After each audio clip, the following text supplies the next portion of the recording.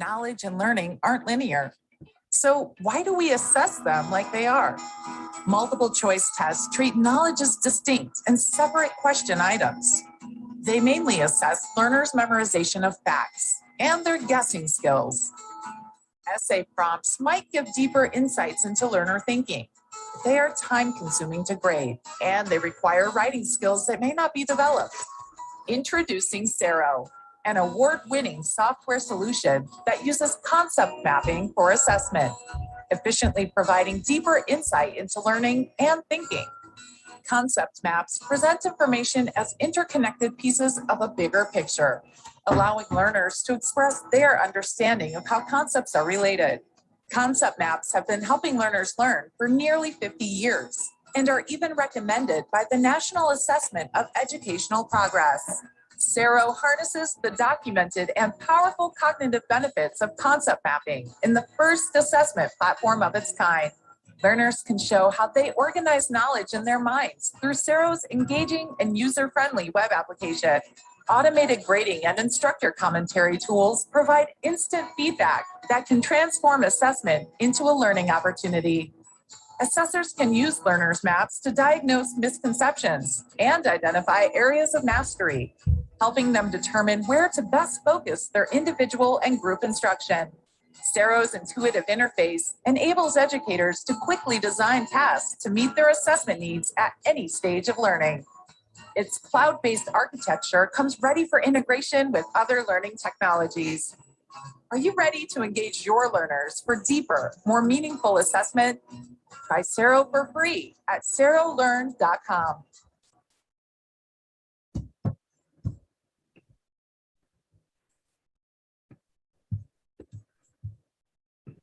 From start to finish, our experts are here to help turn your vision into reality with free design services. Experience. Good morning, everyone, and welcome to Beyond Multiple Choice. My name is Brian Moon from Paragean Technologies and Xero Learning Assessments, and I want to welcome you all to this, our fourth such event. We're pleased to bring you an exciting agenda. And now I would like to turn over for further introductions to my colleague, Jeff Ross. Hello, everybody. This is Jeff Ross here, and let me wish you all a very big welcome. We still have a lot of people joining us today for the start of 3 very exciting days. But as one of the conference directors for the Beyond the Multiple Choice conference stream, I'm here just to carry out a few bits of administration and just to get everything going before we introduce our exciting keynote speaker for today. Firstly, in the time-honored tradition of Zoom and other such platforms, I hope you can hear me, and we're just sorting out allowing me to come on video so that you can see my smiling face. But we've got a very full program of presentations, discussions and demonstrations for you today. That's better. And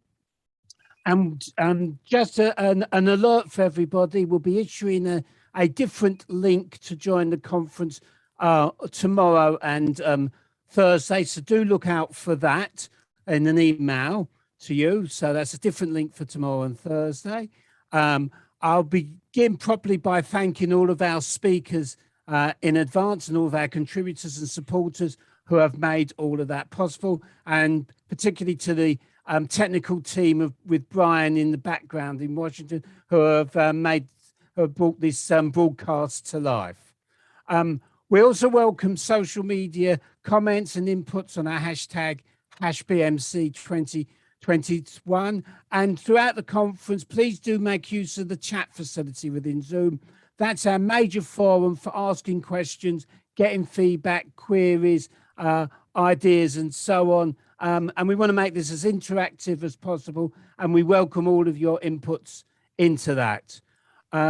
Copies of the presentations will be made available next week, and we also intend to have film of the proceedings available for you to catch up with. So look out again for the emails with those links so that you can catch up with bits you may have missed or bits you may want to see again, and so on. Finally, we'll be sending out a feedback form, very short feedback form, but your input does help us define and work out how to improve and better the offering to you. And we very much look forward and appreciate all of your inputs and ideas and comments and so on. So today's the first of 3 days.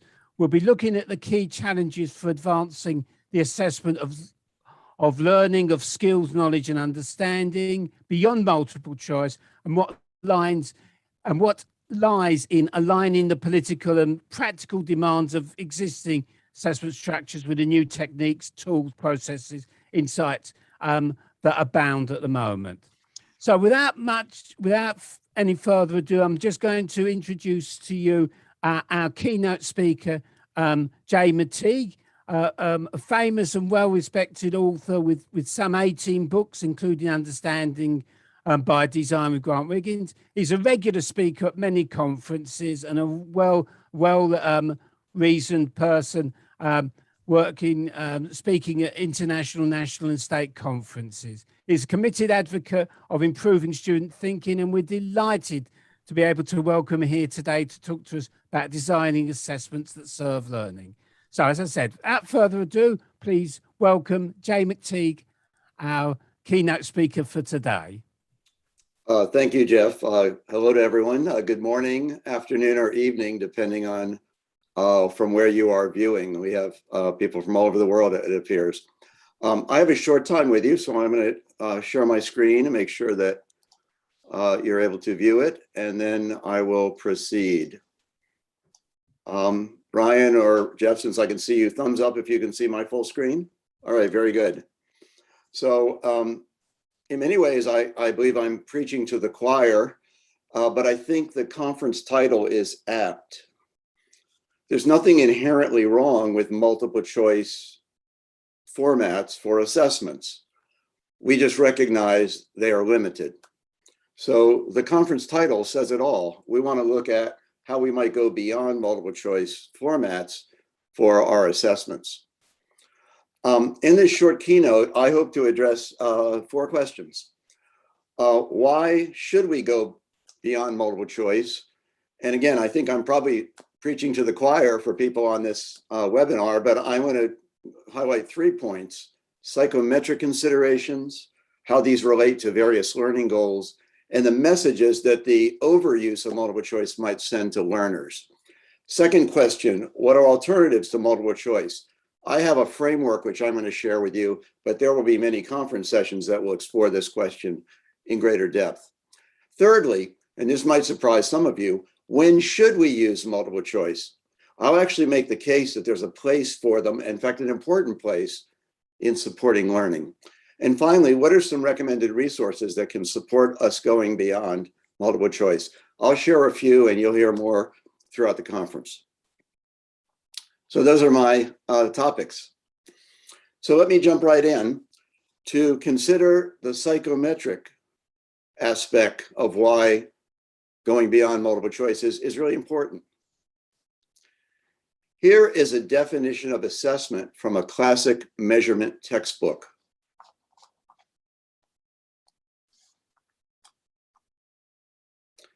The very definition reminds us that assessment is essentially an inferential process. As educators, we infer from what students do on an assessment, regardless of the format. We infer what they know, what they understand, and what they're able to do.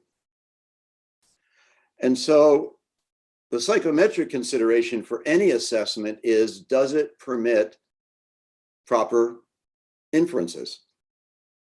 You know, some people often refer to an assessment as being valid or not, but that's not quite the right description. It's not whether the assessment is valid as much as it is, do the results of any assessment permit valid inferences?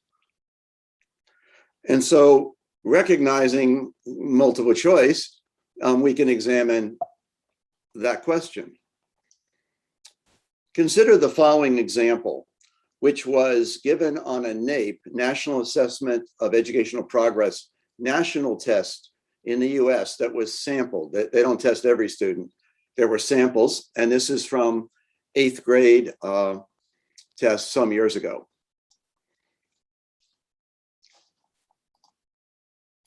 Now, the response format was multiple choice. Here's what was interesting. When the NAEP testers scored the tests and did an item analysis, they found that for this item, more than 3/4 of all 8th graders who took this item chose the same incorrect answer. More than 3/4. What do you expect the same incorrect answer involved? Well, here you go. More than 3/4 of the students chose 31 remainder 12 because it was one of the options in a multiple choice. Now, remember the problem. So I was curious to see what a remainder bus might look like. So I drew it in there, and there it is. Someone said it's a minibus. But go back to the definition.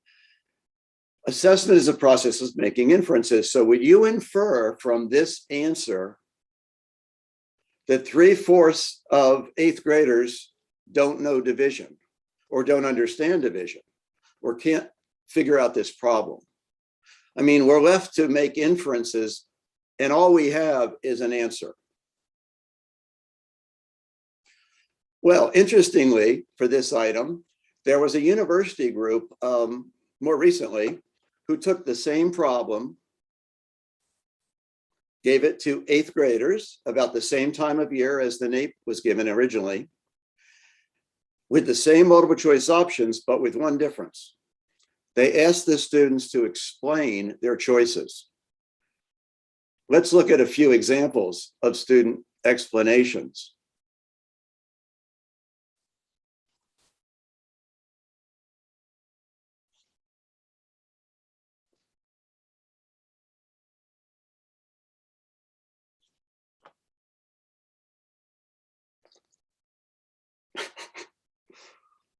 Everyone planning a wedding knows this, right?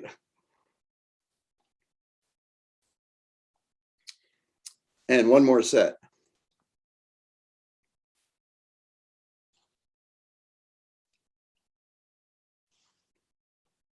And one of my favorite out-of-the-box thinkers answered this.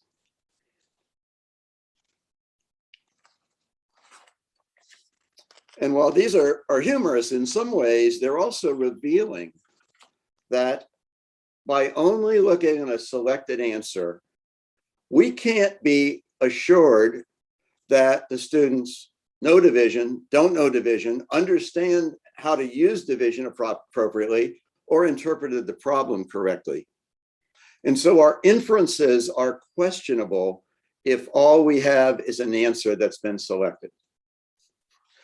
If, however, we have opportunities for students to explain or give their reasons or show their work or somehow otherwise signal their knowledge, we're in a better shape to have inferences that are valid. Now, let's look at this highlighted part of the definition because this makes another point.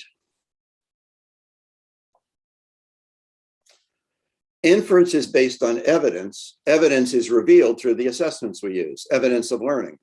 And we have to make inferences. But think about evidence. Evidence is plural. So this highlights another point, which is psychometrically sound. In fact, here's a psychometric principle.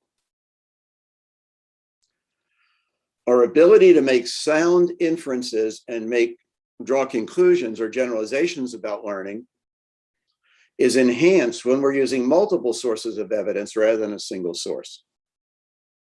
Now, this is something that every teacher knows or should know because they recognize that over time, they're getting a lot of information from students, from formal assessments, from work they're doing in class, from informal observations and dialogue and so forth. And that our judgments, our inferences and subsequent judgments are enhanced when we're looking at multiple sources of data. Being an amateur photographer, I'm drawn to this analogy. See if it works for you. Think of any assessment as like a photograph. It provides a moment in time picture of what students know and can do. But any single picture may be incomplete or misrepresentative. If any of you have been at a party and someone's snapping a picture with a cell phone and they catch you in an unflattering pose, or it's a bad hair day, you might look at it and go, please delete that. Don't show anyone that, because that's really not me.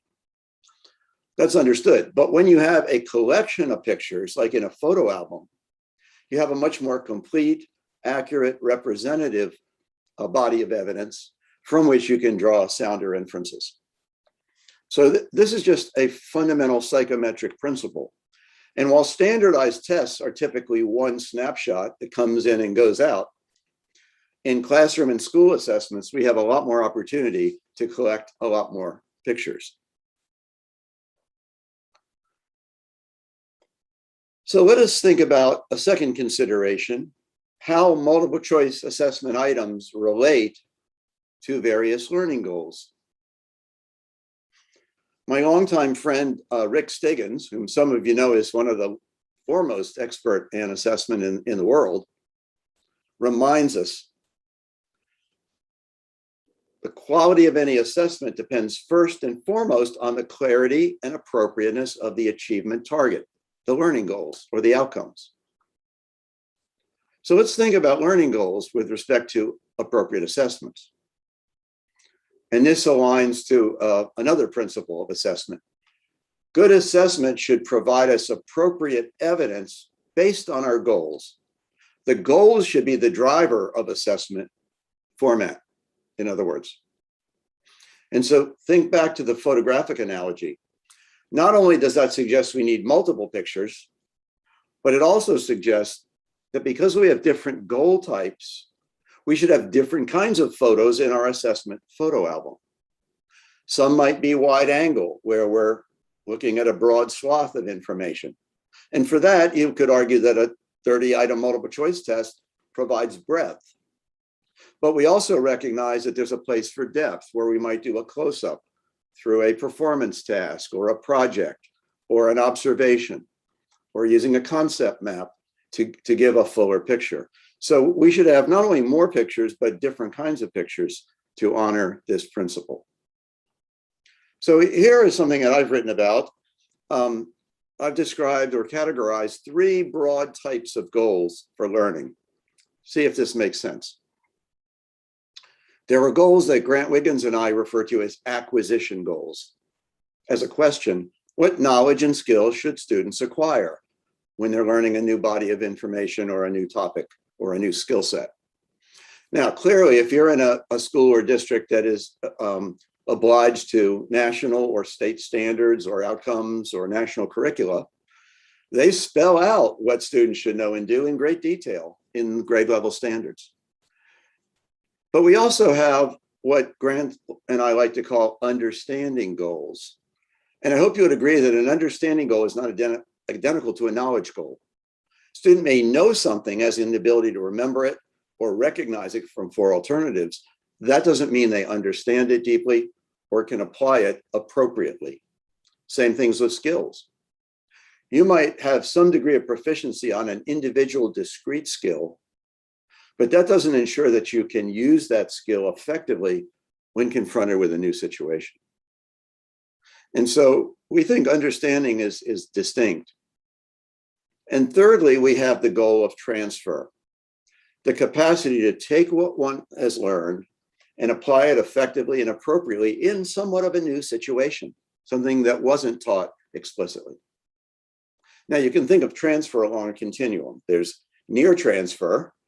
For instance, young kids learning arithmetic procedures may be doing practice problems with apples, but could they recognize that the same procedure applies when they're working with marbles? That's a near transfer. Whereas along the continuum, we might have a transfer that goes, for instance, from I understand the elements of argumentation, making a claim, supporting it with reasons and solid evidence, and also rebutting counter arguments. When I understand that process, can I apply it to different issues? And that would be a greater transfer. But the point here is that each of these goals is unique. They're interrelated, of course, but they're not identical. And they have implication for what and how we assess and how we interpret the results. So here's a principle that I put forth. Our assessment should gather evidence on all of our valued learning goals or educational outcomes, not just the things that are easy to test, quantify, and grade. So have a look at the screen and you'll recognize, hopefully, many important outcomes, hopefully that you value these as well. Listening skills. By the way, listening and speaking are the underpinnings of literacy. They underpin reading and writing. And yet listening and speaking are rarely assessed on standardized tests and do not lend themselves particularly well to multiple choice formats alone. That doesn't mean they're not important. That simply means they need different kinds of evidence. But look at some of these other outcomes and consider what evidence would show students' growth in these.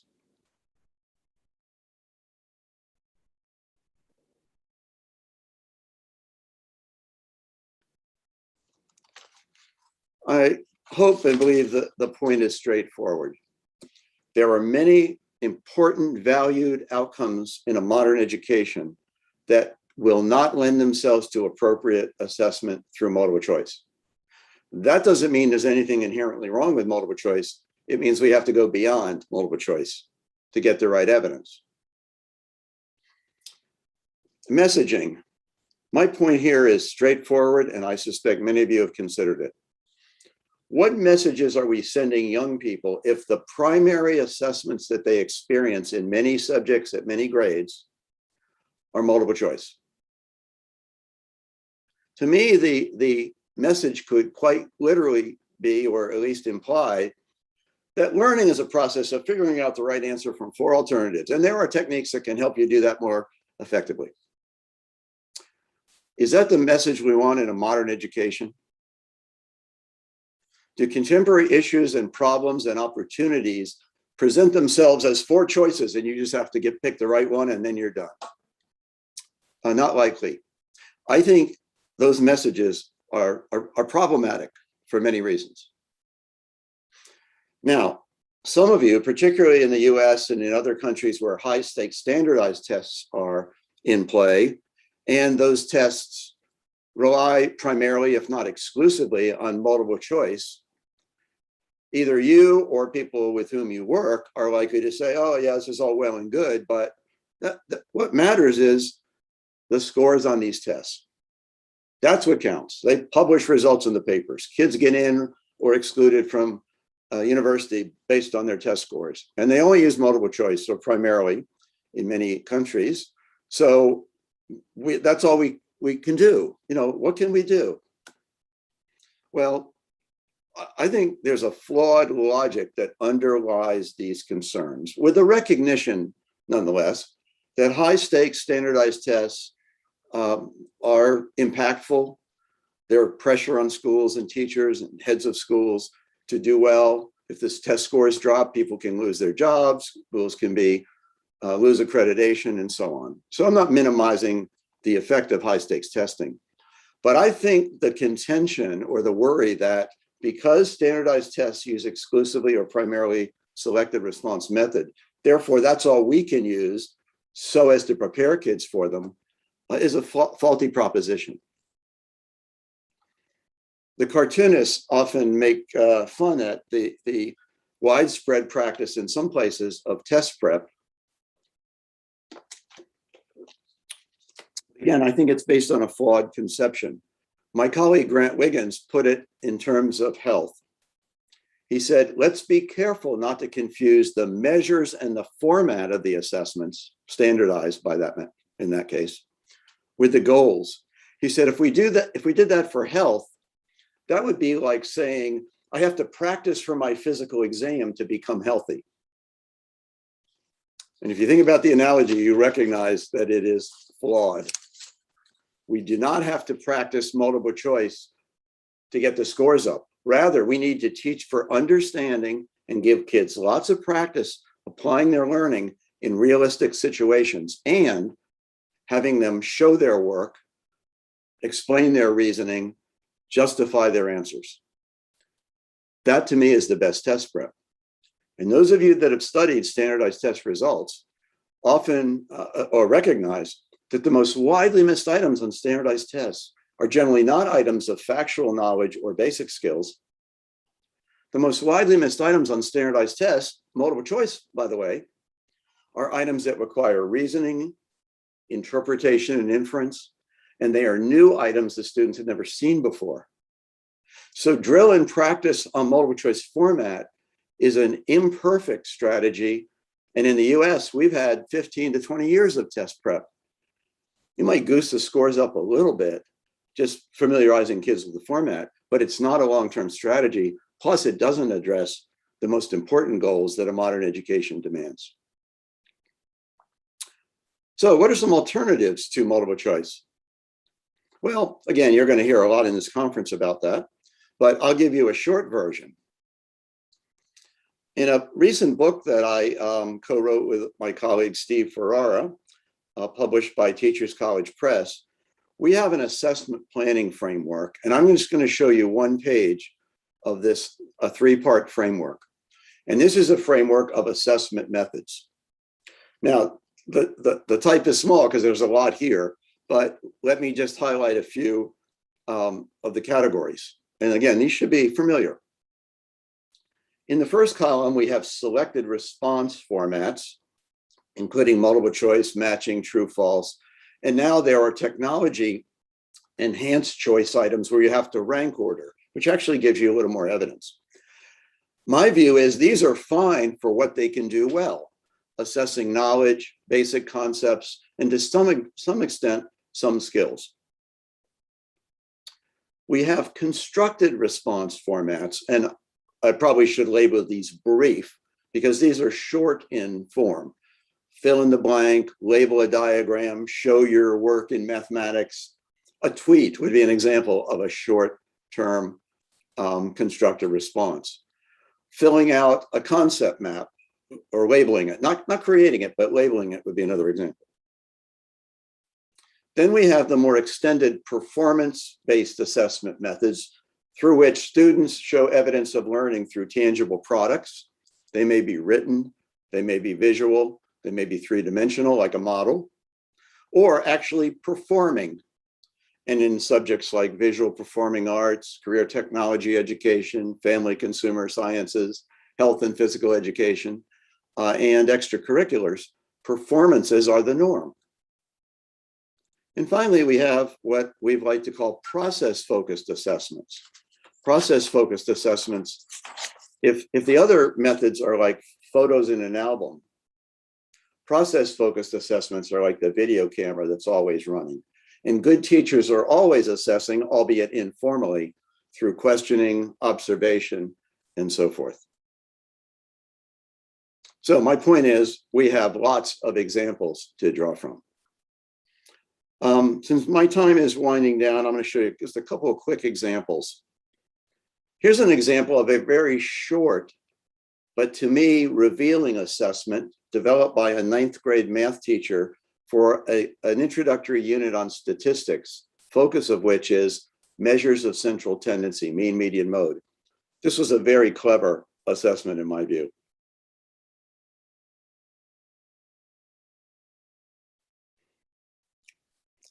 I love this because it's in the students' interest to understand mean, median, mode. They're applying it to their grade spread, but they have to explain why or which method they chose. And the teacher told me he really gets evidence if they understand these measures of central tendency in a very efficient manner. I'm going to skip some of these, but I'll show you a few short ones. Here's an example of a more open-ended performance task. Real life.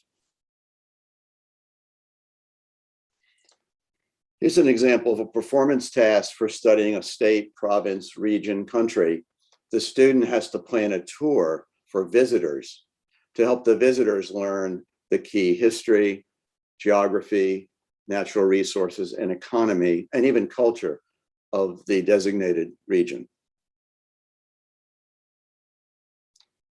Some districts have students actually do TED Talks on topics of interest that involve research, script writing, multimedia use of an app, and oral communication, all valued skills in the modern world. And there are many, many others that I could cite. So I like to think of performance-based assessments as like the game in athletics. They let students put it all together. And that, like every coach, we plan backward from the game. And practice is where students or players have to learn the knowledge, practice the skills of the game, and learn the understandings, also known as game strategy. And there certainly can be a place for multiple choice formats when we're assessing basic knowledge and in some cases, basic skills. But let us not forget the game. Can students put it all together, not just learn and remember discrete items? I've written another recent book on this whole arena of authentic performance tasks and projects published by ASCD. So that's my shameless plug. So let me draw my opening session to a close. When should we use multiple choice? Well, let's think about purpose now, especially for classroom assessment. My friend Rick Stiggins distinguished, in a helpful way, I think, assessments for learning, which describe the two columns to the left, diagnostic or pre-assessment used at the beginning of new instruction to find out student prior knowledge and check for misconception.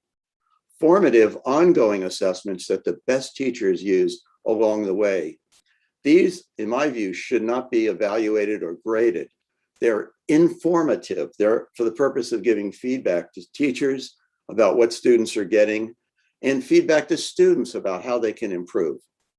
And then at the other end, we have assessments of learning, which are the evaluative assessments used for grading. So in a nutshell, my contention is there may be a place for multiple choice tests in diagnostic or pre-assessment. I'm going to do this very quickly since my time is about up. But when I teach workshops on rubrics, which I teach for adults, I will sometimes give them a 5-item pre-assessment, which is to be answered true, false. And if I'm in a small group, I'll just say thumbs up if you agree that this statement is true, thumbs down if you don't. And I get very quick sense of what my audience knows or thinks about rubrics.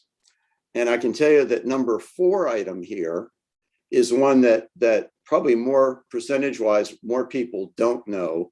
So if I'm teaching a workshop that has psychometric considerations, I will talk about the concept of gravitation to the mean and what that means for the scale of a rubric. But my point here, to summarize, is straightforward. Quick, efficient assessment methods can work well when we're just checking for prior knowledge or checking for misconceptions. You don't need an extended observation or performance task or project. In fact, you don't want that. You want a quick check that will inform your teaching. One of my favorite resources in this regard, by the way, is from science educator Paige Keeley, who has a wonderful set of books that present science probes for various topics and concepts in science. And these are almost all selective response, but they're meant to be quick checks as diagnostic or formative assessments. So let me wrap up with some resources. I believe I sent this to Brian, and if not, I'm going to go back and do so. But I've written a short blog post on quick, efficient checks that you can use for pre and formative assessment. So other recommended resources that I think are available to you through this conference. An article that I wrote about questions on assessing learning and the limitations of multiple choice. A recent blog post called Assessing Deeper Learning and what it calls for. And then a more provocative article in which I describe the idea of let's shift curriculum mapping from just listing large amounts of content on a calendar map. What if we mapped out our curriculum around the performances we want kids to do with their learning? So that's in the blog post. And then the two books I recommended are ones that I have that can support your interest in this topic. And you'll hear many more throughout the conference. A wiser person than me said, when you do a speech, leave them laughing. So I'm going to leave you with a little humor item. This is a story of a nun who taught in a Catholic school, and she only used multiple choice tests. In fact, she was humorously referred to as the multiple choice nun. But she was a great teacher. She was beloved in the community. That's just the assessment form she used. But like all of us, her time came and she passed away, and she's now lovingly referred to as none of the above.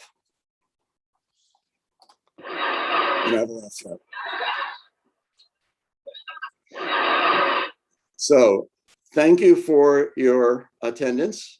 I hope this was of interest. I'm going to turn this over to Jeff or Brian, and I don't know if there are questions or if we even have time, but I will stop my share and be happy to entertain questions if there are any. Well, can I just say, Jay, many thanks for that. Lots and lots of stuff in there, really interesting. We've probably got time for a question or two if somebody would like to raise one on the chat room, which I'm desperately trying to read through with lots of things at the moment coming up on there. Before we move on to the next thing, if there are any questions for Jay before we move on. I know there was one. Yes. Okay, Jay, what's your thoughts on using multiple choice questions to assess reading comprehension in grades 3 to 12? A short answer is I would consider using it as a initial filter, with a recognition that true reading comprehension assessment requires us ideally to talk with the student, to hear their thinking, to hear their interpretations, and to have them represent the concepts or the inferences or the interpretations they're making. Multiple choice is an imperfect measure of reading comprehension, but it could be an initial filter that would say, hey, for some kids, we're going to have to go more in depth. Yeah, it does allow you that ability to make a first cut before you then spend more time with the individual students. Yeah. And one further quick one for you, which was a restate question, please. Could you please briefly restate the psychometric reasons to move beyond multiple choice? What's the arguments we put forward technically in terms of psychometric reasoning Yes. for moving beyond multiple choice? I think argument number one is that momentarily. Yeah, argument number one is assessment is about making inferences. So the question then is, can the results of a multiple choice item or even a multiple choice test allow us to make proper inferences about student learning, skill proficiency, and understanding based on our goals? Everything derives from the goals. And my answer is, for some goals, yes, but for many goals, no. And the second principle is we need multiple sources of evidence, not a single source, which argues against a one-shot standardized test as becoming so high stakes that its conclusions are unwarranted or at least imperfect. We need multiple sources of evidence, especially as the stakes for the assessment grow.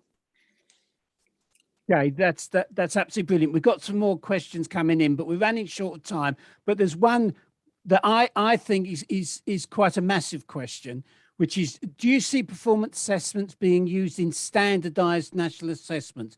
Do you see a future in which we'll actually change the standardization techniques that we use in setting assessment requirements? Do you actually see that evolving over time? And if so, what sort of time scale do you see? It's a great question. I actually worked at the Maryland State Department of Education in the 90s, where for 9 years, our state only had statewide performance assessments. We had no multiple choice items on state tests for 9 years. Now, in hindsight, I would say we could have had and probably should have had some multiple choice items for some things. But having said that, it was difficult to sustain for the cost and scoring requirements. My contention is we need to rethink large-scale accountability assessments.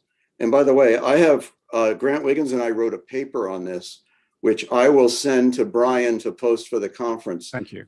Where we proposed what we think is a doable and much richer external assessment system that does include performance assessments. But the short answer is, don't rely on the state or national government to do it on its own. I don't believe it's going to happen. So I'll share the paper and people can have a look at that. Jay, that will be absolutely brilliant and much appreciated. Can I say on behalf of all the delegates, thank you for very thought-provoking, and obviously from the tons of comments and questions we got, a subject which we can explore at great length over the course of the next 3 days. Great. So thank you very much, Jay. And I hope you haven't thrown down too much of a challenge to other speakers with this idea of ending on a laugh. I threw down the gauntlet. Yeah, they don't have to rise to your challenge. Oh, no, and we want to assess them on their quality of their humor. So, oh no, that's an interesting idea for an assessment. Okay, thank you, everybody. Now our next session's a lightning demo from Vretta, one of our sponsors. Hello, Vretta, and over to you.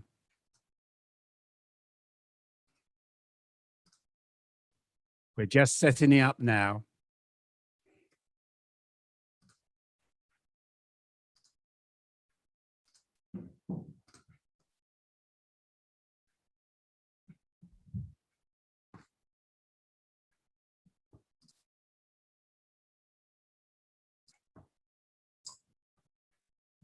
Hello, everyone. Good morning. Just going to share my screen. We can get started.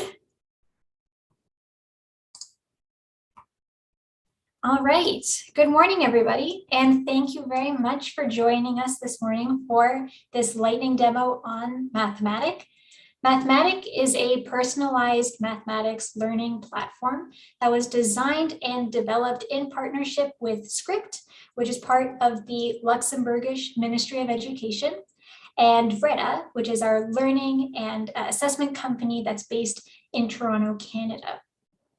My name is Angelica. I work with Vretta, and I'm joined by Froka, who is joining us from Luxembourg. Yeah, good afternoon from Luxembourg. And before Angelica is going to present the platform, I would like to give you some insights about Luxembourg. The Mathematic project has its roots in Luxembourg, and Luxembourg is a tiny little country sandwiched between Belgium, Germany, and France. And what is special about our country is the diverse population, with almost 50% being from other countries. So you see in the pie graph, half of the population is Luxembourgish, and the other half is Portuguese, French, Italian, Belgian, German, and other nationalities. We have 170 different nationalities in all in Luxembourg, and we have 3 official languages: Luxembourgish, of course, German, and French. And our goal in school is that every student speaks those 3 languages fluently when they leave school. And therefore, Luxembourg has the highest number of hours dedicated to teaching foreign languages in Europe, and I think maybe also in the whole world. And although Luxembourgish is the main language of instruction in schools, 2/3 of the children enrolling in preschool do not speak Luxembourgish. So in preschool, they learn to talk Luxembourgish as a main language, and also math is taught in Luxembourgish. But then in primary school, they learn how to read and write in German. So also math is taught in German in primary school. And in high school, at the secondary level, the language of instruction in maths switches overnight from German to French. So think about that. In preschool, students learn maths in Luxembourgish. In primary school, they learn maths in German. And in high school, they learn maths in French. this is kind of crazy and poses a big challenge in learning mathematics in school. So one motivation of mathematics was to provide a multilingual platform to the students. So in case they wouldn't know a mathematical term or an expression in one language, they could switch to the other language and check and find it out. Another motivation was the growing digitalization in Luxembourg. So in 2014, the Luxembourgish government launched the National Digital Letzeburg initiative. That happened within the framework of the European Horizon 2020 Research and Innovation Program. We wanted to promote digital awareness among the citizens and prepare young people to live and work in the 21st century global world ruled by new technologies. This led to the creation of the strategy Digital for Education by the Luxembourgish Ministry of Education, where I work. The learning platform Mathematic was developed as a tool to support digital learning and providing students an environment with many languages to diagnose and upgrade their skills in mathematics. The project included national and international partners as the DEP, the Ministry of Education in France, the University of Luxembourg, LISA, the Socioeconomic Research Institute, CGE, the Data Governing Organization, LUCET, the Center for Educational Testing in Luxembourg, and of course, Script for the pedagogic approach. So that was my work. Mathematic made strong reference to Becker's quality principles for digital learning resources. The core pedagogic principles were learner engagement, assessment to support learning, and an ease of use platform. The core design principles were human-computer interaction, interoperability, and effective communication. And these are key factors which support teachers in classroom. I will now pass it on to Angelica, who will provide you with a demo of the platform. Thank you, Belka. So before I jump into the demo, I wanted to give just a quick sense for how the content is organized within the platform. So all of the items that we produce that are available for students are subdivided into different what we call modules. So it's based on the mathematical concepts involved. And the platform includes diagnostic, formative, and summative resources for students that can be accessed either in the classroom or at home. And we address numerous mathematical topic areas for grades 3 and 4, grades 5 and 6, and for high school students from grade 7 up until grade 10. Each one of these little bubbles that you see on this screen represents many different items that the student can work through. So when they click on one of these subject areas, they're redirected to what we call a module map, which we can see an example of here. This is for grades 3 and 4 students. They're a little bit younger here, but each one of these bubbles here represents an item that the student can work through. Through these items, the student is able to learn, practice, and apply what they have learned while receiving feedback and making use of supportive tools throughout their experience on the platform. All of the items have been aligned to the mathematics curriculum and are available in 4 languages. So that's English, French, German, and Portuguese. Students can also earn up to 3 stars within the practice and application items, depending on their performance within those items. So now I'd like to give a demo of just a sampling of different items that we have available on the platform, just to give a sense for how the student is learning within the platform. The first one I want to show is one of our application items. So it's called the lake. And in this one, the student is tasked with estimating the area and perimeter of a lake. It's provided to them on a map with a scale that they have to grapple with. So here within this particular video, we're seeing a demonstration of a few of the different tools that the student has available. So in this case, the student is able to make use of, we saw the ruler tool.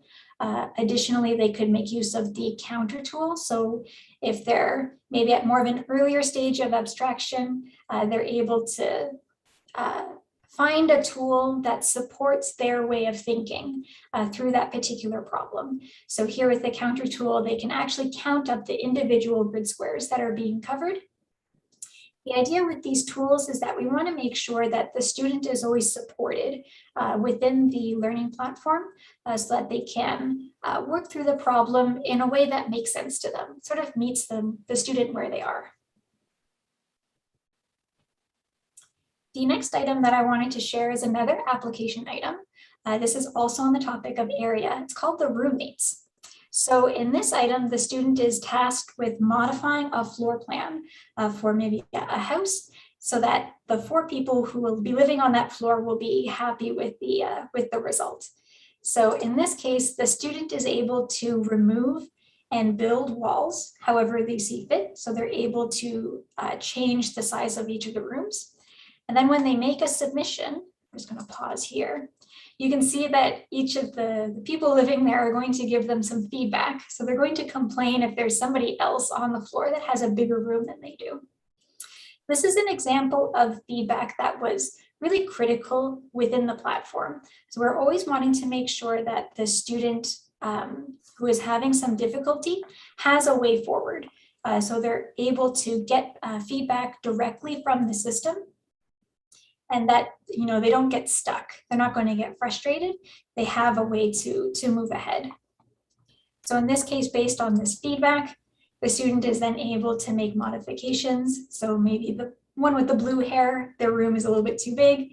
They can make a modification and resubmit their solution. This next item is an example of a practice item. So in contrast with the application items that we saw, in these items, we're really giving the student a series of exercises to hone their computational skills through, you know, an interactive environment. In this case, this is for students who are a little bit older, so they're dealing with algebraic concepts. And as such, we give them access to what we call the algebra tool. So this really allows the student to work through an algebraic problem step by step. No matter, you know, what the topic is, they're able to work through it in a way that makes the most sense to them. So we're not walking them through a very rigid structure, you know, to say, first do this, then do this. The student really has that freedom to work through the problem in a way that makes sense to them.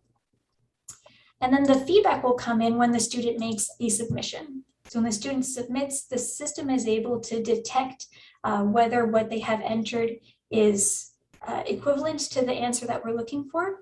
And if not, it's able to detect what types of problems are present in the student's solution.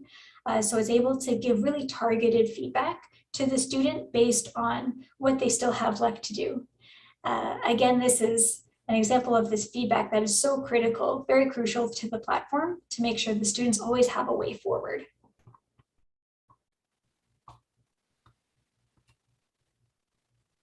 This next item is an example of a learning item. So in our learning items, the student is really grappling with a concept for the first time. But even as such, we still want the student to be able to interact with the concepts as much as possible. We want them to be actively engaged in the concepts that they're working with. So even in these early stages, we're giving the student the opportunity to interact and really explore the concepts that we're introducing to them here. Another feature of these learning items is that they're fully voice enabled. So as a student is working through this introduction, I didn't include the voice in this recording because I wanted to make sure I could talk you through it. But at the top here, you can see the captions that are going by. So typically a student in the classroom would have headphones on. So they're able to we're able to reduce that cognitive load for them. Student doesn't have to do quite so much reading because most of the explanation is coming through audio. Additionally, of particular importance for these learning items is the ability for the student to change the language on the fly. So this is a feature that's common to the different, all the different items that we've seen so far. The student is able to, at the sort of the top right here, change the language at any point. So particularly for an A item or for a learning item, if they come across a term, a technical mathematical term that they're not quite familiar with, and there's another language that they're more comfortable with, they're able to change the language on the fly and maybe just, see what that word is in a different language. And then we're able to sort of support the student in their learning, not only of the mathematical concepts, but also realistically a little bit of that language component as well. And the last item that I wanted to show is just one more learning item. So here the student is dealing with concepts related to 3D shapes. So here the student has access to a slider that allows them to interact with the shape so they can unfold it, rotate it around. So they get a really good visualization or feel for the object that they're dealing with. And here we do have a multiple choice question, but in these cases, we're looking to not just ask this initial question of which one of these nets works, but also sort of further pushing the student in their understanding to ask them, why doesn't this other one work? So the student is being asked a number of follow-up questions here to really deepen their understanding and push their thinking a little bit more. So here we're asking them now to actually identify the cause or what exactly it is that means that this other answer was not the correct answer.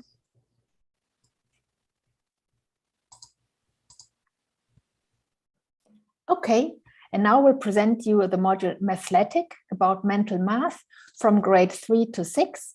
It's a game-like item, and you are this little avatar running on a running slope in a gym, and you solve calculations on addition, subtraction, multiplication, or division. For each operation, we have 10 levels increasing in difficulty. And here on the screen, you see the training mode without any time pressure on the student. So the student can think as long as it takes him to solve the problem. But there's also a challenge mode with time pressure. And here you're chased by a robot. And if you do not type in the right answer in time, the robot catches you and then the game is over.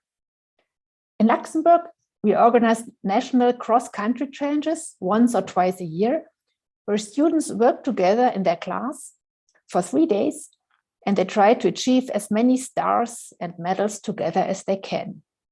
And the most recent results from this October, 1,063 students worked 1,094 hours, and they got over 80,000 stars and medals. And in the lockdown phase, like in March 2020, the numbers were even doubled. And finally, I want to give you an insight in a classroom situation in Luxembourg.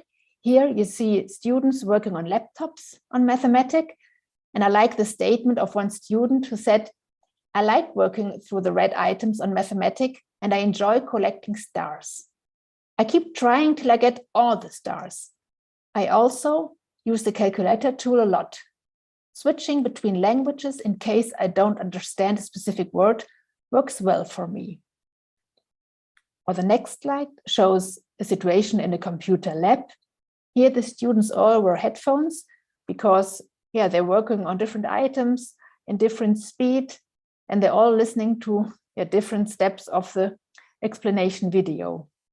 And here you can also see one student who said, This tool is making me understand mathematics fast. I like that every time I get something wrong, I get an explanation. When I'm learning for a test, I use mathematics in French because the tests are always in French. But when I'm learning for fun, I use it in English.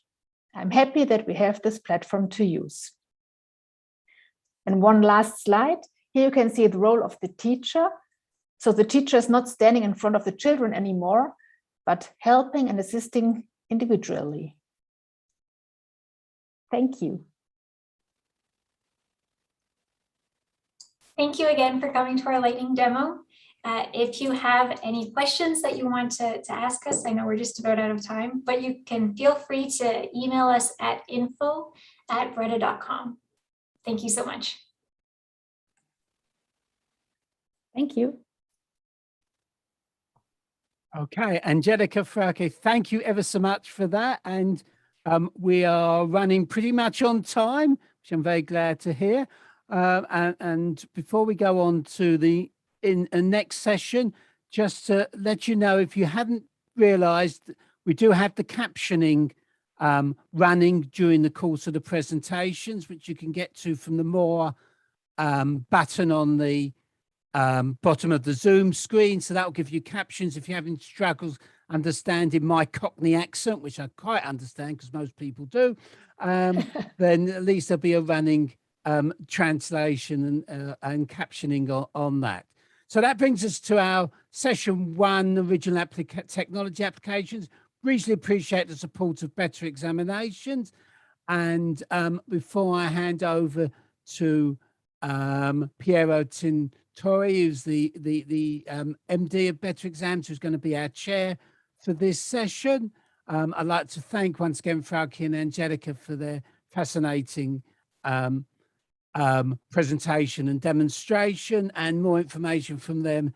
Their website and email addresses, I'm sure, will be put up on the chat room. Okay. Are we ready to go? Piero. Yes, thank you very much. Brilliant.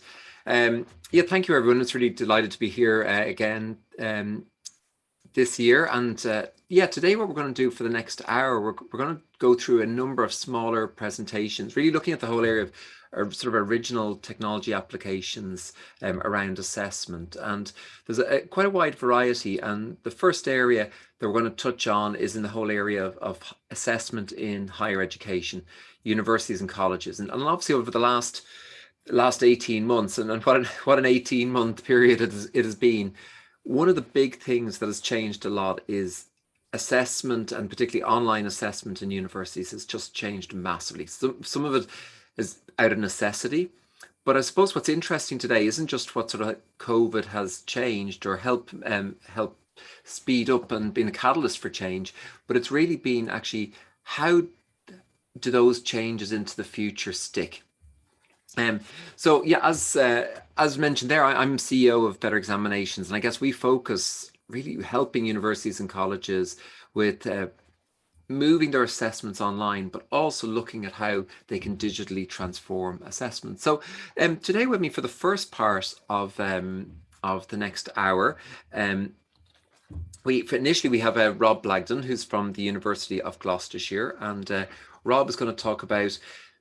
Well, Rob, I mean, has done such amazing work in such a short period of time. Initially, at the start of lockdown, or at least the first set of assessments in what was it, around Christmas or just after Christmas of of this year, was it? Yeah, but anyway, Rob's going to talk about what he's achieved in the last year and how he has actually managed to make his project a huge success, and then followed by Nick from the University of Windsor in Ontario, who's got a very interesting vision as to how assessment could look in the future around higher education. But we'll come to that in a moment.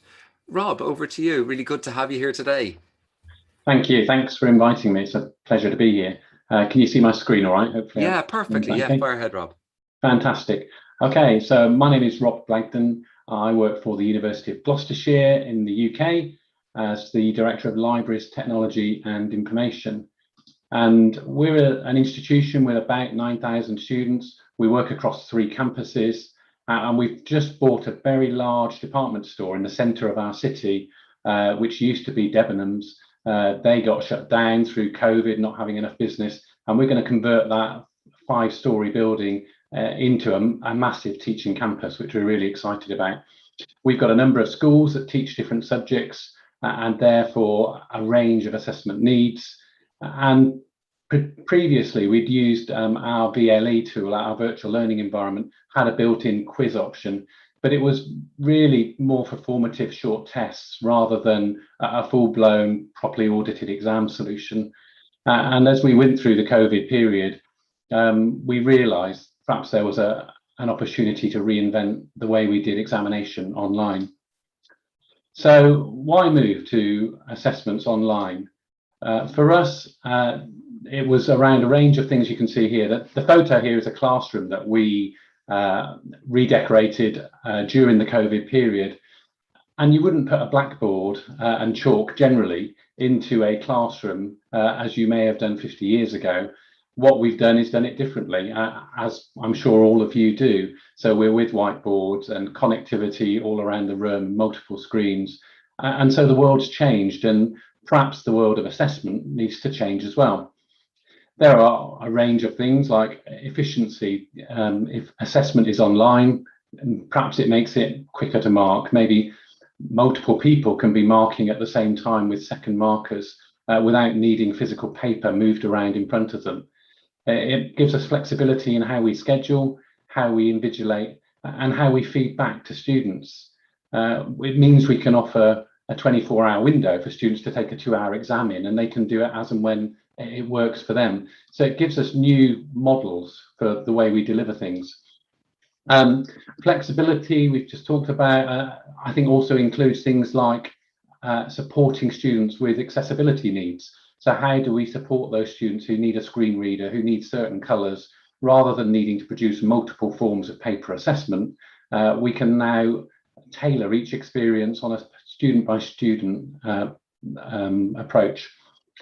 At the University of Gloucestershire, we're #1 in the UK for universities with sustainability in mind. We know our students care about the future environment. COP26 is going at the moment, as we've all heard on the news, I'm sure. And therefore, if we can reduce print, if we can reduce the amount of travel, if we can reduce the amount of posting things backwards and forwards, then we think that's a great thing that we should be doing. Locality of our students during COVID meant suddenly they were all over the country, and in fact all over the world. So the ability to deliver an invigilated exam experience anywhere in the world in real time was another opportunity, as was the ability to scale up.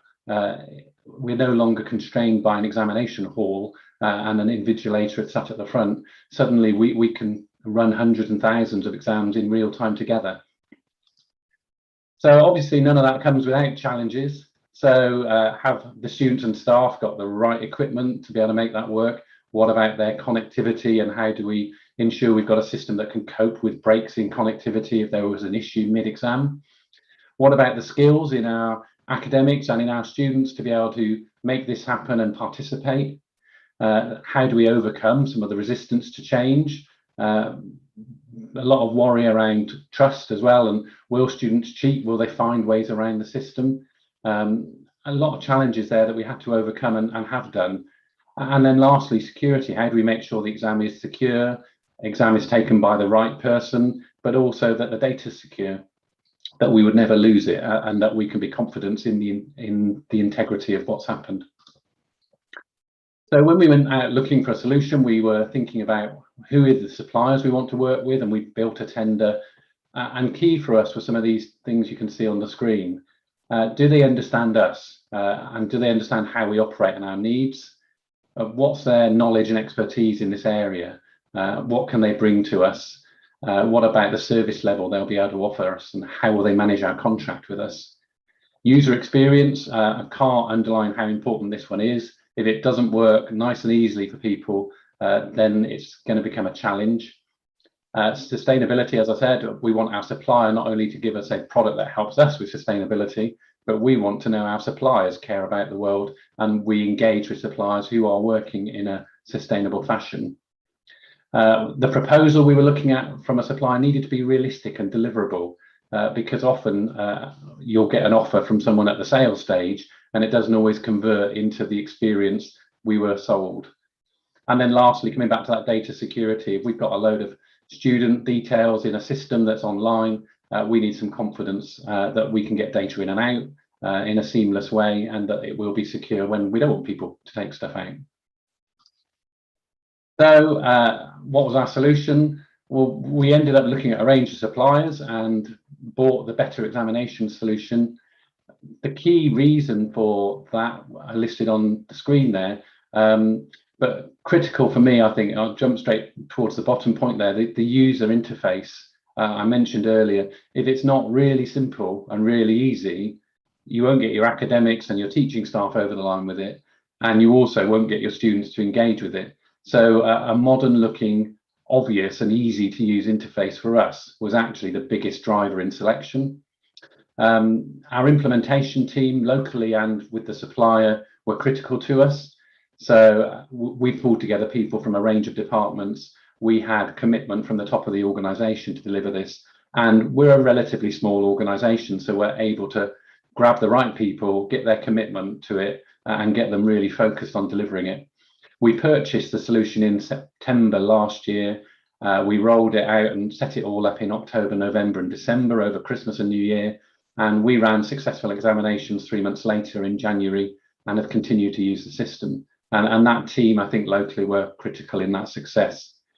Exam creation, we looked at how could we make that as smooth as possible. What we didn't want to do is land our teaching staff with a lot more work when they were already under pressure to deliver changes to the curriculum to support that move online that we all suffered. And so we brought in external resource to do that examination input and validation so that academics could just pick it up as a system ready to run with. The system works really well with data synchronization, so we can pass our data in and out. So that means we can bring it back in for reporting and then forward marks out into our student administration system and then forward through to examination boards, etc. So the supplier interaction, I think, has been fantastic. We've had a responsive, engaging partner who have really helped us when we said we really need this to work. They've actually developed the software or they've helped us achieve it, and that's been fantastic. And lastly, I think rollout, we brought students in to develop the materials to give to students.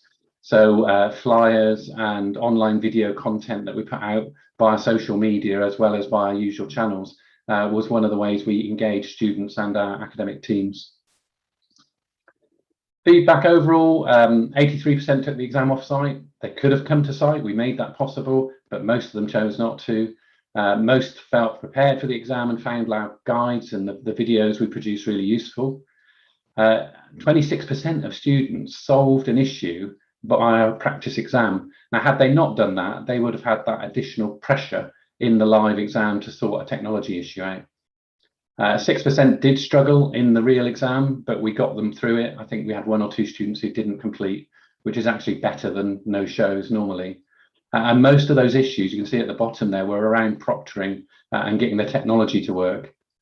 And lastly, sort of 3/4 felt positive or neutral about the experience.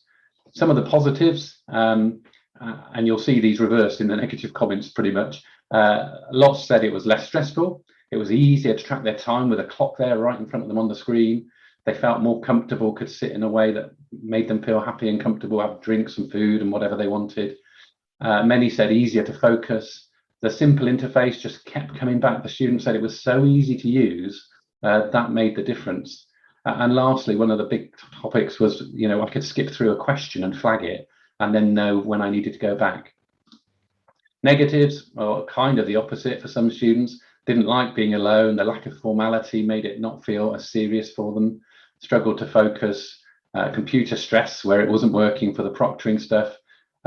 Distractions at home for some who had kids at home as well, while nurseries and schools weren't open as usual. And there were some who just would prefer a paper exam. So the lessons for us, cross-team working without a doubt, lining that up front, making sure academics, our academic services team, our IT colleagues, our training teams were all lined up was critical. The variety in our training materials really helped. The proctoring is difficult. It's a journey. We made it work, but it does make it far more complex. And I wonder whether moving to more open book exams will be the way we go. Trust, it's amazing how we cracked trust. You kind of got to let students in a 3-hour exam go to the toilet if they need to in the restroom. And they did that, and we accepted that. And suddenly the trust level increased and people were less worried. And obviously how you offer support was interesting for us, because we told students not to have their mobile phones on the desk in front of them at home, to prove that with a camera, to show us. But then, of course, when they had a problem, how were they going to get in touch? And so we had to rethink some of that and introduce a chat service. And I've said a lot about that interface. So in conclusion, my top tips for you, if you are going to move to online assessment, is build that really strong project team and make sure you've got a senior team and academic buy-in to it, and a really engaged supplier who wants to work with you and has got a track record. Produce really high quality training material in multiple formats to engage learners who pick up things differently, and aim to get that out to students, and a practice exam for all students. Build it into your teaching session so that they have a lesson where they're shown the system ahead of exams.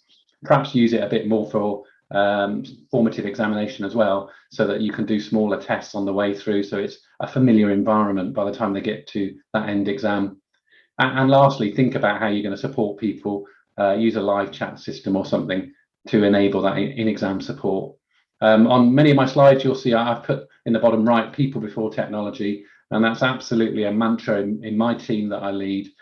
You can roll out the greatest technology, but if it doesn't work for users, or they don't feel engaged or listened to, you'll have a problem. So put those people first. Thank you very much. Very much, Rob. I mean, definitely you can see from what you're saying there that it's the soft stuff is the hard stuff. It's the communications and getting the buy-in. I mean, do you think sort of going forward, you know, what are the things you're going to do more of to get further buy-in across the university? Are there any particular things that you're going to put the foot down on and do more with? I think one of the things we did, which was interesting, was to engage academic colleagues in a new way. So where some of them really struggled with using the system, and it was for the more really complex exams around accountancy, where they needed to share spreadsheets and they needed to input results and answers into those and format them and then submit them. We got massive engagement and buy-in by actually introducing our staff, our academic staff, to you and your team, Pierre, the supplier, because suddenly they knew we trusted them with you. Normally we'd sort of say, oh, don't let everybody else, it's an IT job to interface with the IT supplier. But actually we found that was a refreshing way to engage people, and I think doing more of that as we try and use the more complex options and opportunities with this would be great. Great, Rob. I mean, you've achieved a lot in a short amount of time, and it's great to hear the background. And then thank you for the kind comments as well. I really appreciate them. And now is joining us Nick Baker, which is from the University of Windsor. And Nick has a very, I would say, a very interesting view of how assessment could look in the future. And Nick is really taking on a sort of a huge project in the University of Windsor, but I think is really could be at the cutting edge of what's happening around the world. So yeah, Nick, really good to have you here today, and nice to chat to you. And yeah, I think everyone here at the conference would love to hear more about sort of your view around how you can transform assessment in universities and colleges. And yeah, thanks so much for coming along today. So over to you. Thanks, Pierre. I'm not sure how spectacular it is when you put it in those terms, but and you'll see, you know, for those who are around in Rob's presentation, there's lots of crossover with our experience and the types of things that we're trying to achieve here. So you know, no secrets here. It's really hard. This stuff is difficult to do. University of Windsor is kind of a medium-sized comprehensive university down in the southern tip of Canada. We have about 16,000 students and about 500 full-time faculty. We are an industrial city. We are a fairly traditional, conservative type university that had roughly about 10% of our courses were online prior to the pandemic. We learned pretty quickly at the beginning of it that there were some pretty significant issues for students in terms of their connectivity, even students who were very close to the university. And about 8 to 10% of our students actually didn't have access to a laptop or a desktop. They were doing all of their learning through a tablet or a smartphone. So we had to take that into consideration with everything that we were doing through there. As Piero said, I'm the director of open learning. So my unit is set up to support online learning and technology enabled teaching practices. And we handle kind of that emerging practice and support people to experiment with different things. So one of the things that we really wanted to try and address throughout the pandemic and as we start to come out of it was this notion of transformation. And thinking through what it was that we could do better, that we needed to do differently. And assessment is the one big thing that people really struggle with from a teaching point of view, far more than, delivery of content and other kind of interactions with students. This has been our sticking point all along. And we were pretty concerned that the system that we had in place was probably not up to scratch for it. Which I'll talk about in a minute. So early on, we tried to give people some guidance around best practices for assessment and really trying to return them to the basic principles of assessment, thinking about how to evaluate learning outcomes, where and how often to do that, and all that through an equity lens, so being equitable to our students. But the big pushback that we always had was this, what about this online cheating? If we're teaching online, kids are just going to cheat. The reality is that the assessment structures that most people use force students into that approach, or at very least make it much more easy for students to cheat. We talk about it here as the game of school. Students learn very quickly what that game of school is. Now, most traditional faculty imagine that this is the only way that an exam can be held, or that assessment can be held that is rigorous, reliable, and valid. But we know from decades of research that that's not the case. We know that there are almost 3 decades of research on online assessment now that suggests that cheating is roughly about the same proportionally in online and face-to-face courses, and that cheating is prevalent in a classroom setting like this as well. It just looks different and it's less visible. So as I said, we talk about this idea of the game of school, and where the practices that we put in place, particularly around assessment, force students into figuring out how to play the game of school rather than how to learn the things that we would like them to learn. And what they learn pretty quickly is the ways that they can game that system and or beat it. And traditional exams are one of those things that they can learn to beat very easily. And they don't support some of the better pedagogical outcomes that we would expect in terms of things like deep learning. From an academic dishonesty point of view, there are 3 pillars to most behavior around academic dishonesty. And at least 2 of those are almost always set up in our assessment practices. So we introduce pressure to students. Students who are moving to online for the first time ever experience much more pressure than they would have otherwise. The stakes are higher. Faculty imagine that the stakes are higher, and so they treat students differently. They grade them harder. They make the exams harder than they need to be. But they also continue to do things like use multiple choice questions, reuse exams from previous years, and ask questions where it will take 2 seconds to Google the answer. So we wanted to try and get people to think differently about their assessment practices. We also know that the internet exists these days, and that expecting students to just ignore that fact and not use the resources available to them is both unrealistic and unreasonable. If we think about the kind of skills that we want our students to leave higher education with, we would be, I guess, horrified if a student didn't use all of the tools that were in front of them, or were not able to find answers to problems that they were given. So why should assessment be different to that?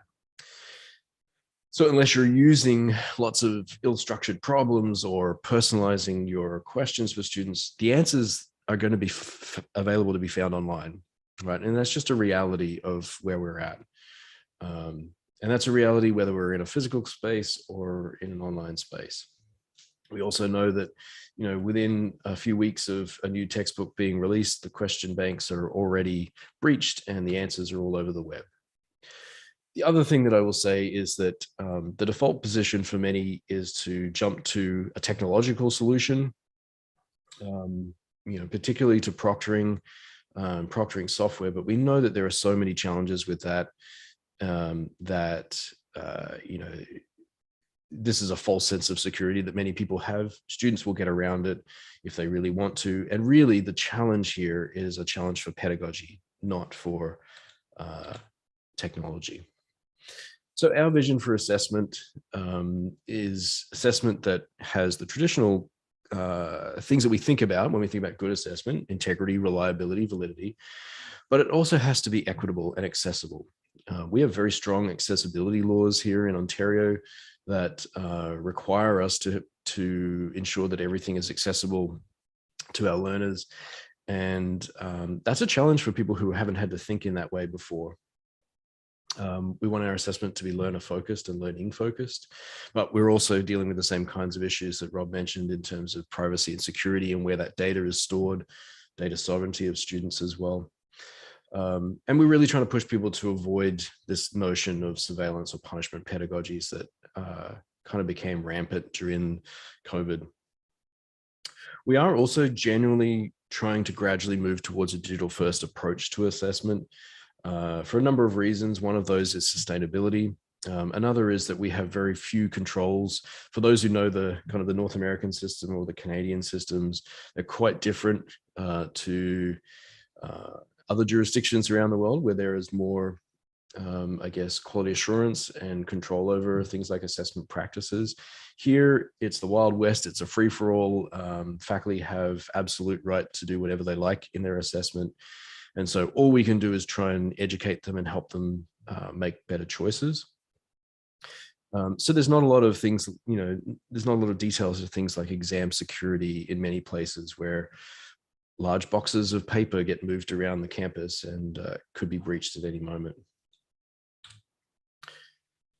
But of course, the vision and the reality are often different. Our vision on the left is different from what most faculty really want, and that is just to stick with traditional timed exams. They want a midterm and a final. They want to use multiple choice and short answers, and they really want it to be paper-based. They also want to keep reusing the same exam that they wrote 20 years ago and use publisher test banks, and they really think that online proctoring is the only solution to that. So some of the barriers that we face with the adoption of a new technology like better exams is, you know, primarily around culture. So it's that people issue that Rob was talking about. Many of our faculty have had no exposure to any other kind of assessment approaches. And so that it's hard for them to imagine doing something differently. They have very fixed beliefs about learners, and they have a very real understanding of how this would add additional workload to them as well as cognitive load for them. So second last thing I wanted to talk about was just how we integrated with better exams in 2020 to provide scalability to our a scalable cloud-based assessment tool. And really most of the same things that Rob talked about are the reasons that we ended up choosing better exams. They had many more question types than we were used to. We had lots of you know, good feedback on the fact that it was a modern, clean, mobile-friendly UI, UX that's accessible. And really you know, from day one, the better exams team were, you know, their vision seemed aligned with what we wanted. And they've been phenomenal to work with over the last year and a bit. And we've watched it grow. So this would be the last things that I'll just leave you with, the things that you could use to overcome those barriers. Support is critical. You know, That's people support, that's documentation, that's training, all of those things that Rob talked about that are really critical. Making it seamlessly available to them as well, so it's just part of their teaching and learning ecosystem is also really important. And of course, we have to back it up with some guidelines and policies, but for the most part, patience and allowing it to grow organically is important. So I will leave it there. Thanks, Pierre. No, thank you very much, Nick. I think a key point from this, because we're looking, obviously, a big part of this today's conference is looking at sort of new technology applications. But I think the key point that is so important around what both you and Rob have said is it's the technology is moving quickly, but actually it's the softer side of things, the engagement, that is absolutely critical for these large projects for them to be successful. So thank you very much, Nick, for presenting today and sharing your experiences with everyone. There's certainly some good comments and everything there online on the chat as well. But we'll pass over now to Nathan Thompson, who's going to be presenting now and looking a little bit more on the sort of the cutting edge of really, I suppose, questioning some of the cutting edge around AI and automation, and on a presentation, just how far can AI and automation take us? And Nathan, you're there ready to rock and roll. Awesome, thank you. Brilliant, really good to have you here today, and fire ahead. All right, thank you, Pierre. So today I'll be talking about the role of artificial intelligence, machine learning, automation in the development and delivery of assessments, as well as the psychometrics in terms of how you're analyzing, building the assessments. So I'll start with talking some brief definitions of what we're covering here. Then I'll give a brief history of the history of AI and machine learning and psychometrics, and then talk about where are we going and how far. What are some of the barriers that face the applications of AI and machine learning and psychometrics, and what are the things that they are really good at. So first, a little bit about me. I'm originally a psychometrician, and but my primary interest nowadays is not just doing the psychometrics, doing the research, but trying to develop software that makes it easier to apply some of these best practices. So that's easier to provide multi-stage adaptive testing platform, or easier to develop your own adaptive tests, implement IRT analyses, implement automated essay scoring. There's so many things that are out there now that are technology, but a lot of these are still in the domain of either being researched, like at a university, or only being used by some of the giant international testing corporations. So first of all, a little bit about what I mean by machine learning, artificial intelligence. So machine learning is a lot about developing algorithms and mathematical models. And then artificial intelligence tries to mimic some of the functions that humans do, such as learning or problem solving, that we consider a little more advanced than something that's just completely, rote and automatic. And a lot of cases, what we're doing is using the machine learning models to drive what we then call artificial intelligence. And I would argue perhaps the first case of this in the world of assessment was computerized adaptive testing, where they said, hey, let's try to fit a bunch of logistic regression type models, which was early item response theory and rush models, and then use them to deliver exams with a computer, which was, of course, revolutionary back in like 1972 when they were first starting to do this sort of thing. Which leads me to the next point is that when you're talking about AI, a lot of people usually think AI is like whatever 5 or 10 years ahead of current technology, and forgetting just how much AI is currently being able to be done. Back in the 70s, AI, doing something as simple as basic adaptive testing, or even having a robot play Pong, that was really, really big technology. And nowadays we take, let's say, language translation using Google Translate, we take that for granted. And it's automatic within Google Chrome. And it's just something that we don't even notice anymore. But that was, cutting edge AI 10, 20 years ago. So why is the application of AI to assessment on my mind? Back in 2016, I think it was, I read an article about application of AI to the legal profession. And they said about 40% of the work is going to be automated. So the question then that's plaguing me is, for certain, that's where things going to happen in the assessment world. But what is the 40% that is going to be automated? Certainly there's going to be a lot of things that can be automated, but a lot of stuff that's still going to require humans and expertise. So that's where I'm going with here with the point of this presentation is what is that line that we're butting up against to in terms of what can be automated and what can't be. So in terms of history, those of you who have heard me speak before, heard me told this story. Years ago, when machine learning was first becoming a buzzword, I said, I'm going to learn machine learning. And I took an online course of it from Johns Hopkins University on Coursera.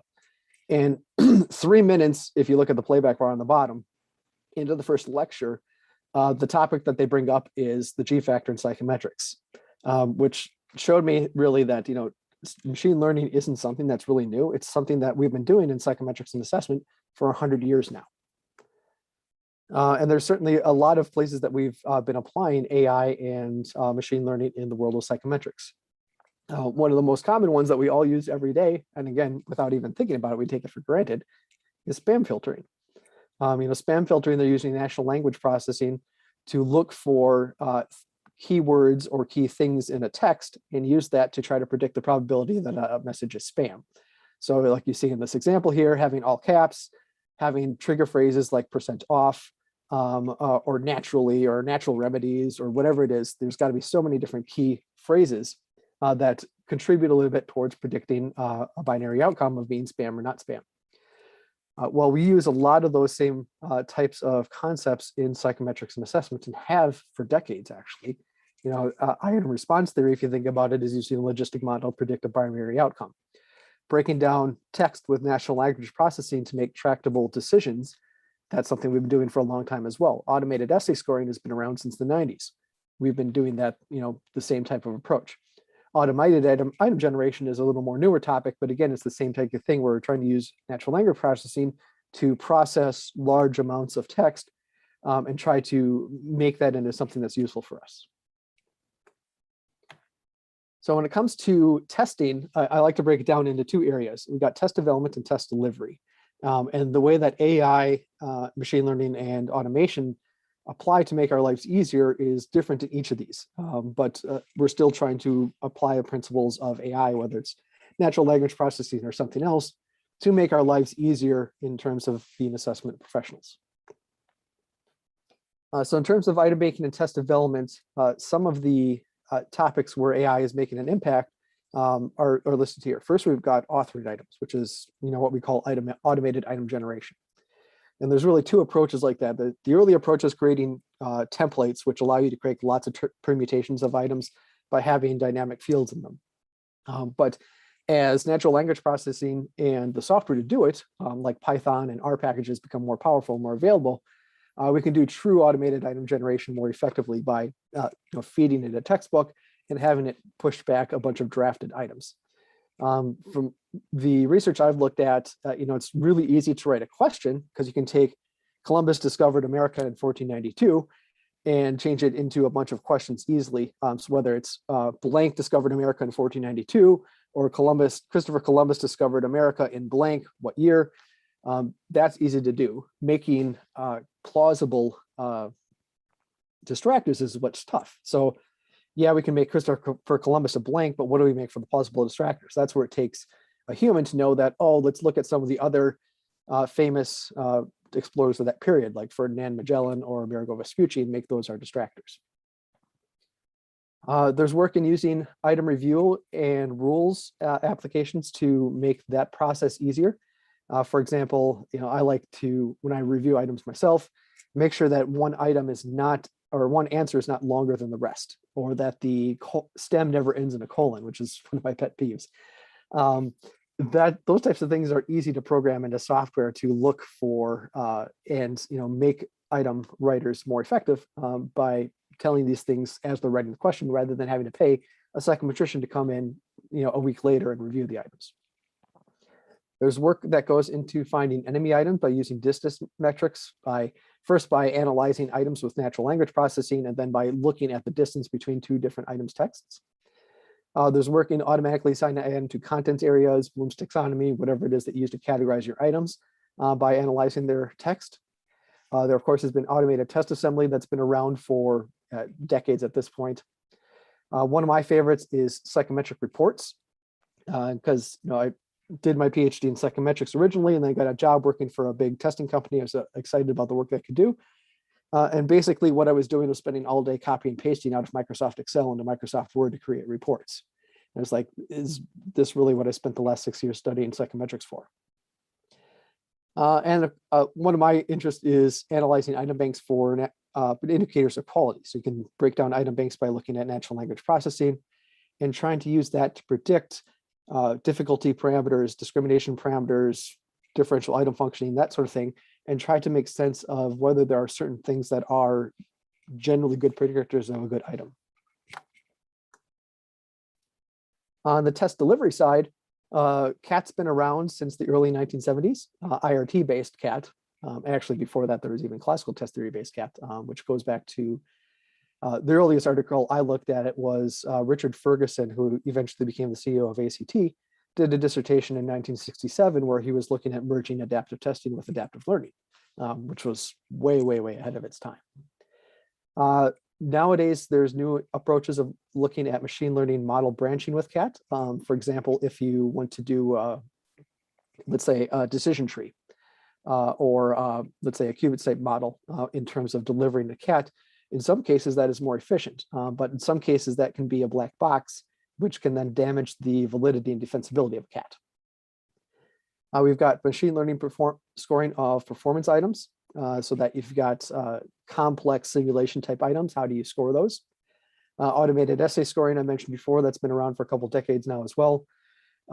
New research has been looking at process data, so you're not just looking at how a student answered, but also like how did they interact with an item? Did they click on any incorrect answers before selecting the right answer? How much time did they spend? Where did the mouse move? There's so many things that we track now with a test delivery on a computer that we didn't track with a human, or sorry, with paper. And of course, there's the integration with adaptive learning, like I just mentioned with Richard Ferguson's early research from the 1960s. And of course, there's many areas that are related to assessment where AI is becoming very important as well. Some of you might work with employee selections. There's developing machine learning models to try to predict job performance more effectively. There's trying to write AI algorithms to cull through huge stacks of resumes, so you don't have to pay an HR representative to read through them all manually. And of course, something that we're all familiar with since the days of COVID first hit us is remote proctoring. Now, that was something that was around before then, but it became so much more important ever since COVID hit.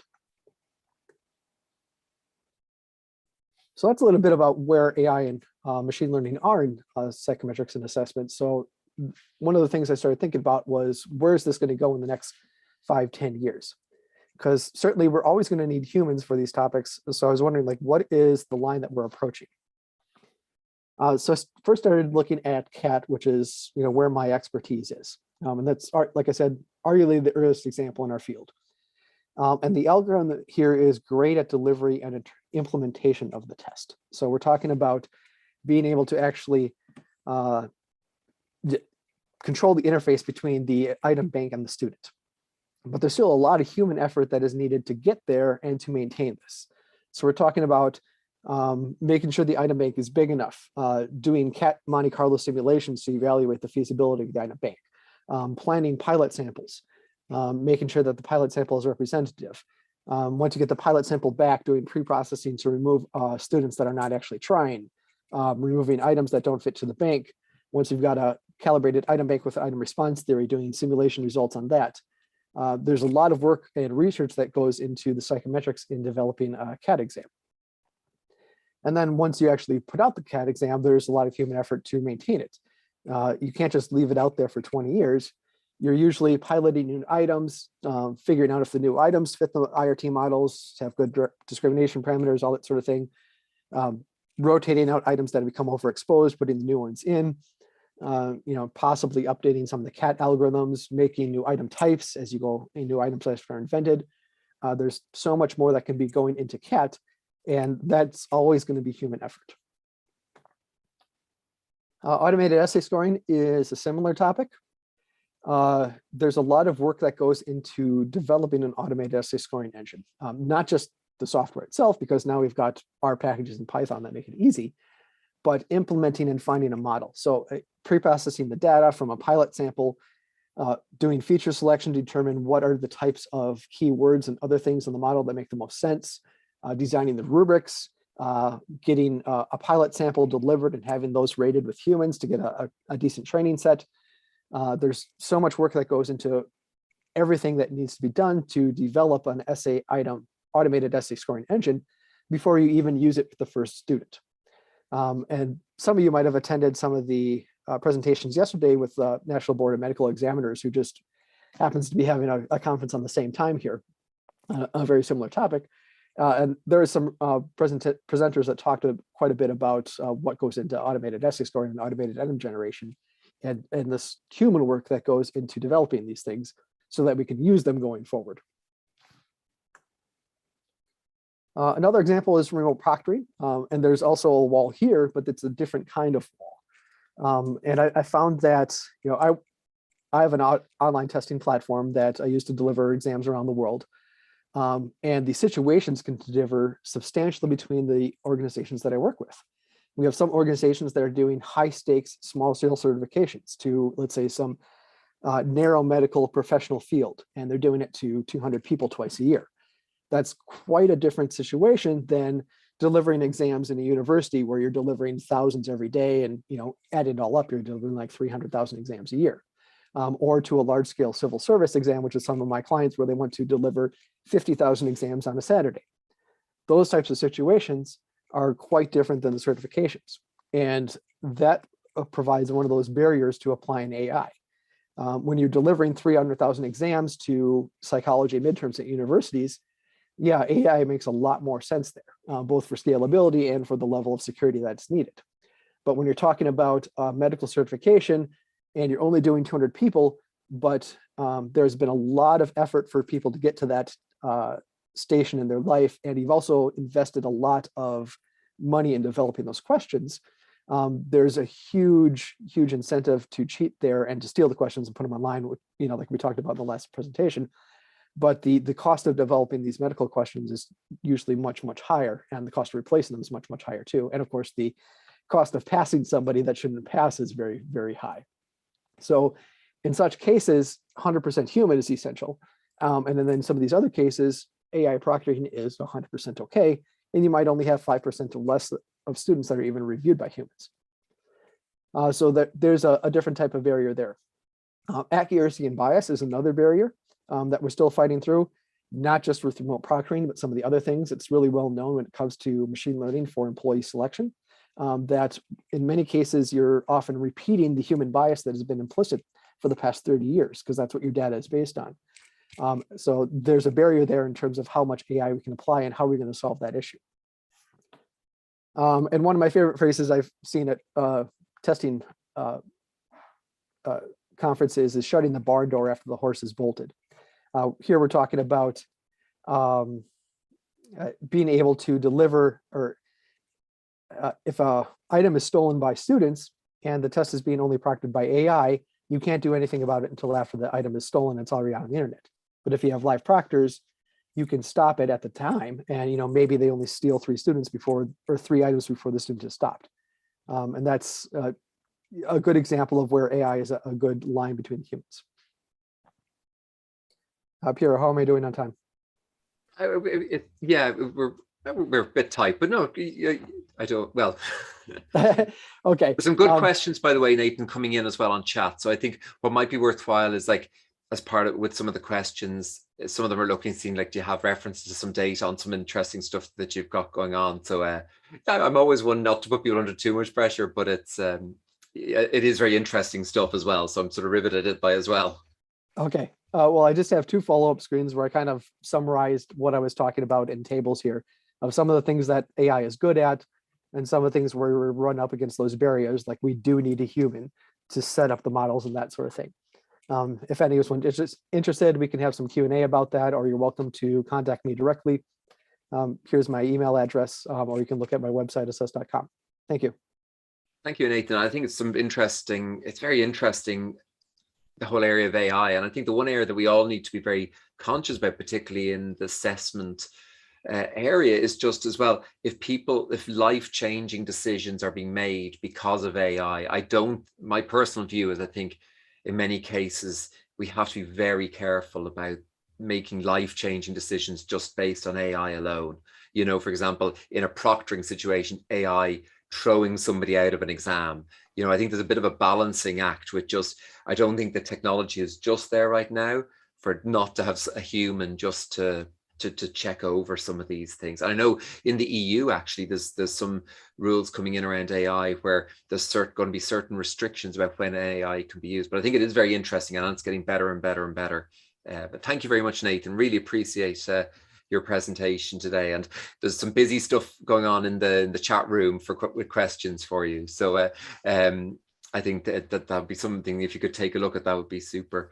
Yeah, next, actually, we've got our final presentation of this particular session, the development and use of software simulator exam items, and a case study by Juan Aponte and Orest Mykyta. Hopefully I've got your pronunciation pretty right. I did try really hard beforehand to check, but to make sure I've got it right. But yeah, listen, really lovely to have you both here today, and really interested to hear about the case study. Thank you. Good to be here, everybody. Let's see, Orest, there he is. Yeah, I'm here. You have the controls, Orest, right? I do, yes. All right. All right, so yeah, what we're gonna look at is how we at Dell Technologies, we started using simulator items in our exams. So just as an introduction, my name is Orest Mykyta, and I'm the simulation developer for Dell Technologies. I'm Juan Aponte. I'm one of the exam consultants in the Proven Professional program within Education Services. So I work with subject matter experts to develop exams and liaise with Orest in the development of simulations. It's good to be here. So these are some key takeaways from our presentation we hope to leave you with. We realize there are differences across programs, so we certainly don't want to come across like you have to do these things because we're doing them. We hope to give you an understanding of why and how we're doing what we're doing, but then allow you to come up with your own ways. Some may be the same, some may be different for your own program. All right, we have a poll question. I think we're supposed to turn it over to Piero or Christine. There it is. Just kind of curious where everyone's at, those of you that are interested in sharing with the use of simulation items. So we'll give you about 30 seconds or so to answer.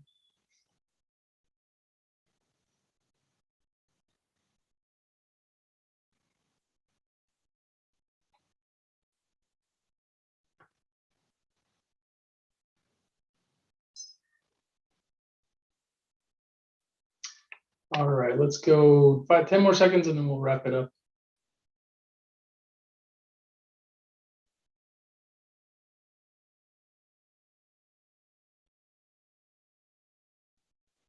Right, can we get the results also, please? Okay. That's good. That's kind of what we were hoping. Most people were coming to get some ideas. Good spread though, good spread though. So thank you for participating in that.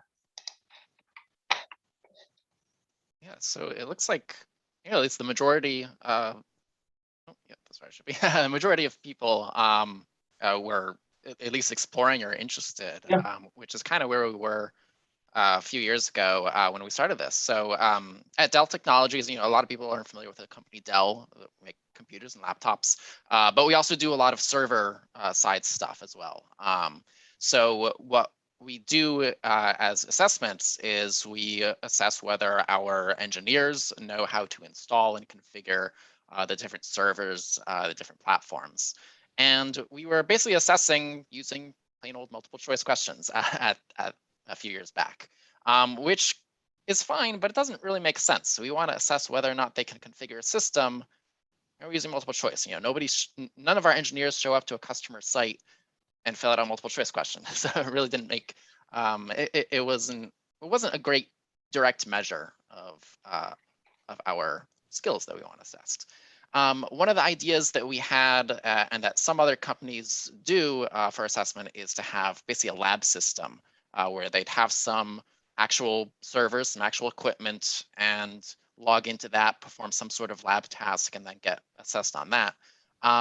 But we were finding it probably wouldn't be a good fit for us. We have a lot of different products that all work differently, so that would make automatic scoring very difficult. We don't have the resources to actually have somebody go through and score every single exam. And then if there's a network outage, if the lab area goes down, or the connection between the testing site and the lab goes down, then that would cause problems. So it wasn't really the right fit for us. So what we decided to go with instead is simulated software.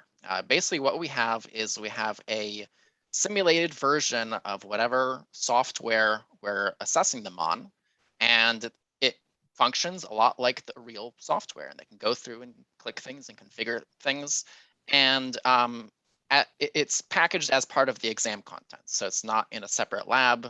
There's no worry about that network connectivity, and that's what we're doing. So I'm going to do a quick demonstration of a few questions. These are not from an actual exam, but so you can't see the answers and cheat this way, but you at least get the idea of what it's going to look like. So this is a sample exam question from a Networker exam. Networker is a backup product that backs up a lot of other servers. And basically on this right side, you see the simulator. And if you're familiar with the Networker product, this is more or less what it looks like. You can go in over here, you can click on different screens, you can go in and configure items. So the question that we're seeing right now, we call this a simulation task, where basically they have some sort of task described on the left panel over here. In this case, they have to create a user with certain settings. And then they have to do it, and they are graded based on what they accomplish inside the simulator. So I think this one over here, I have to create one with a name. I'm probably going to do it wrong, but that's okay. They have to put in the correct password. And all of this is being tracked as they go through. So when I click the create button, it will actually create a user named employee1, which I misspelled because I can't talk and type at the same time. but that's the idea. All of this is being tracked. So in this case, if I did it correctly, I would get this question correct. Otherwise, it would be wrong. The other kind of question that we have is, we call this a simulation supported question. Now, at first, it does look like a regular multiple choice question. If you read the question quickly, basically there's a backup that's not backing up certain files for whatever reason, and they have to troubleshoot and find out why are these files not being backed up. And there's 4 options. And at first glance, these first 4 options, if you're familiar with the product, if you're an expert in this, they all seem plausible. Each of these could potentially be correct. All of these could be a reason why those files are not being backed up. But what they have to do is then launch the simulator and go through and explore and actually troubleshoot the system and see, take a look at all the different settings and see what could be the actual reason. So in this case, they're not actually graded on anything they do in the simulator. They can do whatever they want, but they are graded on the multiple choice question. But they have to look in over here and see what the correct answer is based on that. So if here you can see that the safe set is not right, so that's the correct answer over there. I have to know that. Another thing I want to point out in this question is this is the same exact simulator that you saw in the previous one. I didn't have to create 2 entirely new things. It's just the same one, but there are some things that came pre-populated. You probably didn't notice, but the first time in the previous question, this client A didn't appear, but for this question, it did. So it's possible for everything for items to be kind of come pre-configured in the simulator for each individual question, because sometimes that is necessary. So how does this actually work? I promise not to get too technical here, but it's going to be a little bit. There'll be a test later. So we work with Pearson VUE. They're our exam vendor, and they support this kind of thing where you can create some content, some dynamic content, and they have some methods of interfacing with that where they can kind of communicate back and forth. So we use Storyline in order to build the simulators. If some of you may be familiar with Storyline, but basically it's a software used to create web courses and web software simulations. It actually has pretty good tools just for software simulations. One of the things in Storyline is that it has this concept of variables, and variables are basically like little boxes where you can store values. So when I created a user, it put that username that I typed into a variable, probably called something like username. So that's kind of the main thing. Storyline has these variables. Everything that I configured is stored in a variable. And then it's just a question of asking whether those variables are correct. So the flow is basically this. When you first load up a question, there's potentially some initialization. So like in the second question, we saw it came with a client already created. So there's basically just Pearson VUE for that question. Pearson VUE says, set this group name variable to a certain value. We had to develop some JavaScript code, some computer code in order to basically work between Storyline and Pearson VUE so that Pearson VUE can push values over to Storyline and Storyline can send those values back over to Pearson VUE. Occasionally, Pearson VUE has a feature that it saves anything in case there's a power outage or anything, so you don't have to start all over. And then when the user's finished, when the test taker's finished, it runs a scoring script. And that basically, it takes all the variable values that are relevant, sends them over to Pearson VUE, and it runs the scoring script and just basically checks, are they correct? That's basically it, kind of a high level view.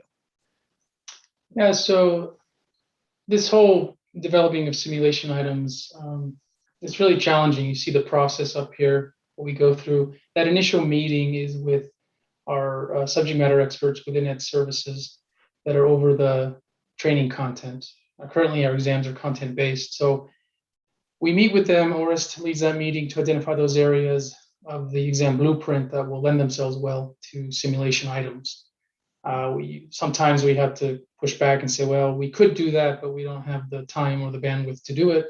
Other times it's, no, we can't really simulate that. Or it's too easy and it's not, we should just ask a multiple choice question at that point. Prototype is developed, as Orest showed you the differences. There's a simulator, but you tweak it for each question. And we are able to show them what we want to show them on one item and withhold other things on other items, just depending on the nature of that item. Most of the work is in the workshop. We run a week-long exam development workshop with subject matter experts, both internal to Dell and external. They use some partner subject matter experts as well. So the challenge is teaching them how to write good simulation items, much like the challenge to write good multiple choice items. For a lot of them, it's a novel thing. They've never done it. Most of them, in our experience, really welcome it and appreciate our attempt to assess somebody practically as opposed to a multiple choice question. Our exams still have multiple choice questions right now. The entire exam is not multiple choice. After that, Orest creates this scoring and scripts that he provides Pearson VUE for each item. Then we review the items with the SMEs, put them out for a field review before the items publish. We use feedback we get from those field reviewers, especially the ones that are really knowledgeable in the system. They might tell us, what you're asking us to do has more than one way of being done. So we don't want to penalize someone if we set up the scoring, for example, to only take one of those two ways. Once we publish, we have gotten feedback from test takers, some complaints, some praise, just kind of depends, but we are able to go back if we have an exam challenge, and Orest can see how they configured the simulation task, and then the simulation supported, they answered a multiple choice question anyway. So a really important process, and a lot of people involved in that, but we do this to try to create good simulation items that match the content we're testing on. All right, so we're a tech company, so we do software simulations, but is that the only thing you can do? Of course not. So I just came up with some ideas of things beyond software that could potentially be simulated or put together in a similar way using Storyline or Captivate or some other tool. So for example, Storyline has ability to do drag and drop activities. So here, perhaps you have some sort of thing that you have to assemble, and they'd have to drag and drop items into the right spot. That could certainly be done. Perhaps you could do is kind of select items or select words. Select all the user has to click on different words that are misspelled. That could be another idea. I know in Storyline, you can have all sorts of little dial controls and slider controls.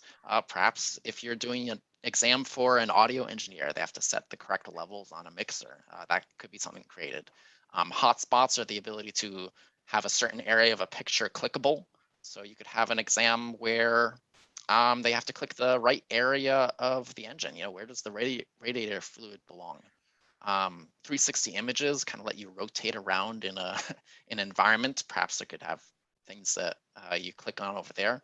I actually put together a small demo. This I threw together in about 10 minutes, I think. I probably could have made it a little neater, but here's just another example of something, it's working in Pearson View right now. It's a question where they have to identify which unsafe areas are in the kitchen.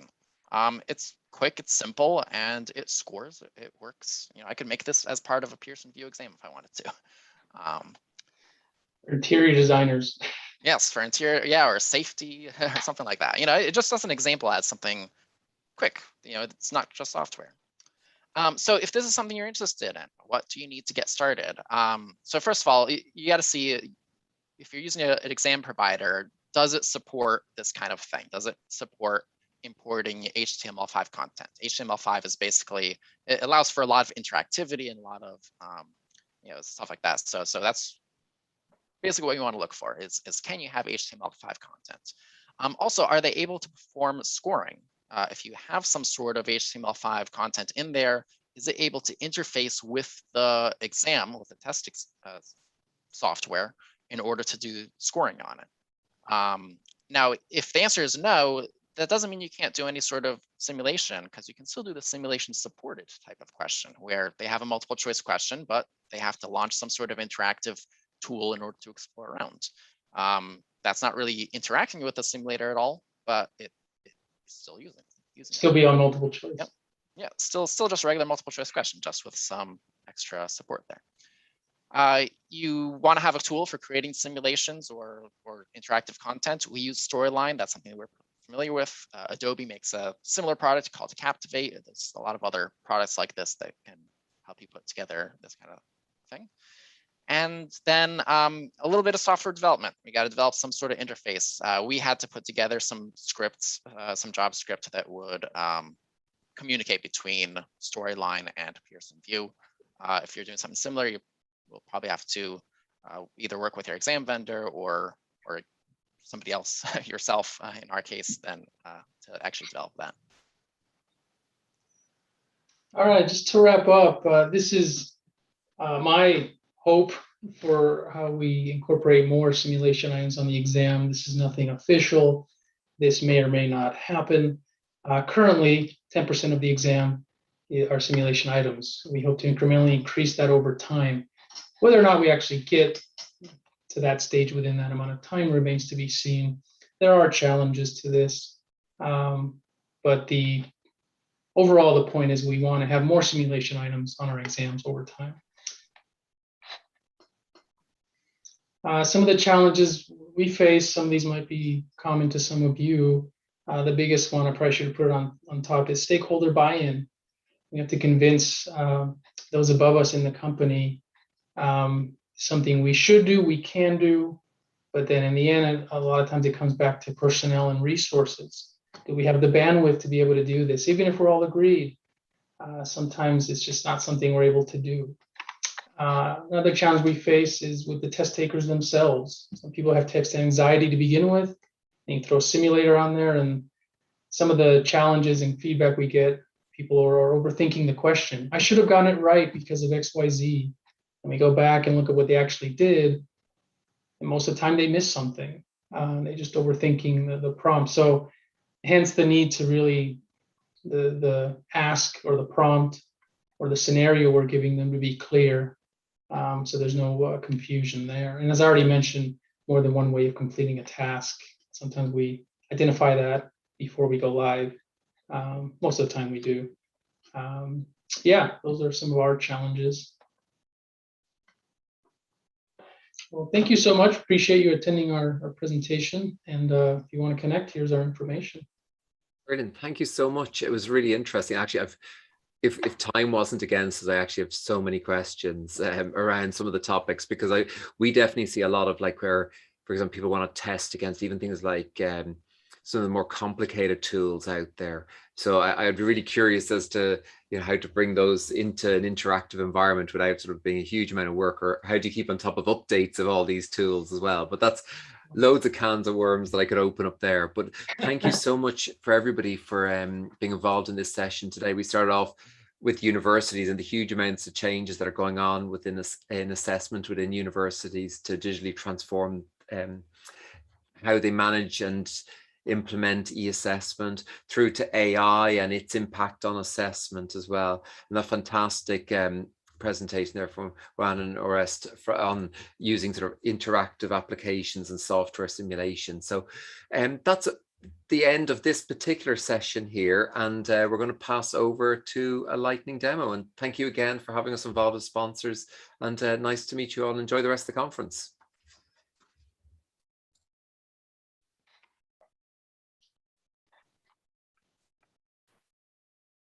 Thank you, Piero. So just by coincidence now, I have ASC's lightning demo. We had a slot right after the slot where I had my presentation. But with that, I will share my screen again and show a bit about our online testing platform. So our online testing platform is called Assess.ai. Because, you know, as you saw from my presentation, we're interested in applications of AI to producing stronger assessments. So in many cases, it's your typical cloud-based online testing application where you're writing test questions, assembling tests, registering rosters of examinees, scheduling them, pulling results, everything like that. But we're just trying to bring in some of those pieces that I talked about in my presentation and put them in with functionality that makes it easy enough for anyone to apply them. Because one thing that I found is a lot of that technology is very widely available. You know, if you're talking about automated essay scoring, you can build that code by yourself in R in less than 100 lines of code. It's not that hard to do. You know, adaptive testing has been around for 40 years. There's plenty of journal articles and books and everything that explain everything about adaptive testing and the algorithms that go into it and the calculations you need. It's no secret. What is hard to do is build software that makes it easy to publish adaptive testing or adaptive tests that are defensible, and it doesn't take a long time to do it. So you shouldn't have to write any code to publish an adaptive test. So Assess.ai, you can see here, we got 8 modules, and they correspond to the typical types of modules you'd see with a test delivery platform. So items is where you do your item banking and item review, as well as automated item generation. Test is where you assemble items to be in a test form, as well as creating navigation controls such as, you know, sections and that sort of thing. Examinees is where you upload rosters of examinees. Sessions is where you schedule examinees to take a given test, or a pack of tests if you're doing a test battery. Analytics is where you can pull psychometric reports. The report section is where you pull non-psychometric reports. We have those separated because you might have roles that are like a psychometrician role and other types of roles. And you might have some people that can see general reports, but they can't see the full psychometric reports. Tags is where you define tagging systems for everything else in the platform. And admin, of course, is where you perform administrative tasks such as managing users, uploading your company logo, and basic stuff like that. So with that, I'll go into the item banking section first. And you can see here, these are the lists of the item banks that I have in my account. I can go into English Bank and see a list of items. And you can see there is, sorry, the videos are blocking half my screen here. 23 items in this item bank. And it gives us a brief overview in terms of their item types and item status here on the left in these graphs. You can do searching by authors as well as other types of filters such as tags, whether if you're looking for, let's say, geometry items, you can search for geometry items. We also store assets, which are multimedia files, audio, video, reading passages, that sort of thing. They get their own kind of area here because these types of files are usually reusable objects in themselves, because you might have an image that's used on 13 different questions. So you shouldn't upload it 13 times. You should upload it once and track which questions it's being used on. Sorry, notifications blocking this from Zoom. There's an automated item generation module, and this is available for free. So you can sign up for a free account here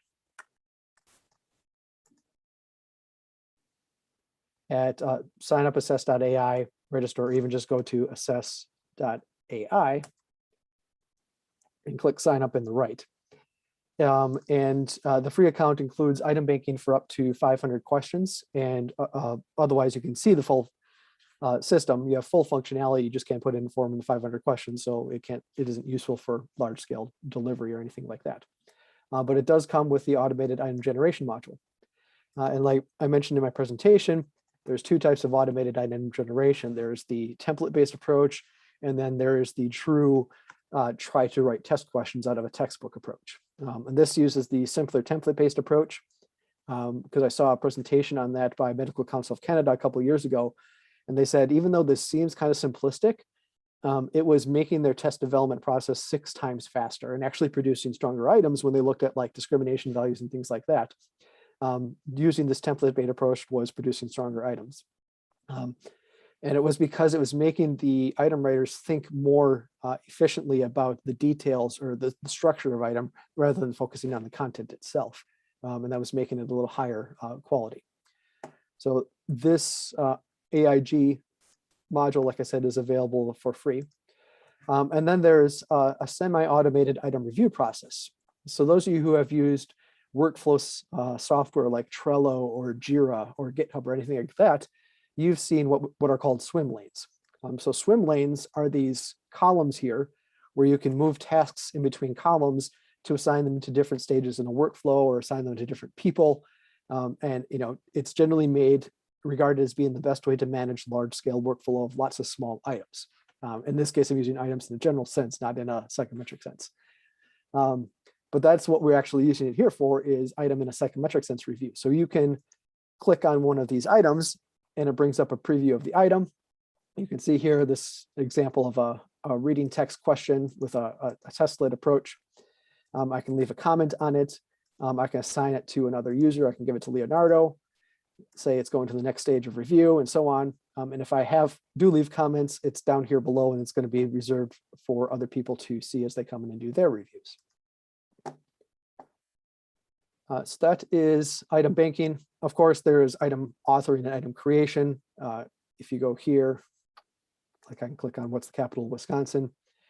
It's your typical item authoring interface where you can also store additional information like depth of knowledge, author name, statistics, both classical and IRT, and be able to track a history of the item. So in this case, it's tracking fields that are being updated when the item was created, everything like that. The test module is where you assemble items to be into tests. So I can click on this one here. You can see there's different test sections you can have. This one right now just only has one test section. I put all of the items into that section. So in this case, it's just a simple math test. And actually, I made this one to QA my adaptive testing algorithm. So a lot of them have IRTB values in the item text, so you can see what it is. There's functionality for automated test assembly here with the auto build. Then after you do the auto build, you can scramble the items. You can also import an item list if you're doing your automated test assembly outside the system. So if you're using like a linear programming module somewhere, which I've seen presentations on using linear programming for automated test assembly, if that's producing item lists for you, you can then import that item list and automatically create the test forms here. The examinees module, not too much AI there. That is just a roster of examinees, their names, their emails, their grade level, whatever it is that you're keeping track of the examinees. The sessions then is scheduling. So I see a session as an intersection of examinees with a test or a group of tests. So like if I click on MST branching here, it's allowing me to edit this session. I can create lots of options for the test delivery, including giving a pre-session instruction screen, picking tests to be on the assessment. In this case, it's actually a multi-stage test. So that you can have multi-stage adaptive designs that are automatically built for you so that you can track between different sections of the test, selecting the next section based upon the item information functions, or rather a testlet information function. If you're doing multi-stage testing, you have options for specifying cut scores for the delivery if you want to. So we've made it both with IRT-based test delivery with multi-stage, but also we had one client that wanted classical-based rules for test delivery. So in this case, test 1 has 20 questions, and if you score 0 to 7 on that first test, you go to the easy test 2. If you score from 8 to 13, you go to medium test 2, and if you score from 14 to 20, you go to hard test 2 in the multi-stage. And then there's many options for how you're going to deliver the test in terms of whether you want a lockdown browser, what is the date range that you're allowed to deliver the test, do you allow a notepad for people to take notes, things like that. So there's many other types of operational or test delivery types of details like that in the system here that we don't have time to cover today. But I'm trying to focus on some of the more advanced pieces. After a session has been created and delivered, you can see a dashboard on it. So I can go to this use case one here. You can see that there's 28 candidates that have been scheduled for this exam. Most have completed it. This one's still stuck in progress. This one is still stuck in progress. And you can see a graph up here in terms of how many are in progress versus completed. You have full access to your data because we firmly believe in not holding data hostage. So you can export your items, tests, sessions, and student data at any time. In this case here, you can also export the response matrices and the item time matrices to give to psychometrician to analyze so that they're easily formatted so they can go right into WinSteps or whatever psychometric analysis program you're using. But if you're doing psychometric analysis like that, we've built the system to have that embedded directly as its own module. So our two flagship products are Itaman and Excalibur. They've been around since the 1980s. They were originally DOS programs. Then they became Windows with Microsoft Excel output. And now they're integrated here as part of our cloud ecosystem. So Itaman produces classical test theory reports and Excalibur produces item response theory reports. Obviously, they overlap a lot of the same because usually when you're looking at classical or item response theory, you're also looking at classical test theory because you want to know what the p-value is. And often like distractor point by serials are used for distractor analysis, even if you're using IRT at the high level. But both of these are available here. So you're able to, let's say, click on Itaman. If you do have external files, you can upload those as well too, meaning that if you deliver your test on paper or in another testing platform, and you've got a spreadsheet of student data, you can upload that here and still use the AI algorithms to build automated psychometric reports, even if you're not using our test platform. But for now, using it directly from existing tests, so we can say, hey, we're going to look at, see, I can't even remember a good one.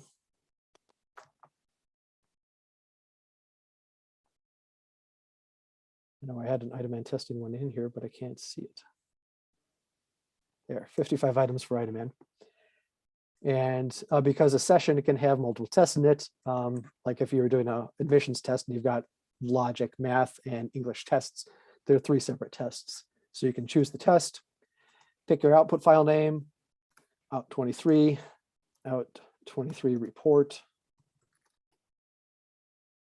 Specify scoring algorithms. So if you have scaled scoring, you can implement here. If you've got pass-fail scoring, you can implement that here. And then you can specify how the automation is working for the test report creation. So you can choose the flagging thresholds for like the p-value and the point by serial, and if it's polytomous, the mean values. So like if your organization has a policy that you're going to flag every item with a p-value higher than 0.93 as being possibly too easy, you specify it like that, and then you're able to run the report, and it'll automatically flag those items for you as being too easy, and you can take them to the subject matter expert to review. You can also implement differential item function units here too, and in the future we're going to be adding some cheating indices. I've got another program called SIFT, which is also 100% free, that does a bunch of different cheating indices for psychometric forensics. We're going to be migrating some of that code over here. So then I can click run. It's going to create the report. It says when it's done, it's going to be on my notifications page. So I can go over to the notifications page here. And you can see that it's not ready yet, but because it's going to take a while to generate. The tags module is where you would upload tags. So if you were doing like an educational exam, you might upload Bloom's taxonomy as different tags for items. If it was the United States K-12 assessment, you might upload Common Core. If it's a certification exam, you can upload your certification blueprints. Same goes for tests, assets, examinees, sessions, and users. You can create whatever tagging or categorizations of those that you want to. So like you can see here for tests, I have it differentiated by job, family, and departments. As an example of a pre-employment testing situation, you might be tagging them by year or by academic grouping or something like that, whatever it is that makes sense to you. And then the admin section, of course, I said that's simpler stuff like being able to manage users and configuring the systems.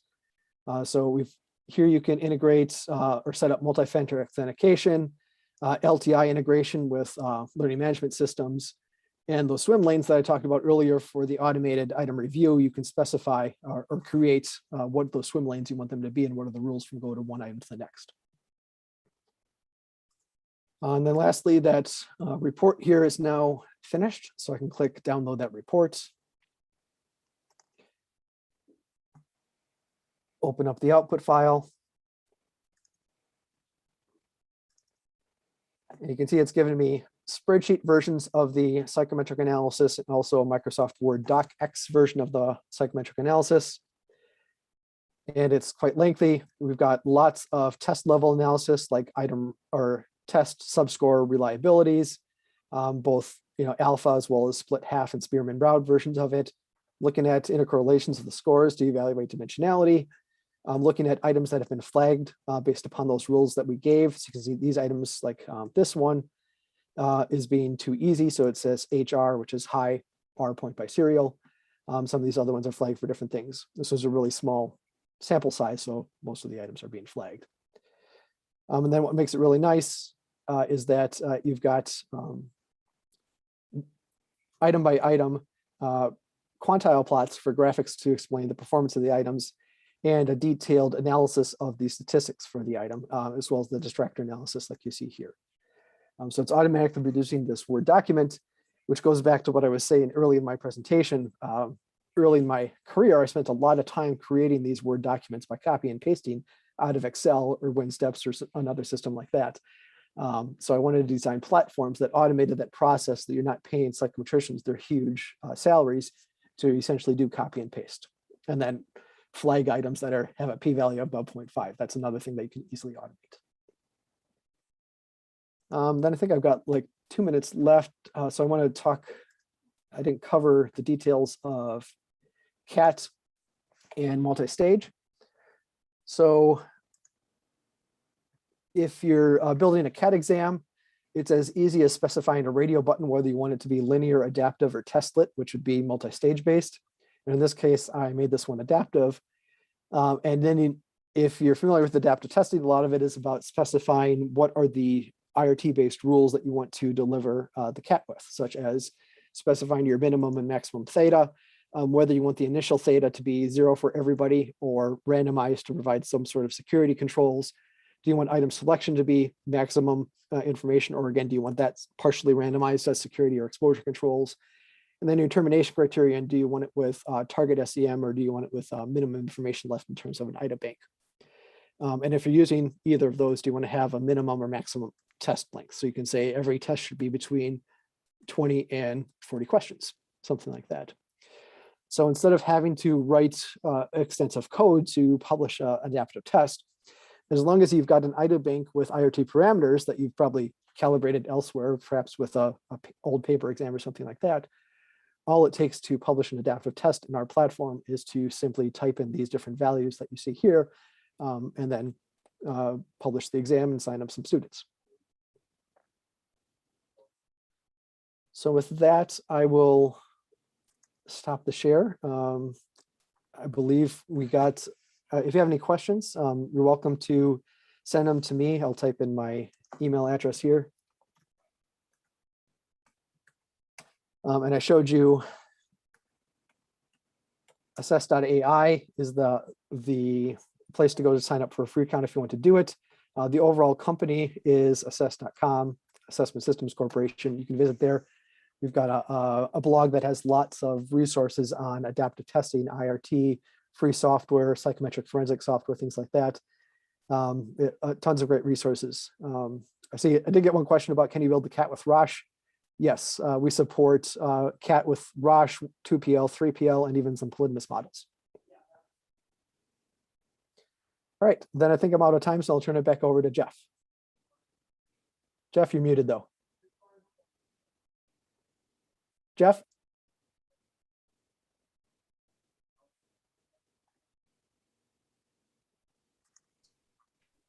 Jeff, you need to unmute.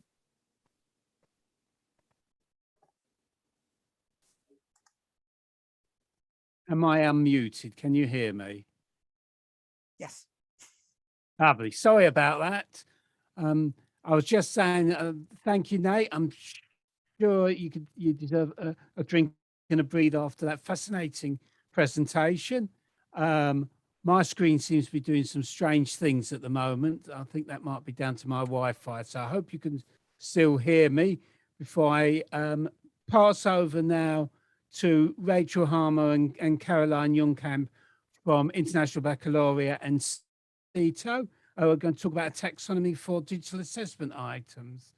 So hopefully, right. I'm going to try and share my screen now. There we go. Are you seeing my screen? Okay. Yes, we have your screen. Oh, great. Okay, well, welcome and thank you for staying a little bit longer in the break. I'm Rebecca Hammer from the International Baccalaureate, and the study and the results I'm going to present are the outcome of a collaboration between the IB, International Baccalaureate, and CETO, Caroline Jongkamp. And we are trying to create a map of item type as a test authoring tool. It has actually quite a few links to presentations we've already seen today. So for instance, Rob Blagden talked about the faculty who didn't necessarily immediately know when to use what kind of item. So that's a problem that we're trying to address. And I will try and move, there we go. So we're trying to create a map. And why would you want a map? Well, usually you want a map when you don't know where you are and how you can get from A to B. And as we just heard, a lot of educators don't necessarily know how to use a large range of different item types. So they have a map, something like this, an imaginary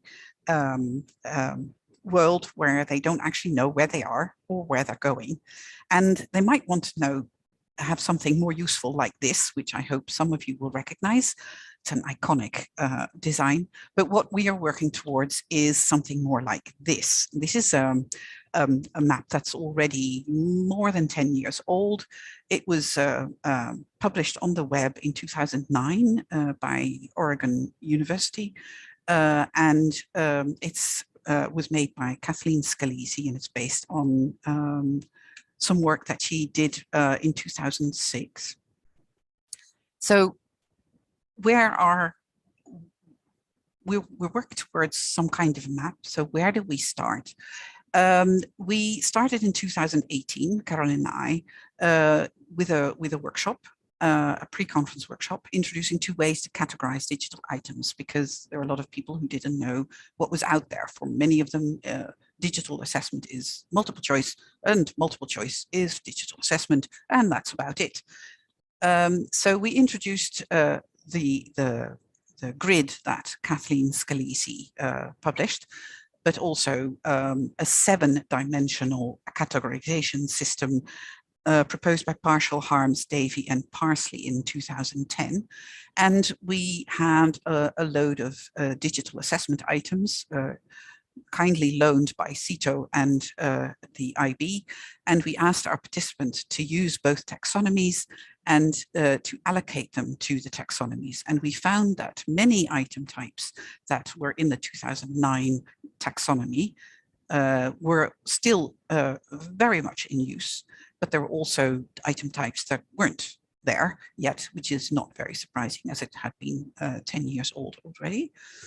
So what we found is, of the 2 taxonomies, our participants really liked Scalisi because it's much easier to use, but they found that they couldn't allocate all of them.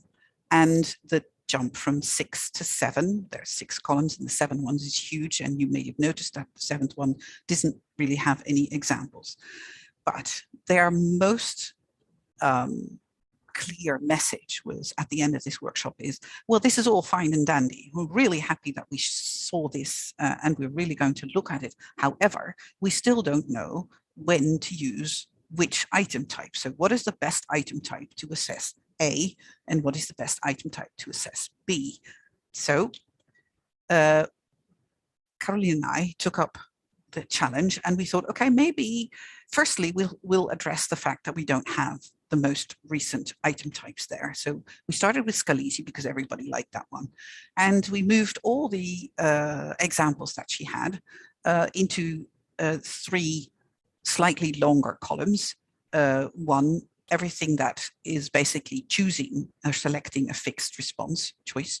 2, everything that involves matching and or reordering things. 3, questions that required a very brief answer, a word, 2 words, an object, a small drawing, moving something around. And we created 3 new columns to accommodate more recent types. So this is what we came up with, where the 4th column is custom interactive, which is which would include things like the simulations which we just saw from Dell, and a tailored tooling, avatar, game-based assessment, and augmented reality, because they're sort of rules-based very often. And then we had a column of free construction, which is basically a text box where you can put words or drawings or other things in. And then the most free option, which was where you could create a file or a recording, which actually goes to the performance things that we saw at McTighe's presentation earlier today. And then we, realizing that we may not have everything, we also added a 7th column so that they could put stuff that they couldn't find and couldn't put anywhere. We'd have that captured as well. So pictures are great, but not always that clear. So we also try to define all these different item types. It's very small. I do apologize. If you want to have this, I can send it to you. Please send me an email. At the end, you'll see my email address. And then we wanted the people to allocate the items onto our grid and then also tell us what the demand was. So how are we going to map what was assessed? And we could do this on the simple Bloom, which a lot of people do, but we chose to do it on the revised Bloom proposed by Krathwohl and Anderson in 2001. However, I will be presenting, because of the time, I won't be presenting that complex one. If you're interested, it's being presented at the AEA Europe tomorrow in the afternoon Central European time. So we had the idea, and then we had to collect more data, and we tried to do a proof of concept. So we organized 2 follow-up workshops in 2019. One was an internal one from the IB, where we had our examiners and staff do a whole load of exercises doing this. And there was another follow-up workshop at the AEA Europe. In total, we had 93 participants who worked in groups, and they looked at more than 452, but they judged 452 exam items. 2/3 of those were digital. The items came from the MYP, the IB MYP, which is middle years program, which has an assessment at 16, and CITO examples and PISA and NAEP as well, and also about 1/3 of IB diploma program papers. So that's not digital. Those are questions on paper. And it covered the full breadth of the subjects that IB offers. So having done that, I'm going to show you some results. Firstly, of the 452 or 53, about 80% were successfully allocated to both the new taxonomy and the revised Bloom. And we had examples of these item types. So you see that the ones that are not blue were still missing examples. And there was about 6%, so 26 items could not be allocated to the taxonomy, but could be allocated to Bloom. And we had another 23, so 5% that weren't allocated to anything. So let's see the results. I'm going to show you, so what we're going to use is bubbles that reflect the frequency of the items that were allocated to in the taxonomy, and the color refers to the level of bloom they were allocated to. The size is gives the frequency, and the small one there is 1 item, and the slightly bigger one in 3B is between 2 and 5 items, and then as it goes up in increments of 5. Understand is green, and you see that understand in the sample we had was most often assessed using a short response, free construction response. And then if you go to apply, you see that it moves away, the green moves away from the fixed, so the closed item responses, the constrained item responses, to the more free responses. And that's a pattern that we see if we go to analyze in yellow, even more pronounced. So you see a few 1 items in the choice and 3 items in the match order column, but most of them are in the free construction item. And then we go to evaluate. What you see is even more, so that it moves to the free construction, and then creativity or synthesis. We didn't have that many items. I think we're quite good to have any items at all, to be honest. And they move almost completely out of the more traditional item types. What you can also see is that the non-allocated items are not restricted to one particular level of bloom, but they're in all colors. And the other thing, what you can see here is we were missing quite a few items. So in the more complicated, fixed, even traditional or more advanced item types, we didn't have any examples. So we're really looking to hope to find people who would send us examples. Okay, findings of this proof of concept was that, well, we got the impression that the taxonomy actually worked quite well. And we've done some analysis, which I'm not presenting here, that does actually give an indication that we could create a map. But as I said, the majority of the items were from IB, and we didn't have, there were quite a few more advanced items that we did not have any examples from. So we need to validate this. And this is what Caroline and I are doing at this moment. We want to collect more data and collect and ask people to share a greater range of different items. So it's not just IB and CITO items that we're using.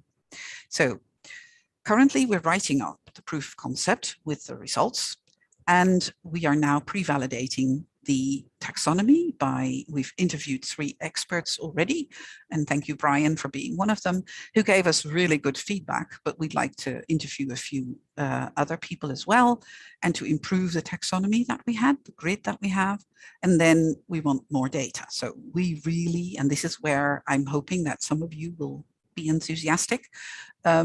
So we need about 60 to 150 items, and preferably with some metadata, and I've seen that quite a few people would be able to provide some metadata. We have a form. The metadata should have something like this, and we're hoping that some of you feel something like that's in this bubble. You know, I have great e-assessment items to share, and I have the metadata. Please contact us, and we'll be so grateful to use them. And the other thing that we would like to have is we want to organize a few more workshops or online workshops where we have experts who will look at these examples that some of you hopefully will be sending us, and then they will try and allocate them to the revised Bloom's taxonomy. So we're looking at assessment professionals with experience in item authoring or item review or assessment instrument creation, or even marking and scoring.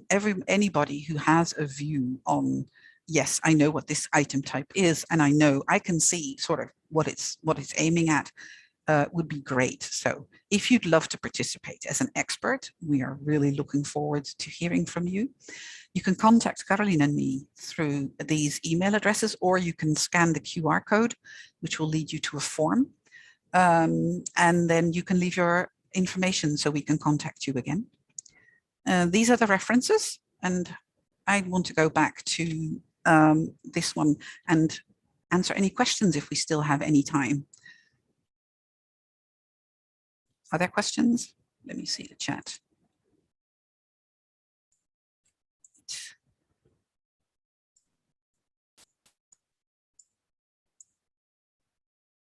Are there any questions?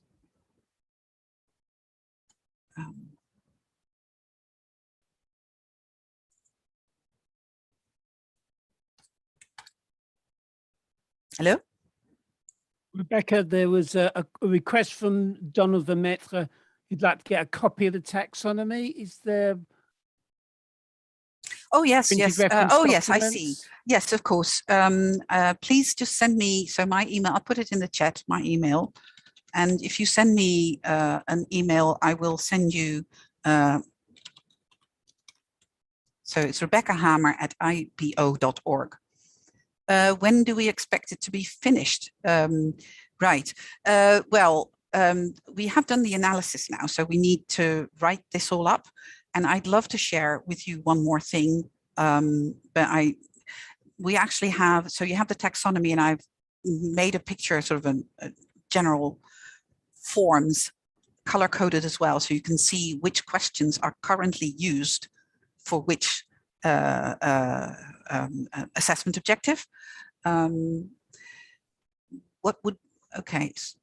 What would you say has been the biggest success so far and biggest challenge? Well, the biggest challenge is to get people to send us items. So really, really, we are desperately looking for items. And if you could, please send us items.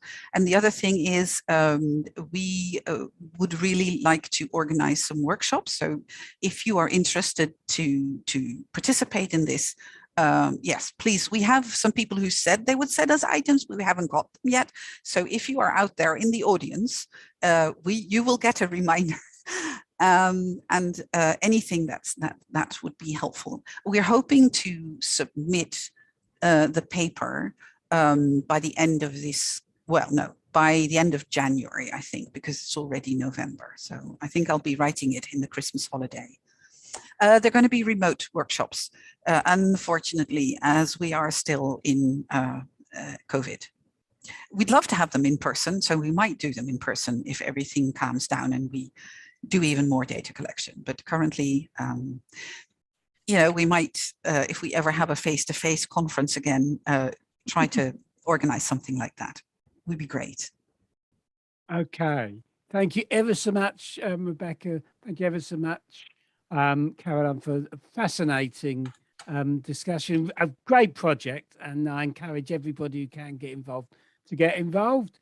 We're now going to take a 15-minute break. Everybody will be back at 1 o'clock Eastern time, which will be in 15 minutes. Thanks everybody for their patience, and I look forward to seeing you back again in what's probably now 14 minutes. Thank you everybody, and speak to you soon.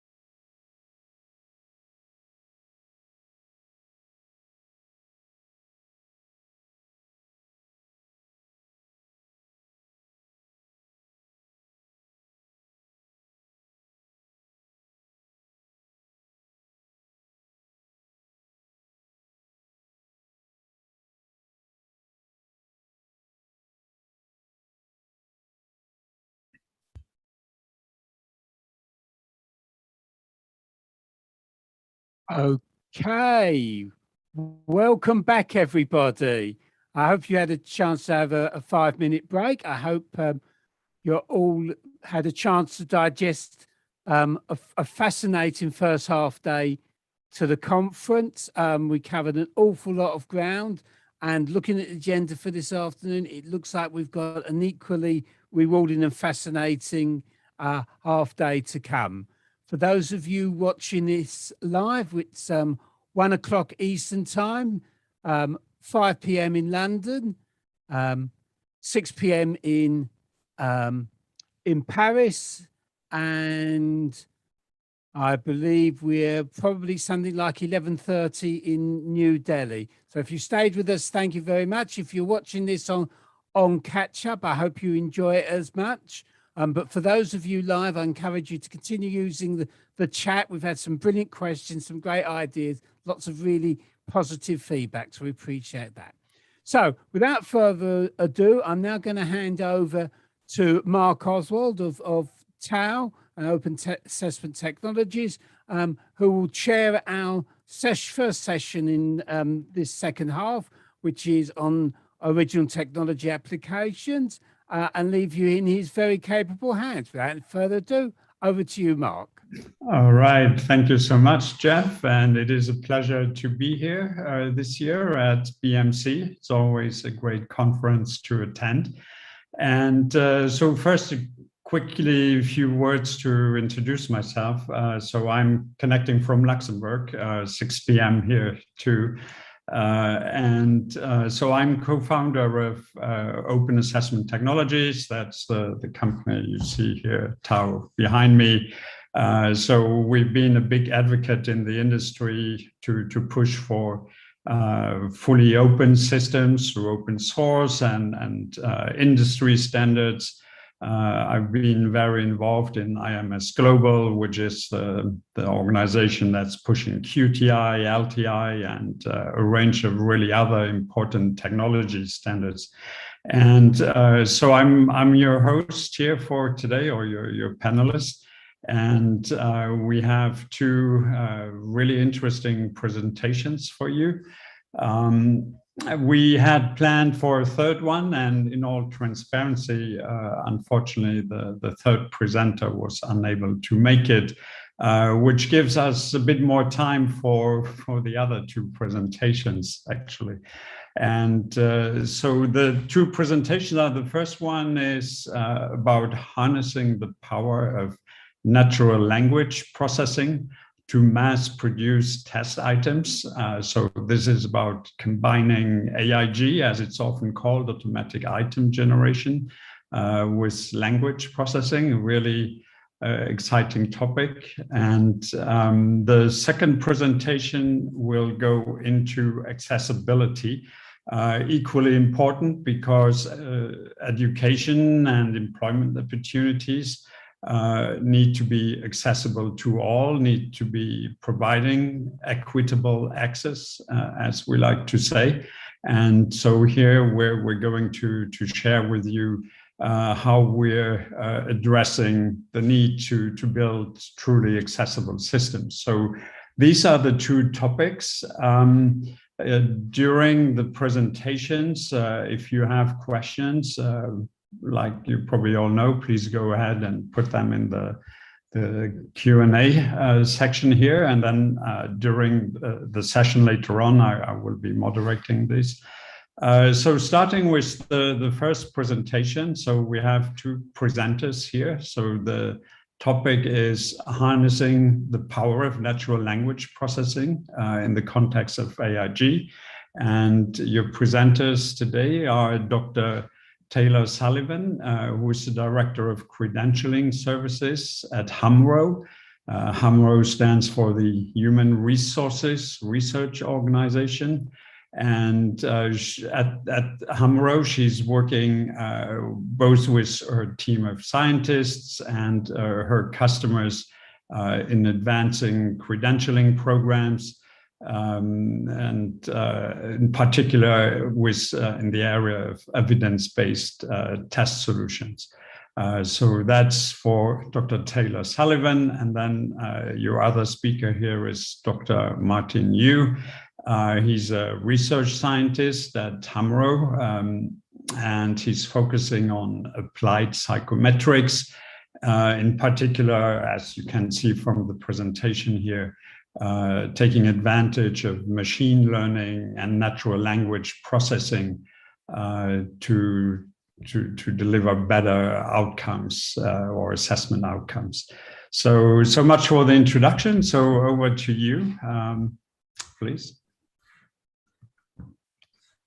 Thanks so much, Mark. So Martin is going to be doing our slides. All right, can everyone see the slides? I'll assume yes. So thank you again, Mark, for the introduction. Many, if not most of you, are already familiar with automated item generation and how it can be a helpful tool. I wanted to start us off by talking a little bit more about why we need tools like this. Many of us are involved in testing programs that are of the high stakes, high volume variety. We have to develop a large quantity of items to fill several forms and then repeat this process year after year, often crunch for time and resources. So mass production of test items is hard.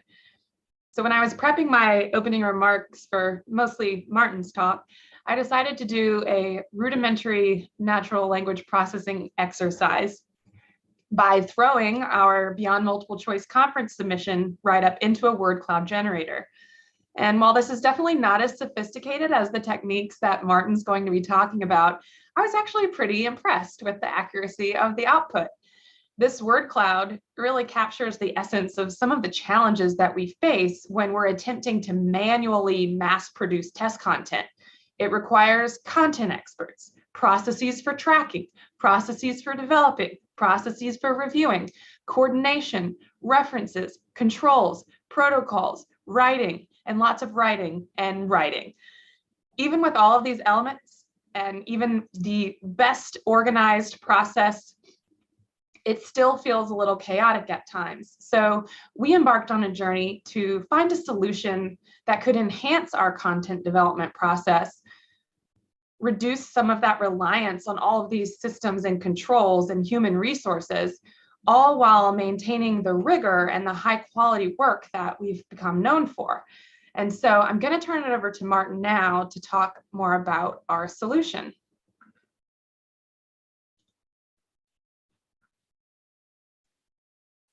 Thanks, Taylor. So the solution I'll be talking about is AIG, or automated item generation. There are many other ways we can improve efficiencies and content development, and AIG is one of them, and one that we have been developing very intensely. So just to start with what automated item generation really is, it's actually been around for a long time, as some of you may know. But traditionally, it's really been based on the cognitive model or item templates. So these are essentially item stems with blanks in them that you fill in with different item components. And depending on how you fill them in, you can have different response options and so on. More concretely, as an example, you may think of, say, a medical item, test item. A patient presents with blank illness, their temperature is blank, their blood pressure is blank. And then depending on, say, how the illness blank is filled in, the response options could be, if you're asking what kind of medications might you prescribe, that list could be populated differently depending on whether it's the illness is a fever or if it's something that's more serious. So all of that comes together, and a computer program will take the various item components and create a new item for you. However, the cognitive model or item templates, they are a bit more rigid. They are only as flexible as the number of templates that you have, and they're not quite suited for certain types of items. So for example, if you want to generate situational judgment test items, which you're really telling a situation, a story, and that requires more flexible, varied language. Item templates tend not to do as well in generating those types of items. So that's why nowadays we are trying to move more towards natural language generation, especially as the technologies enable us to do so. What these are, they are language models that are able to learn what a test item looks like and learn representations of an entire testing program. And this allows it to be more flexible and generate items based on what it understands the item is supposed to look like rather than fixed templates. So it'll give you significantly more variability and possibly even generate new ideas as opposed to fixed item templates. At its very foundation, natural language generation is predictive text. You may think of this as, on your phone where you type in a few words and then your phone will tell you or will ask you give you a few options about words that might follow. And you may have experience and sometimes, oh, the next prediction is spot on, or I have no idea why it's predicting this word coming next. So it really depends on how well the model was trained. Has it learned how you text? Is it based on just a general predictive text? So depending on the model, it could really make a huge impact on its performance. More concretely, I'll have a short example here. Let's say we start with the sequence, I am the life of. If we take a model that originally learned to generate or predict personality items, it's going to say, I'm the life of the party is going to be the most plausible sentence or sequence. I'm the life of the party. That is a common personality item for measuring extroversion. However, if you had a language model that was trained on, say, Monty Python instead, it's going to predict, I am the life of Brian as maybe the most plausible sequence. So depending on how the model was originally developed and how well it was originally developed, it could give you something that you want. Like, say, if you want to develop personality items, it will give you, I am the life of the party. If you use the wrong model or something that was not developed properly for your use case, you're going to get something that you might consider nonsensical. And what these models are, they are deep learning natural language models. So they're based on neural networks. They have become more prominent in recent years. Natural language generation models have actually been around for quite a while as well. You may remember, say, if you've played around with chatbots back in the early 2000s versus today, and think about it's come a long way, especially if you're using some of the customer service ones nowadays. Sometimes I feel like it takes me a few minutes before I realize I'm talking to a robot instead of a person. And then that's when I keep pressing, give me a real person. So with these models, what they're able to do nowadays is they really understand context and meaning and all the different nuances of language, grammar as well. So they have been developed on a very large representation of English language. You can think of it as, say, taking the entirety of Wikipedia and training a neural network to learn all the different relationships between words. So this gives us a very general language model that is based on, in our case, the English language. Other languages are available.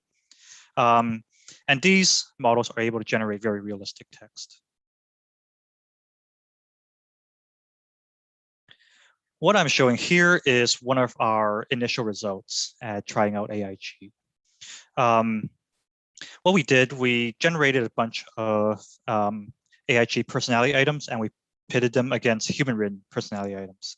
And then we asked item writers as subject matter experts. We asked them to rate these various items. They were organized randomly, so they did not know which items were which. We asked them to rate it on a scale of acceptability from unacceptable to major edits, minor edits, or no edits required for testing use. And we see in the green bars, the one on the left are our AIG items, and the one on the right are our human-written items.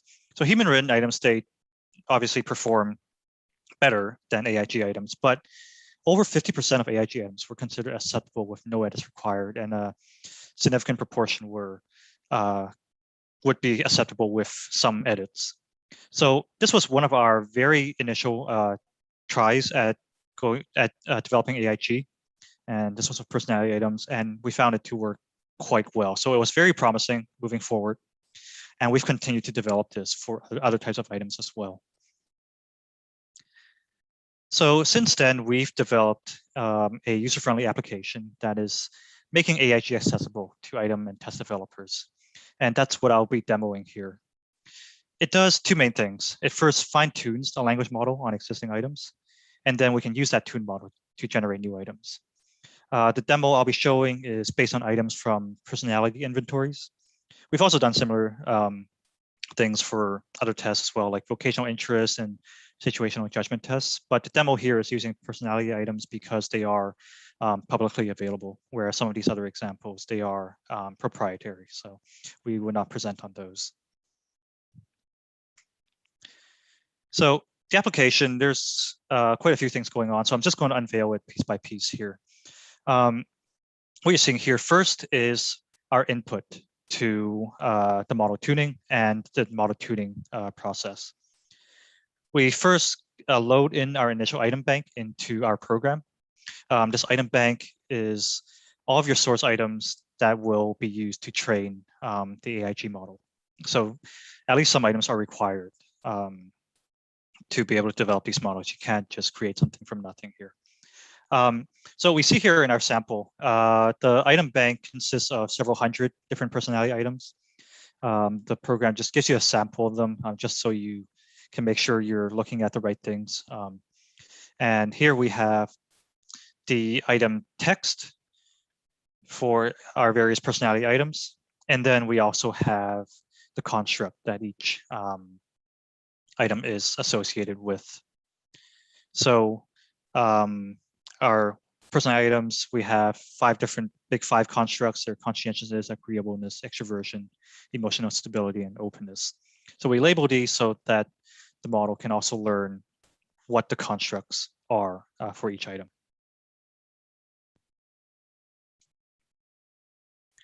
Once we load in our items, we get a couple drop boxes that ask us to tell the program which columns contain the construct labels and which columns contain the item text. And that's simply so the program knows where to find what information. But critically is the model tuning parameters below that. This is heavily simplified. We can tune based on getting more higher quality or tune it for speed. Underlying this, for those of you who may be more familiar with neural networks, there are things like learning rate, number of training steps that really determine how fast the model will be tuned. And it is a trade-off in terms of quality as well. So you may want to set the parameters to speed if you want to just try out a few things, do a proof of concept. Otherwise, you might set it to the quality side if you're really more interested in generating items for more operational use. So after you decide, where you want to or how you want to tune your model, you press Tune Model, and it'll complete, and then you can save it out for future use. After you do that, we can come across to our AIG settings. At the top, we're given options of either loading a pre-tuned model or using the model that we just developed. Under that it will read in the constructs from the model. So here the model has our 5 personality constructs, and we selected all of them. Below that are our item generation parameters. Here is a trade-off between deterministic and diversified item generation. What this means is on the diversified side, we're going to get more variety in vocabulary and language, but this comes at a trade-off of quality. When you put in more randomness into your item generation, you risk creating more nonsensical text, especially if your model was originally not completely tuned for quality. On the other end of the spectrum is deterministic. You'll see items that will end up looking more and more similar to each other, but it will ensure that items tend to make more sense and are higher quality with regard to what you need for your testing program. Next, you tell it how many items to generate, and then you can just generate your items. Once you've done that, we can come across to our AIG output tab. Here we have a sample of the various items that have been generated along with their associated constructs. These items are all unique and none of them appear in the input items that we use to train the AIG model. And I've used the word quality a few times. There are many different ways of assessing item quality. And here is one possible way of its construct fit. So that tells us how well does each item relate to its overarching construct.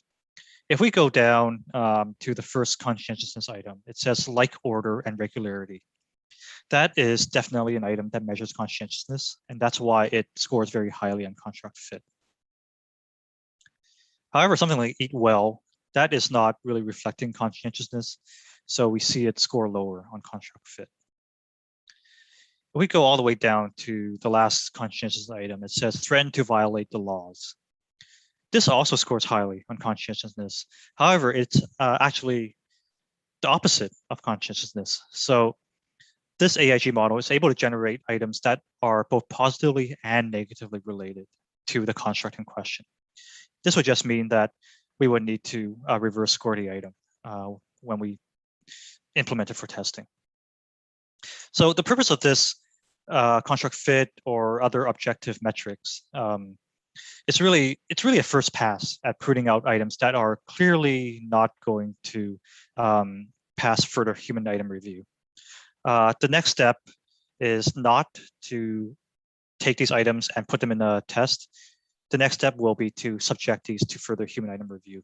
I think there will never be a case where we can completely skip the item review process, at least in the foreseeable future. There's just so many nuances that go into the quality of a test item that some amount of human judgment will be required. But this first pass will significantly reduce the burden of effort on item reviewers. So this is the process that we've developed so far.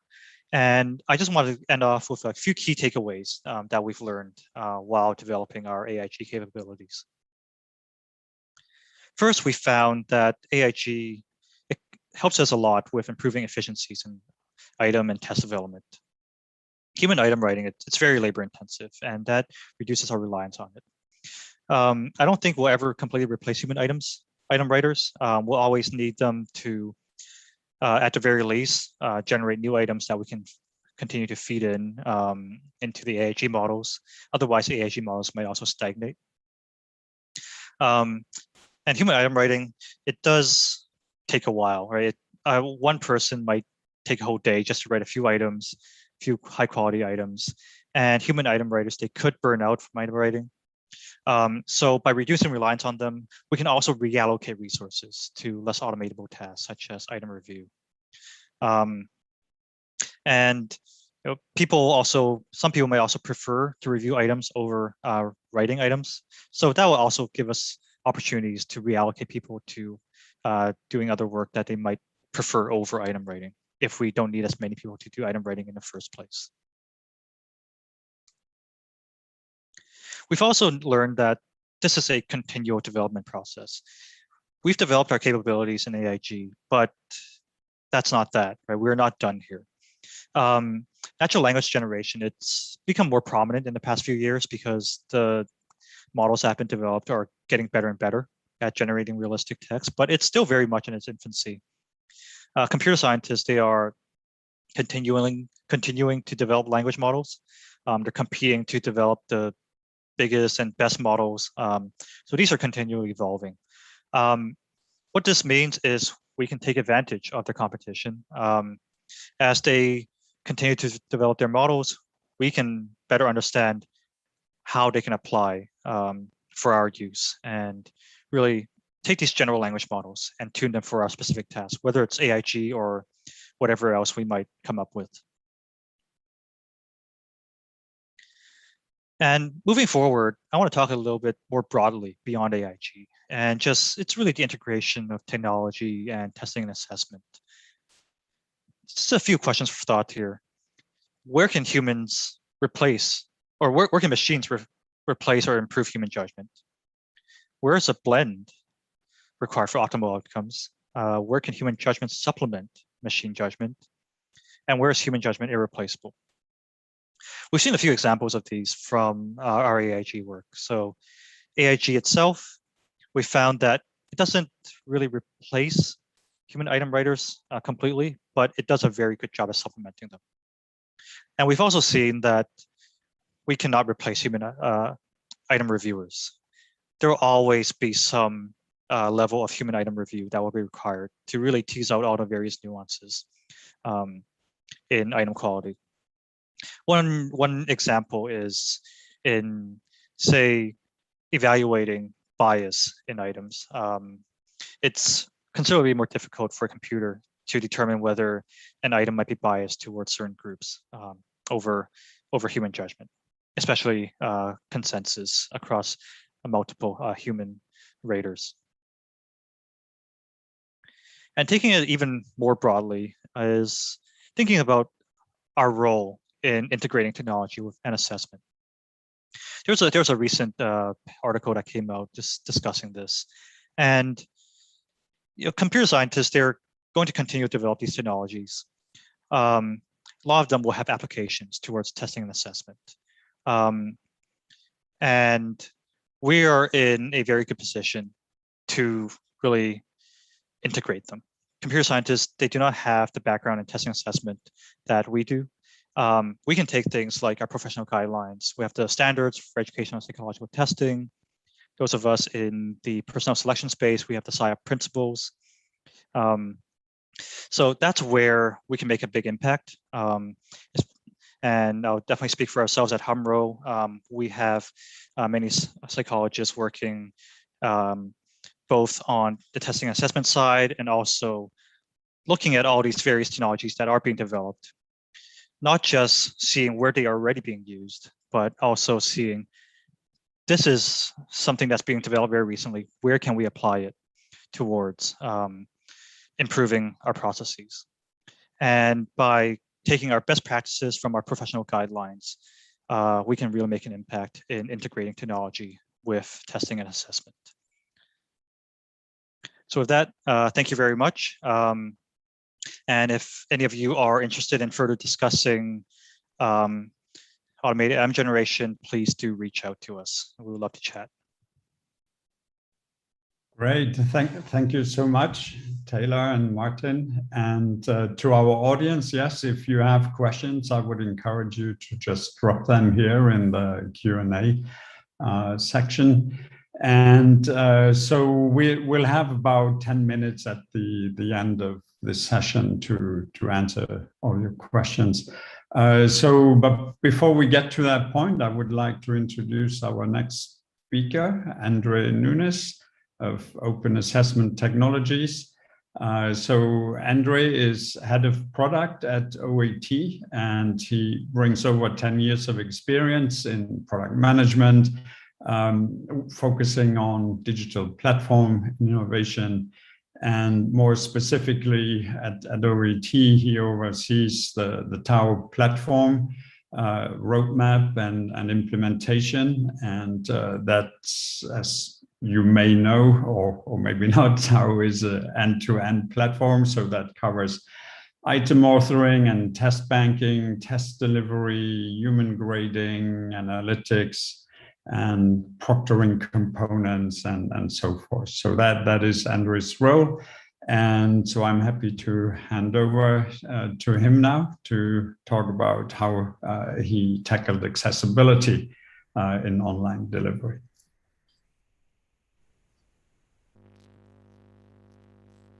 You're on mute.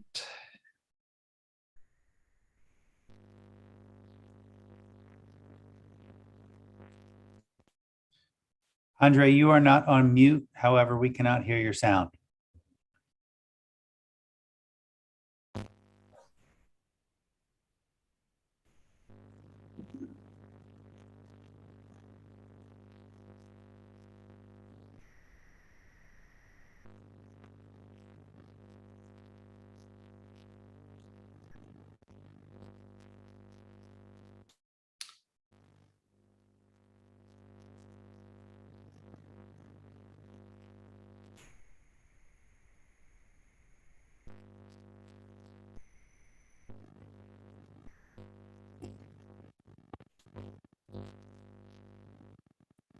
no audio.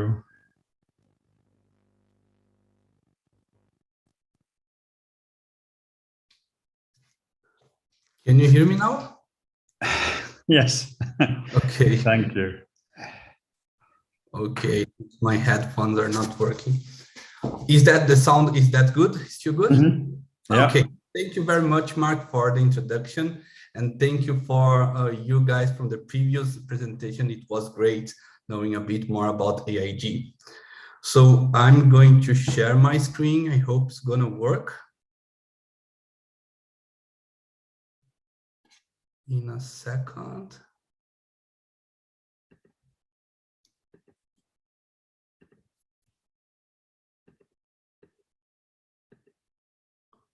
I hope you can see now. Yes, so I'm gonna today go through and explain a bit more how we tackled accessibility for online test deliveries. So as Mark mentioned, today I am at head of product at OET. And yes, I'm going in every place. I don't have, you know, deep knowledge as the previous guys had in their area, but I know as a more generalist, I know a bit about every topic. And today my goal is to go through how we did accessibility at TAO and OET. So about our agenda today, I will try to cover and give you contextualization and introduction about this topic. Talk a bit more about universal design and what does it mean, how it does help us, and go through our journey at OET with regard to this topic.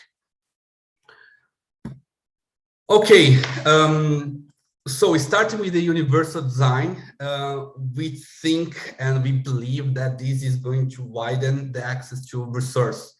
If we follow the principles of the universal design, and in a second, I'm gonna deep dive a bit more, what does it mean? We think that we can indeed widen access to resource. In assessment itself, we have some standards, the same as IEG that we just learned. We have some standards which help us to and guide us to implement these on our tools, our systems. And then for people with different needs and preference, we have APIP, PNP, and access for all. So those are the three standards that help us to implement accessibility. In more broader and wider granularity, we have W3C, well known as a big consortium, which is helping us, giving the guideline how to make web content accessible. And in their guidelines, you can be compliant in different levels. And this is what we call WCAG compliant. As you see in our tool, we are WCAG compliant 2.1 and AA compliant. One thing that I'd like you to take from here, take away, that accessibility is for everyone. We are not only talking with people about people with disability, but anyone that would access our system, anyone that would access our content. And you will see that if you have this mindset, the implementation of those programs are going to be easier. And I will give some examples to you. Another trend that is not that new, right? That accessibility is no longer a nice to have thing, is a must have, and being reinforced by the legal requirement. So we no longer, okay, we are accessible, but we need to comply to legislation and laws that make the content accessible for all. Okay, so let's deep dive in universal design. Yeah, so it has been created, was developed in 1997. I believe that is still accurate, this definition, and I will try to emphasizing some words to you. So the design of the product and environment to be usable by all people to the great extent possible, without the need for adaptation or specialized design. I would like to read again, without the need for adaptation and specialized design. It means that you are not creating a system that will need to have, a special thing just for, a group of people. You need to design your system, consider the Assess for all. They have created 7 principles that are guiding us, that are making us to be mindfulness about other people. So for example, one of the principle is being flexible. I will let you know in a second how have we done to address this principle at OAT with our test delivery platform. Okay, so going forward and trying to get a bit out of the system and the web and the technology, and going to some examples that you can see in our day-to-day when walking in the streets. So we have 2 good examples. The right one is the European Convention Center here in Luxembourg. And it's easy to see that they have created an elegant solution, right? So we can drive cars up to the ramp, and any kind of type and size of the car that can easily access to the entrance door. Whereas in the left side, it is still accessible, right? It's not elegant as previous, the right picture, but it's still, we are making that the user or the person can go from A to B, the point A to B, if they do have special needs. So both are situations that we can see in the market where we are doing your application. You can start from scratch, which is my advice. However, if you have already your solution, please do not stop there. You can make this accessible for all. And thinking through, you can get a better and elegant solution as well. At OAT, we have done both, right? We start from scratch.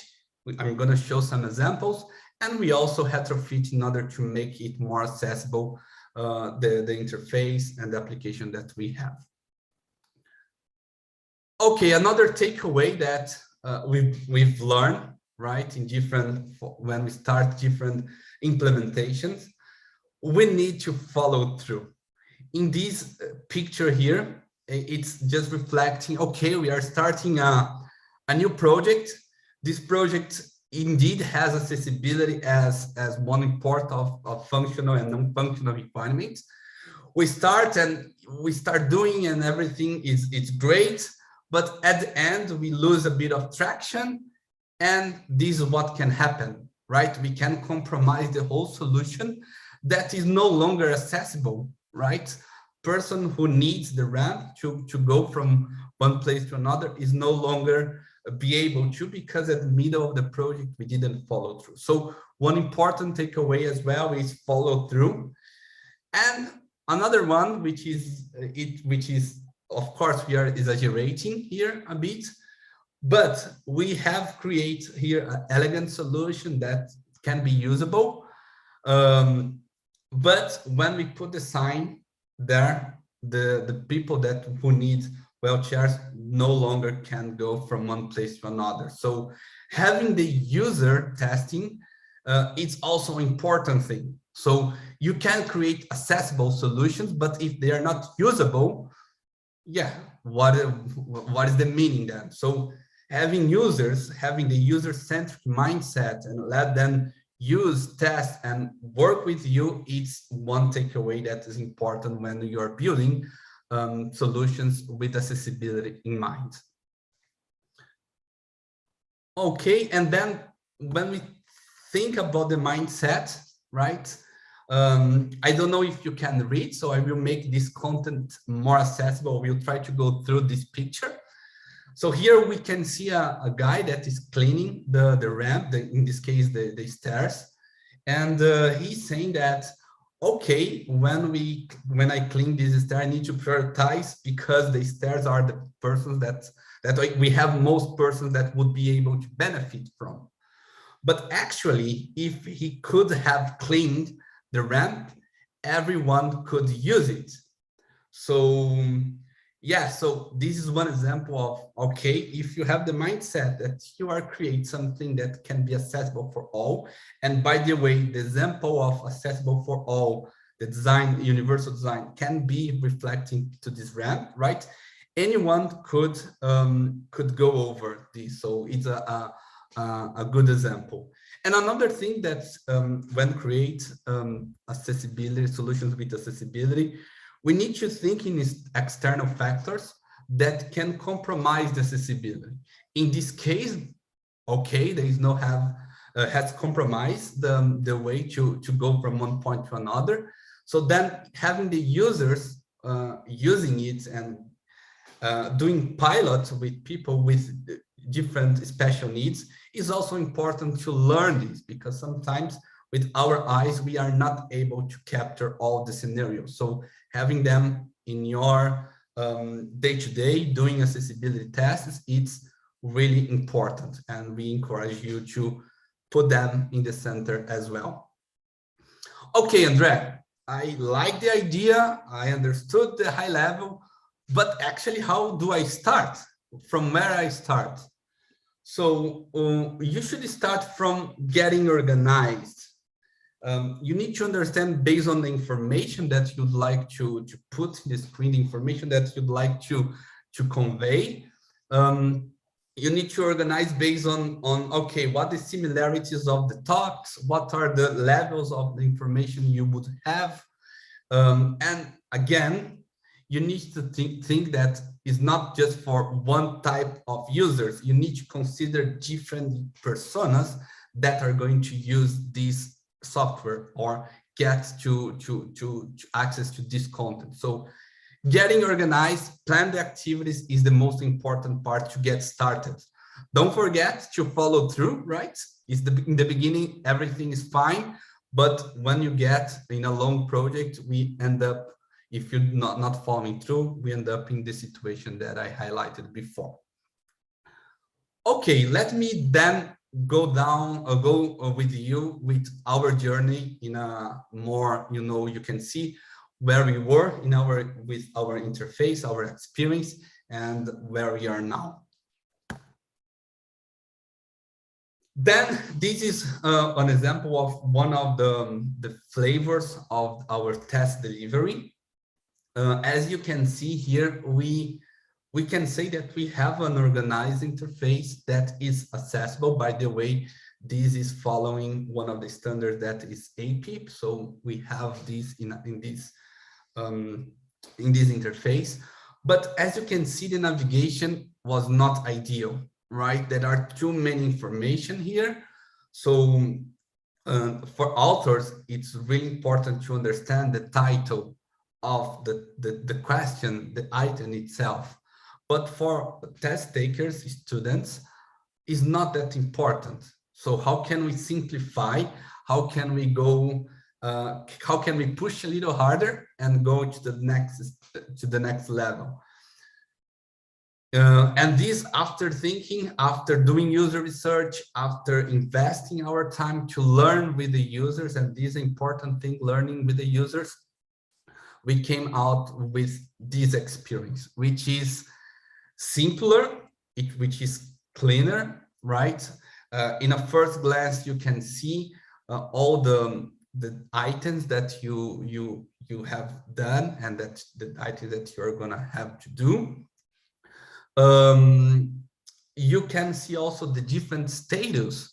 So for instance, when we have bookmarked, you will have a different icon here. When you, as a test taker, you have answered the response to the question, then you would have it in a black, with a black background. So it's important to let the user understand in a simpler way possible. So this is one of the elegant solutions that we have built. Going a bit more and discussing a bit more and showing you other capabilities to help the accessibility. All our screens are using the keyboard navigation. This is also called as a jump link, right? That we are highlighting for whoever is using assistive technologies. So you can use tab. Whoever is using assistive technologies can easily screen and understand what's going in the screen and understand what are the big sections of the screen.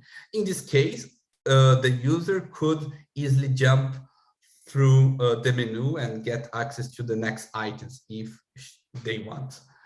Another point to reinforce here is about the consistency. As you can see on our overview panel, you could see the same consistency which we had in the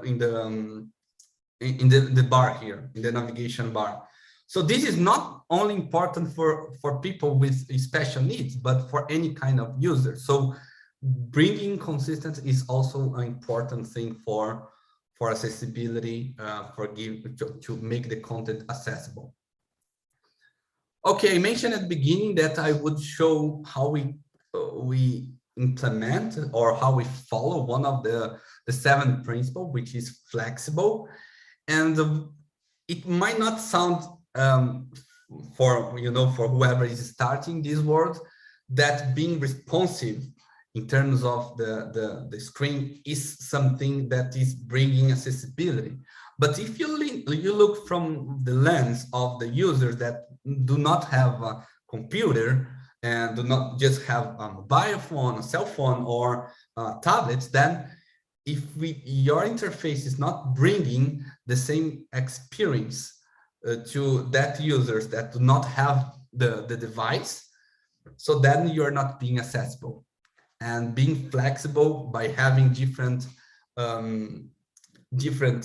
screens, support different screens, is also something that is one of the principles that we are following with our tool, with our test delivery engine. Great.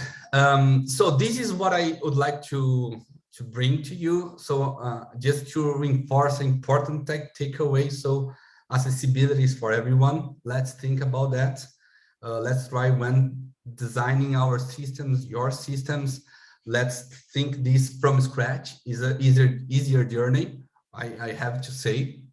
And you can come up with more elegant and much more accessible solutions with low effort. That's it. So thank you very much. Here is my contact. If you would like to, discuss more, I would love to be more in depth with you guys to talk more about it. It's something that I love, and feel free to get in contact with me. Back to you, Mark. Yeah, thank you so much, Andre. Great presentation. So we have a few questions from the audience here in the chat box, and so let's pick the first one then for our colleagues from Hamro. There's a question from Donald. Where are you in terms of AIG for passage-based items? It's a great question. It really depends on what kind of passages you're referring to. I can go over a few types. Like if we're thinking something like a situational judgment passage, where we present a situation to an examinee and they have to respond with a behavioral response. That's something we have already tried out, and it's worked quite well. We were able to have an AIG model generate that entire situational passage for us. If we talk about something like reading comprehension passage, that's also something that we're working on. For reading comprehension, what we've done is we've taken, oh, yeah, I'm seeing in your chat, you're saying reading passages. So for reading passages, we've taken existing reading passages, and we've tried to sort of extract potential questions from those passages. That's some work in progress. I don't have too much to say about it right now, but it's something that we are working on. So it's definitely a possibility, but its effectiveness is still to be determined. And just one more type of passage. How's AI at generating the actual passages? So we haven't generated the reading passages, but if we go to passages that we have tried generating, which are the situational judgment passages, if you remember the results where we showed that about over 50% of personality items were considered about as like very acceptable. We found very, very similar results for generating situational judgment passages. We haven't tried generating reading comprehension passages. That's certainly something that we plan to do in the future. Yep. And I'll just finish my thought on, say, math passages. That's actually something that we may actually prefer to use, say, item templates for, because math is just so rigid in its rules. So saying something like, Sally has 20 watermelons, simply replacing different terms. That's something more suitable for item templates. Martin, we have another question that says, how is any work on statistical comparability across the items? One thing to note here is that in an operational testing condition, we are still engaging human reviewers to look over the items, enhance them. We are currently only using the AIG items as starter content to feed into the process. And it primarily replaces that initial heavy lift of getting the content drafted. Then it's entering our review process as would any other item. So it's not a raw, excuse me, it's not a raw comparison of an AIG item to a human generated item, because humans are still very involved in the process. Thanks, Taylor.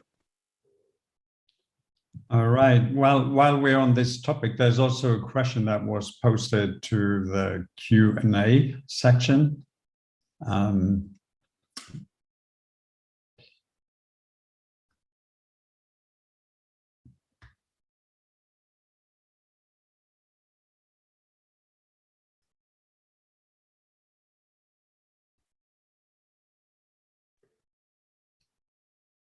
So that's a question for sorry, actually, that was my bad. It wasn't a question for Hamro, but for Andre here about accessibility. Okay, so let me take this one. So for accessibility demo, the example does not appear to include common test features of clock or timer. How are you handling time and notification to assistive technologies, user timed events such as time remaining and expiration? Yeah, so in our implementation, in that example, I did not put timers on it in a propose, right? But how we are handling that, we need to let the assistive technologies know of the tick of the timer. And in terms of messages and notifications, whenever the student or test taker have the time finished or expired, then we show a notification. And this is easy for assistive technologies to read through. So if the messages are using the guidelines and the areas, then we can, any NVIDIA, JAWS, or any kind of assistive tool could read the message and let the test taker know.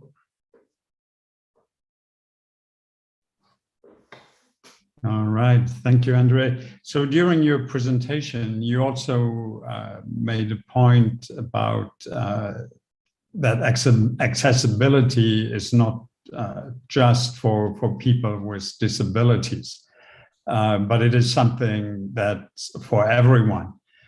Can you give us some examples of such capabilities? Yes, I have two in mind. So the first one, it's about zoom feature, right? So maybe you want to zoom in a picture and trying to get more details from the picture. And this can be used for everyone, right? It's a tool that not only persons who have special needs would benefit from, but any person. This is more talking about features and tools, but there is one that might be not well noticed, which is the color contrast. So if you are, for instance, using a device or a screen which does not have a good color contrast or is not, in good conditions, and if you do not have a contrast between, the background and the text, then you might not able to read. So this is an important thing, which is to be compliant in WCAG, you need to have a certain ratio. And this is one simple example that is showing that, okay, of course, other people will get benefit from, but people even without special needs. So for instance, in one day, if you are tired and your vision is not that great at that moment, having a good color contrast will help you and will let you be less stressed as you are already stressed by taking the test. So those are the two examples that I can bring, which is something that highlights this point. All right, excellent. And there's something maybe you just answer in the chat box here. One of our attendees is asking for your LinkedIn address. So while you do that, there's a question coming back to AIG, whether it can be equally applied to sciences like chemistry, for instance. That's an interesting question. We have not tried it for science type items. I'll definitely say that's definitely something we would like to try out. But more broadly speaking, we might consider those sort of knowledge type items. And so far, our main focus has really been on generating items where it's really more behavioral. So personality items, vocational interest items, situational judgment items. The more recent reading comprehension work, that's really where we're starting to get into more knowledge type items. And what we found is, so far, we're able to take reading passages and extract out possible questions and possible correct answers. The struggle with the current sort of natural language kind of AIG is these language models, they don't always know what the correct answer is. Sometimes they might be able to give you the correct answer.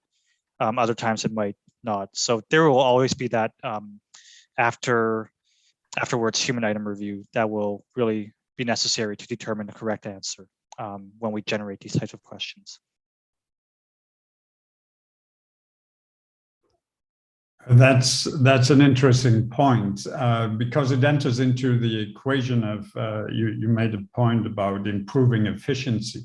Right. And so the fact that AIG generated items, there's obviously lower cost to it compared to human. But then when setting the scoring rules, you have human work coming back in. So have you done any kind of cost analysis of one model versus the other in terms of cost per item, for instance? I don't have specific cost analysis numbers, but we do see a huge amount of time savings in our processes, because what the AIG can do is it already generates the items and it generates the response options. So that's already something that the human doesn't have to do or do a lot less of. So by significantly reducing the effort related to that aspect, we are seeing significant cost savings down the line. Can you provide any numbers, or is that too early? That's definitely, I think, too early right now. Yeah. Okay. No worries. Yeah, and then there's one more AI question here, whether you can generate inferences or implications. Can you clarify what you mean by implication items?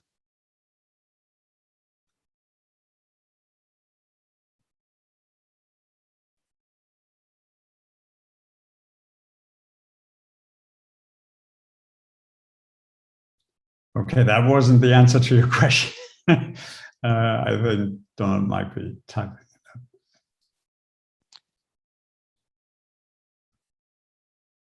You might have something that is implied but not stated directly. Right. Yeah, so just going back to our reading comprehension example. So oftentimes for reading comprehension item, you might be asking, what is the author inferring? That I will say it's not something we've gone to yet. Right now, we're really just working on pulling out what is actually stated in the reading comprehension items. So right now we're starting with the very basics. Can we do the most obvious types of items with AIG? And then we are slowly moving more and more towards more complex type of items. To some extent, the items that come out of the algorithm are dependent on the source corpus. And so if we're training it on a bunch of other implication or inference items, and there's language structure that tends to be utilized in order to create those types of items, then it seems like it would be, AIG would be more promising in this in that it can learn how to linguistically set up inferential actions or responses on behalf of the test taker. All right, thank you. Well, we have a few minutes left, so I have one question here for Andre. So in terms of the accessibility, you said taking a step back and planning it from the ground up. How did you approach that? Did you have consultants, or how did you ensure that the chosen design approach actually works? Great question. So I think the core of making something accessible and usable is to put the user in the center, right?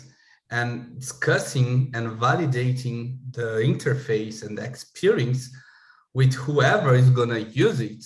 And of course, considering different personas is the key here, right? So the standards are going to give you the guidance, and technically you can be accessible, right? You can follow all the standards and technically everything is fine. But if the interface and the experience is not usable, then yeah, it is not a good approach. And in order to ensure it's doing user research and user validation. Back then, I think not a long time ago, we brought a person who had lost vision to use our platform in front of us, right? And we have learned so many things, right? So many details that because we are not aware that, it's difficult to catch and implement it. So having them doing user testing is key to ensure that your interface can be usable. All right, thank you. Well, I think we just got barely a minute to spare, so I think we're going to end the panel discussion here, and I give back to you, Jeff. Thank you ever so much, Mark. Thank you, all of our speakers. A fascinating pair of presentations, really full of good stuff. Lots of takeaways. I particularly like the one on putting the user at the center of things, something that I think every computer system, every discipline in the world ought to think about doing. So without further ado, we are now moving on to our third lightning demonstration of the day from Tau, one of our sponsors today. And I believe we have Samantha Leonard and Teresa Casas to speak. Is that correct? Yeah. Yes. I think Teresa and I have actually met at one of the conferences some time ago, actually. But she's now thinking, did I? But let me hand over to you, to Teresa and Samantha, for the lightning demonstration, and I'll be back after that. Okay, Great. thank you. So We're going to go ahead and get started with our lightning demo. And before we jump into the demo, I just want to let everyone know, again, if you have any questions, please feel free to drop them in the chat. So our lightning demo will be presented by Teresa Casas, and this will be bringing the sharing economy to education through open source. So our solution specialist at Open Assessment Technologies, Teresa, has an extensive background in software technology and helping clients in their steps towards digital transformation. So it's my pleasure to turn it over to her. Thank you, Sam. Quick question, can you see my screen? The slide deck? Okay, cool. So let's get started. Thanks for the intro, and thank you for, well, I'm very happy and excited to be presenting today here. So just to go over a quick brief and context again about open assessment technologies. As Mark was mentioning before, we are a trusted partner driving the digital transformation in education with the main mission to advance online assessment to empower today's learners and tomorrow's leaders. This is done thanks to Tao, the leading enterprise class open source assessment solution that powered by our open source philosophy and built on open standards. We are helping organizations across K-12, higher education and professional advancement industries to deliver, to customize, design and develop their specific and unique online assessment solution to deliver online assessments in a secure and a reliable manner at any scale. With this, we have come across with a global user community across 160 countries, and we are very proud to share that we have successfully helped to deliver over 100 million tests in more than 30 languages across this global user community. So if we combine these three facts, the open source, open standards, and the global community, that's why we firmly believe that we are helping to bring the sharing economy into the education industry, helping to work all of us together, work with your peers globally, learn together and advance together for the common aim of the education industry. And if we put collaboration and the openness in the same equation, that's why we think that we are accelerating all together with in the innovation of digital assessment. So this is our main driver and why we put that for the service of the community. And how can you benefit, or how can we partner together on this journey? We have different Tao solutions to match the scale of your deployment and based on your maturity and your digital assessment or digital transformation journey. We have diverse options for you to get started and go along the journey. Starting from Tao Core, the open source solution, free and global access for you to download it. You can review the source code. You will benefit from the innovations and enhancements that the code that the community is sharing.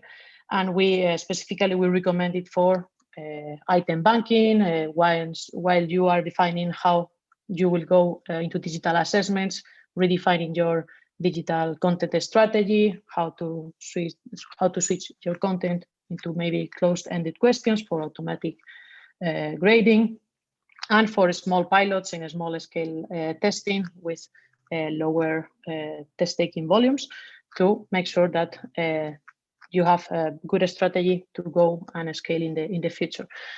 Once you're ready to move forward, we support Tao Ignite, Tao Pro, and Tao Enterprise cloud-based solutions. That what we aim is to provide you that peace of mind and a smooth and reliable deployment for you to not to worry about any technical configuration, overhead.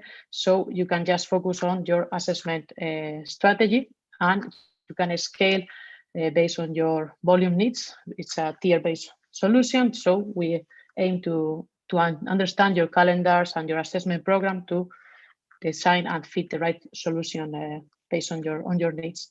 And when we go into a mission critical or larger scale assessment program, where you require unique customizations and configurations or integrations with the EdTech ecosystem. It's when we design and we work together to design a specific TAO enterprise solution to fit your specific needs. So in summary, based on your capabilities, maturity, volumes, support and customization, we have the way to get started and design how we would move forward in the future.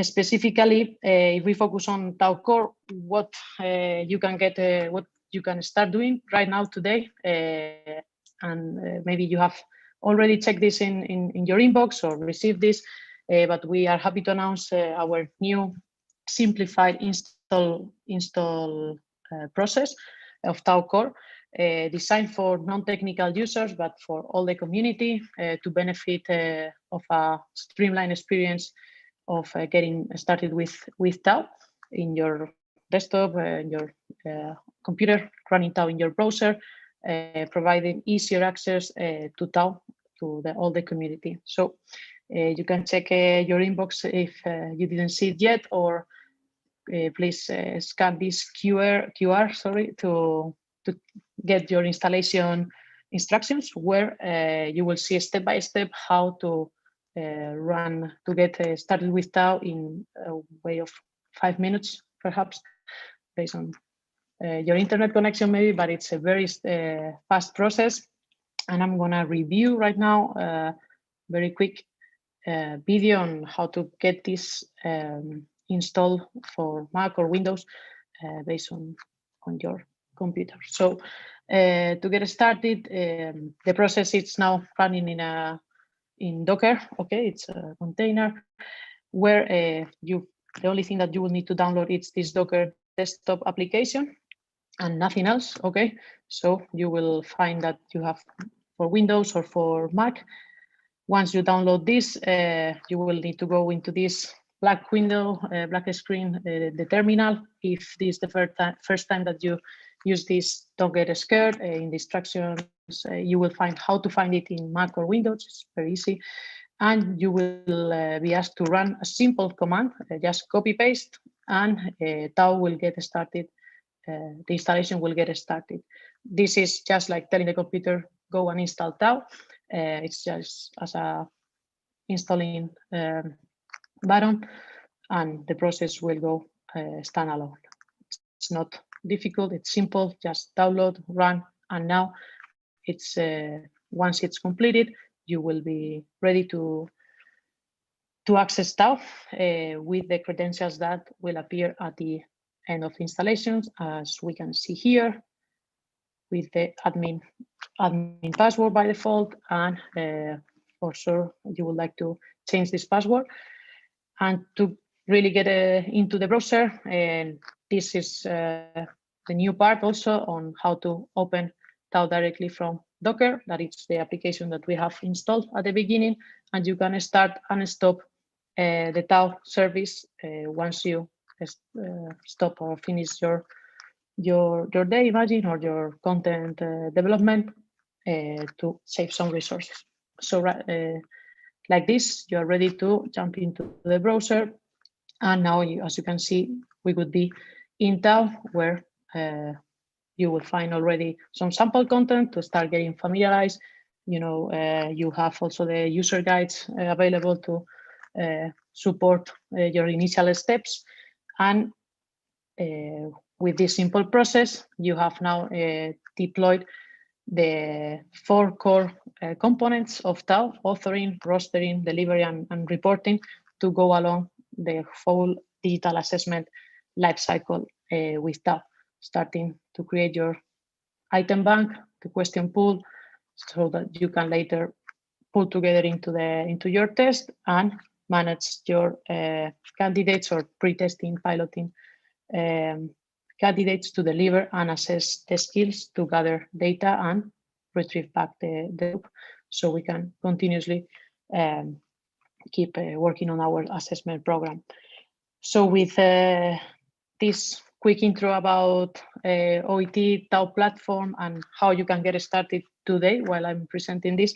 I will be doing a quick lighting demo on Tau, where we will see how does it look for a candidate to take the short exam, and then we will see how to start creating questions and making a test to make it available for the students.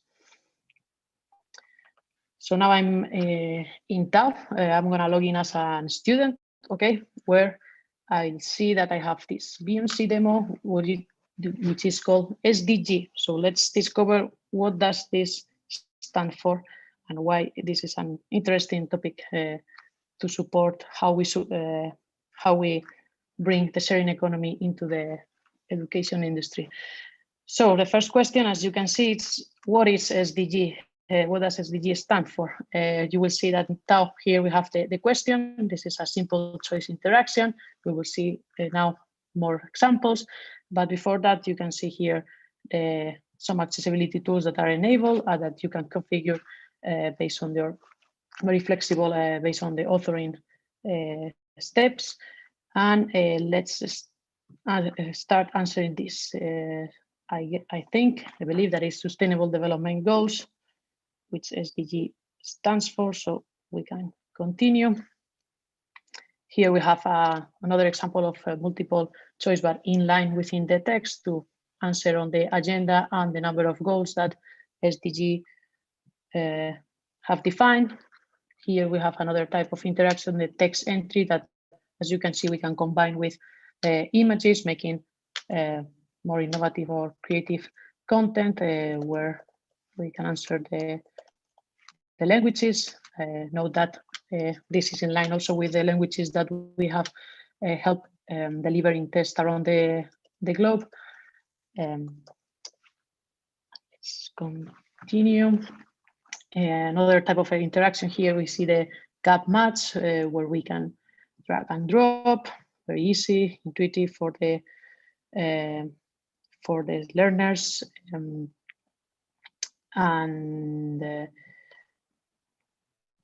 With this, we are answering the question. You can see that we allow different, you can have all the control to combine the layouts and how to put the content in place for the student. Here we are seeing the associate interaction as another example where we are asked to match quality in education, well, the target with the goal. So for example, I see that this is the association and we can associate each of them together. What's next? We can also, as you can see, combine informational items. This means that no answer, no question is required, no answer, no scoring, and this can be given as an intro or end of test. And here we are sharing how Tau gives back also to the community and to the our social responsibility, where let's see what is asked later based on this content. I'm reading here with our priorities to provide reliable and accessible online assessment to make them available to everyone through openness and collaboration. So if we go to the last question, here we are getting asked which SDGs does Tau support, and based on this note that we have read before, I can answer that, of course, quality in education, decent work and economic growth. I believe that online assessment is helping to do this, industry and innovation and infrastructure goal, and reduced inequalities, and highlighted also from Andres' presentation before. So this is how Tau could support the SDGs right now. So with this, we are finalizing the test, and I'm gonna now log in as a administrator or author, content developer. Imagine that we are in our Tau core deployment that we have just installed, and we are going to first create a sample item where you are seeing here the item bank structure that it's open for you to organize and get a structure based on your team or based on the content that you would like to develop. And in our folder, let's create for a new item. Imagine SDG 11. I'm going to focus on the number 4, that it's the quality in education.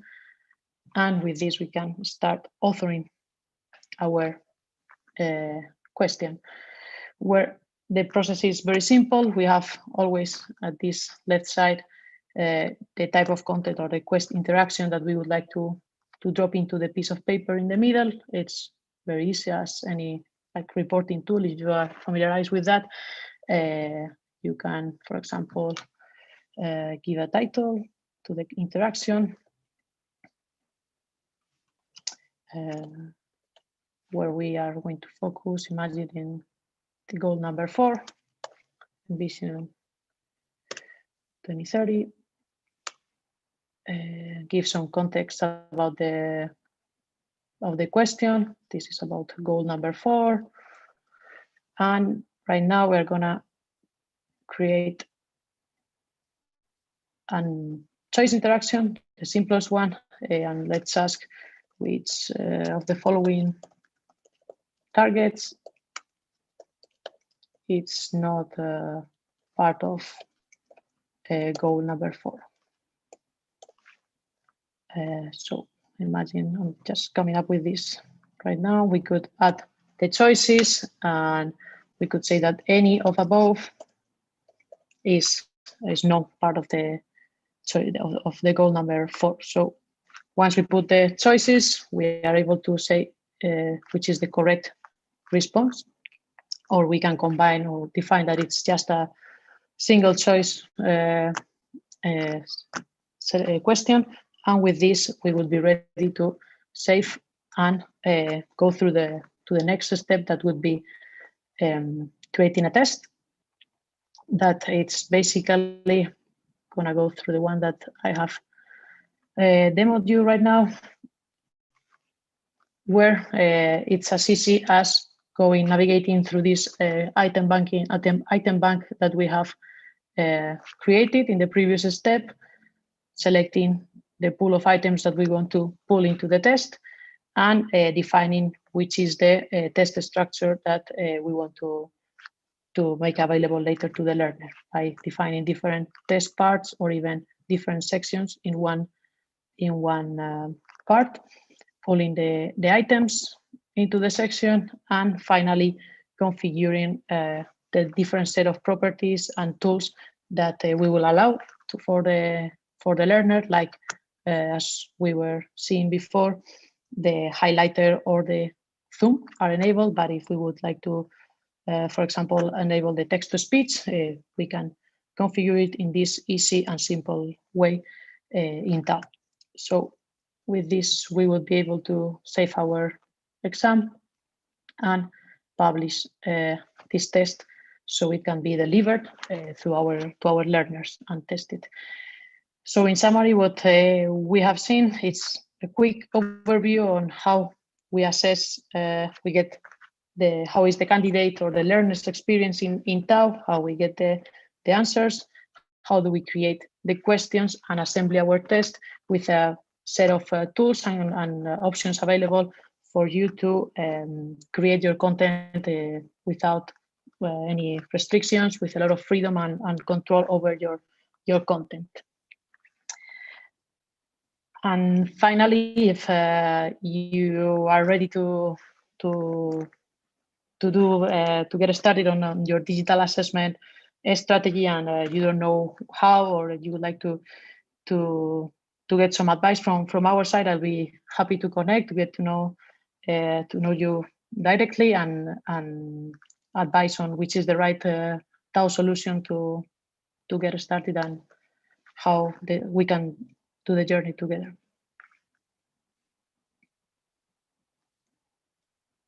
Okay, thank you, Teresa. Thank you, Samantha. I think excellent presentations all round so far today. We've got a scheduled little 5-minute break, which allow me, I'm British after all, to have a cup of tea. And we'll be back again in about 5 minutes at 2:30 Eastern, 6:30 UK times, 7:30 Paris, and look forward to seeing you again in just a few short minutes.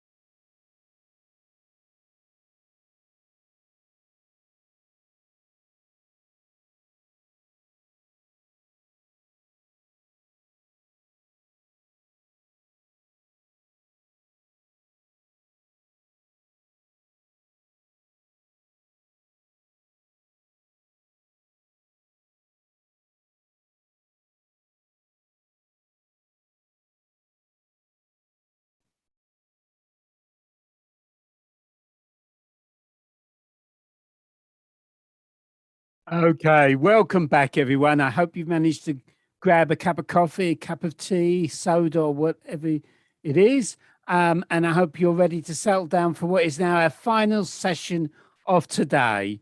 That's making data meaningful. And without much further ado, I'm now going to hand over to Graham Hudson and leave you in his very capable hands as he chairs this final session on making data meaningful. Thank you ever so much, Graham, and over to you. Yes, and thank you very much, Jeff, and hello to you all. It's great to be here at the conference again this year. And we have 3 good presentations for you now about making data useful. And what I think you'll find as we go through each of these presentations, they're very practically focused. And I think that's what we're all about, looking to see how we can help the development of learning through assessment and data as part of that journey. So I'm pleased to introduce to you Helen and Sladana, who are from ACER, based in the UK, and John from Schoolview, who is also based in the UK, and Joey Webb from Centrepoint Solutions, who, when I was talking to him the other day, was saying he was toasting away somewhere in El Paso, I think you said, didn't you? Yes, while the rest of us are slightly freezing and getting wet here in slightly lesser climes. So we're going to hear first from Helen and Sladana. As I said, they work in the UK office of the Australian Council for Educational Research. Helen is head of the UK test development team.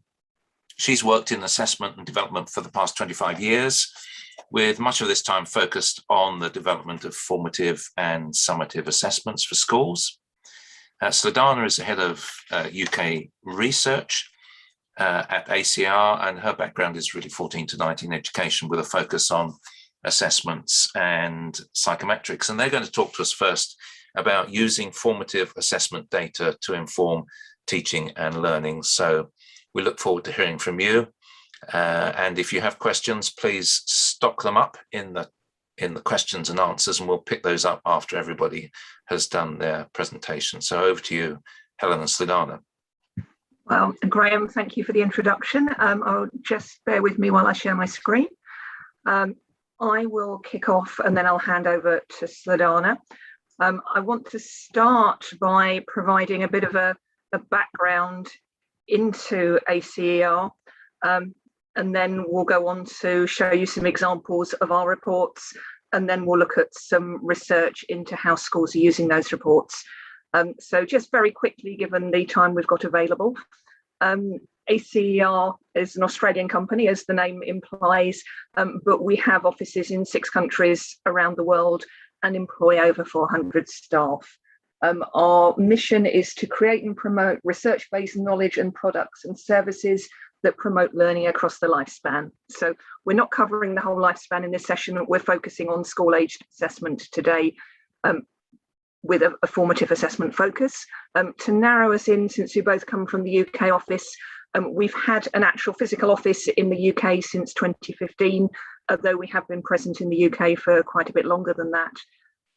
We currently employ around 20 staff, and you can see on screen there the various assessments that we deliver within the UK at the moment. So moving on to looking at our reports, the reason we wanted to do this session is increasingly as formative assessment goes online, there's so much data that we're capturing as children answer questions, but I think we need to be quite careful when we're putting reports together to think not from a test developer's perspective as to, you know, what exciting information can we capture and report on, but what is actually going to be most useful to teachers and others in schools in terms of supporting children's future learning and development. So we've got 4 categories, I'd guess, of types of report. One which is very much focused on the diagnostic information gained from how children, be it individuals or groups, are answering questions, information on a wider group, possibly in comparison to national norms, possibly just in comparison to a school or local authority, and then aggregating performance across a group and performance over time. So I'm going to touch briefly on examples of all of those different assessments. But before I go on to start showing you things, we're very much about developing our reporting offering based on user feedback. Within Australia, our progressive achievement test is used in about 60% of schools. This is a very well-established suite of assessments, so we're really lucky to have the opportunity to engage with our users of those assessments to get feedback to continually evolve and refine reports, which in turn gives us a strong suite which we can then implement in other assessment programs as appropriate. So we want reports to be useful. We've identified that teachers are most interested in identifying learning gaps or areas that they can focus future teaching on. When we started delivering national assessments in Scotland for the first time, one of the bits of feedback that we were getting from some focus groups was something around a lack of confidence in some schools in terms of how to use that data. And in some schools, I think initially there was even a misconception that reports are only the remit of the senior leadership team in a school, not necessarily something that class teachers could learn from. And yes, they are for the leadership team, but they're for a much wider range of audiences than that. So just to move on to show you some of the examples, the first example that I want to show you is what we refer to as an individual report. This is targeted for the class teacher, but I think you'll see as I just talk about it in a bit more detail, it could be tailored very easily to be something that you might want to give to a parent as well in terms of looking at performance. So we open with a very short summary describing where the learner is in their progression and understanding, and not just overall, but we go on to provide statements for different strands of the curriculum, how they're performing on those strands in relation to their performance as a whole. So it might be that you've got a learner who has demonstrated very well overall on their performance, but maybe they're weaker in one area, and that's an area that the teacher might want to focus on in future teaching. We've then got a summary diagram that shows where the child is in terms of their progression across a scale. This is a common feature of a lot of our reports, which we use to track progress across a child's school career. And you can see summary statements alongside that that describe what learners working at a particular band can typically do. So you can get a sense of where that particular learner is in terms of their journey and what they might be developing next as they progress in their skills. We've then got information about individual questions. In this instance, a statement that describes the area that's been assessed, the difficulty band, so same band scale that we just saw for learner performance, so you can compare the two fairly easily, and a quick summary of what they answered correctly, what they got incorrect, and what they didn't attempt. And then the final section is that same scale again, looking at the learner's performance in the context of their class, their school year group, and in this instance, this is an example from Scotland, national norms for the Scottish population. So that's an individual report.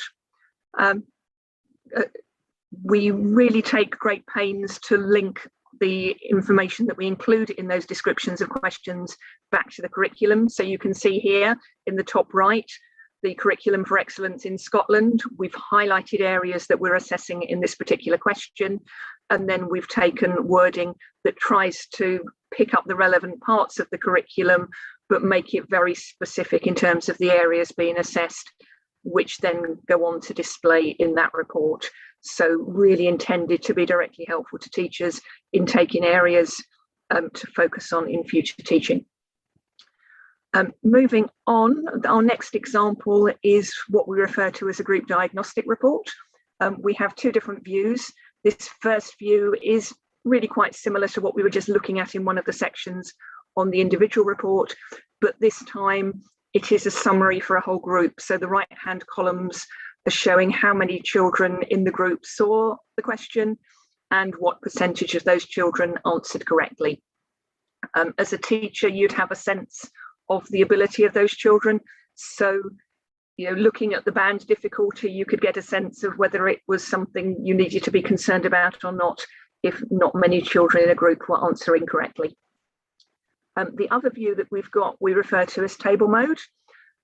Same information, so now each column is those item descriptors that we were just seeing in the summary table in the previous view, but now we've got a separate row for each child where we can see how the child achieved both in a summary band but also a scale score, and then you can read across quite quickly to see which questions they answered correctly or incorrectly. And looking down a column, the more red crosses you see is a suggestion of an area that maybe you might want to focus on in future teaching. Rather than keeping questions in the order they appear in an assessment, we've grouped them by curricular area, again to help teachers in terms of spotting patterns or trends across questions on common themes. Moving on now, I'm taking us over to Australia to show you what we're referring to as our PAT Adaptive Showcase.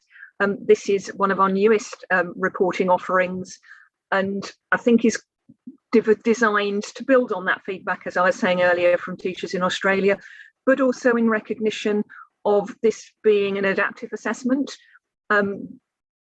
It's not as straightforward, I think, sometimes to represent information for adaptive assessments as it might be an assessment where every child in the group sees the same question.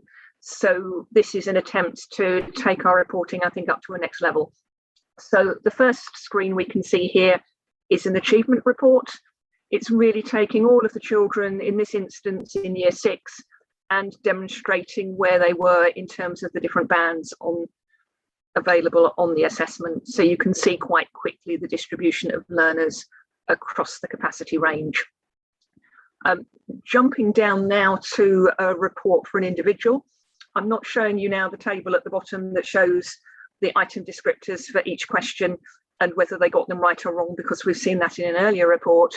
But the difference here is we've introduced a graphical representation, so you can see in the order that they were presented in the assessment, the relative difficulty of items, whether the child got them right or wrong according to the red blob with a cross or the green blob with a tick, and the dotted or the dashed line across the middle of the report shows the learner's scale score and confidence interval represented by a grey band, and then finally a yellow line to show the mean score for that age range in terms of those national norms. So again, different representation, recognising that different people process information in different ways, but providing hopefully a very visual indication of areas where maybe you need to be focusing future teaching and in areas where you can celebrate success. Again, within our PAT range, we've got a group report. We're calling it this time the item performance report. But again, if you just see the sort of snippet at the bottom of the screen, you've got that item description, difficulty of the questions, how many children in the group saw the question, and this time how many of those answered correctly. In an adaptive model, it might be that only one child in the group sees a particular question. It might be a significantly large number, and maybe we're not too concerned if a question was only seen by one child and they got it wrong, but we might be more concerned if a question was seen by maybe 20 children and the majority of them got it wrong. So we have the flexibility in this report to decide what's the minimum number of children to have seen a question that we're interested in, and we can slide the little slider below the chart there to adjust for that. And again, what sort of percentage of children getting the question correct or incorrect are we interested in? So we can adjust that to focus on areas of interest to the teacher. In this instance, it's a maths report. We happen to be looking at questions on measurement and geometry, but very easy to filter by other areas. And in this instance, not only are we grouping by curriculum areas, we're also grouping by proficiency strands, so things like fluency, problem solving, reasoning, etc. And then to finish off the examples that I've included here, we have a progress report. So in this instance, the blue box and whisker plots are showing performance for a group of learners over all of the assessments that they've previously completed. within the PAT suite, and we have the ability to turn on the red box and whiskers, which are the national norms. So you can compare fairly readily between your selected group of learners and national norms. Again, below this chart, there is a table showing with a row for each learner, and you can choose to select a learner, and a blob would appear in each of those different columns to show where that learner's performance was on each of those different tests in relation to the box and whisker. Each of these reports within the PAT suite has a lot of options in terms of customization as to which learners you include and various other things, which in the length of presentation I haven't got time to show you now, but hopefully that provides a good whistle-stop tour. Before I hand over to Sladana, just wanted to give you an opportunity to use the chat function to talk about your own experiences in terms of what information based on your experience you think schools find useful in reports, and indeed how schools use reports. So while Sladana picks up, if there are any comments and thoughts that you'd like to share with us, that would be much appreciated. But thank you. Over to you, Sladana. Thank you. If you can go to the next slide. So to answer these very questions, we decided to conduct some research ourselves in Scotland, and we wanted to see how do teachers who have been using our assessments for now nearly 5 years actually use these reports, and how do they integrate them into their teaching and learning. So if we quickly go to the next slide, this is what we've done. We've done extensive literature review. We conduct annual staff survey, and we've used those findings for our case studies. We visited 2 Glasgow schools, and we visited additionally 4 other schools in other LAs and conducted 10 classroom observations. So in total, we conducted 12 structured interviews with teachers and head teachers. The next slide shows you an example of the school that we visited. And obviously we're providing range here in order to keep it anonymous. But it's a large school in Glasgow, and it has SIMD stands for Scottish Index of Multiple Deprivation. The lower the SIMD, the higher the deprivation. So it sort of gives you the idea of these are schools with disadvantaged children, some of whom have additional special needs, and many of whom are English as an additional language. And the school B on the next slide is very similar, slightly smaller, but still high levels of disadvantage, although not quite as many, proportionately not as many additional support needs in English as an additional language. So the next slide will give you the findings for the research we have done. So these are the general themes that came up. In a nutshell, we found that teachers are very comfortable having reports and using the data from them. They call themselves data-rich schools. It's all about triangulation. So it's all about not relying on a single source of data, but using various reports, various information that they get, including observations, including everything else, to make their judgments. They use the reports a lot for interventions on a whole spectrum, from those students who need more support in order to achieve more, to students who are doing really well but need extension and need more challenges. And they use these reports as evidence-based teaching. So based on those information that Helen has shown you, they can see where the strengths and weaknesses lie, not just for a child, but for the whole class, and therefore they can adjust their teaching accordingly. Monitoring progress is, of course, a big issue. That is something that all teachers want to do. They want to see progress on individual level, on class level, school level, and all the way up to the national level. It's something that everyone is interested in. And lastly, reporting. Reports are needed for parents, they're needed for setting objectives with the students, and of course they're also needed for head teachers when they are reporting to the local authority. So this is just a very quick whiz through the findings. We'll finish here so that the next group can have their time, but we will be here at the end if you have any questions for us. Thank you.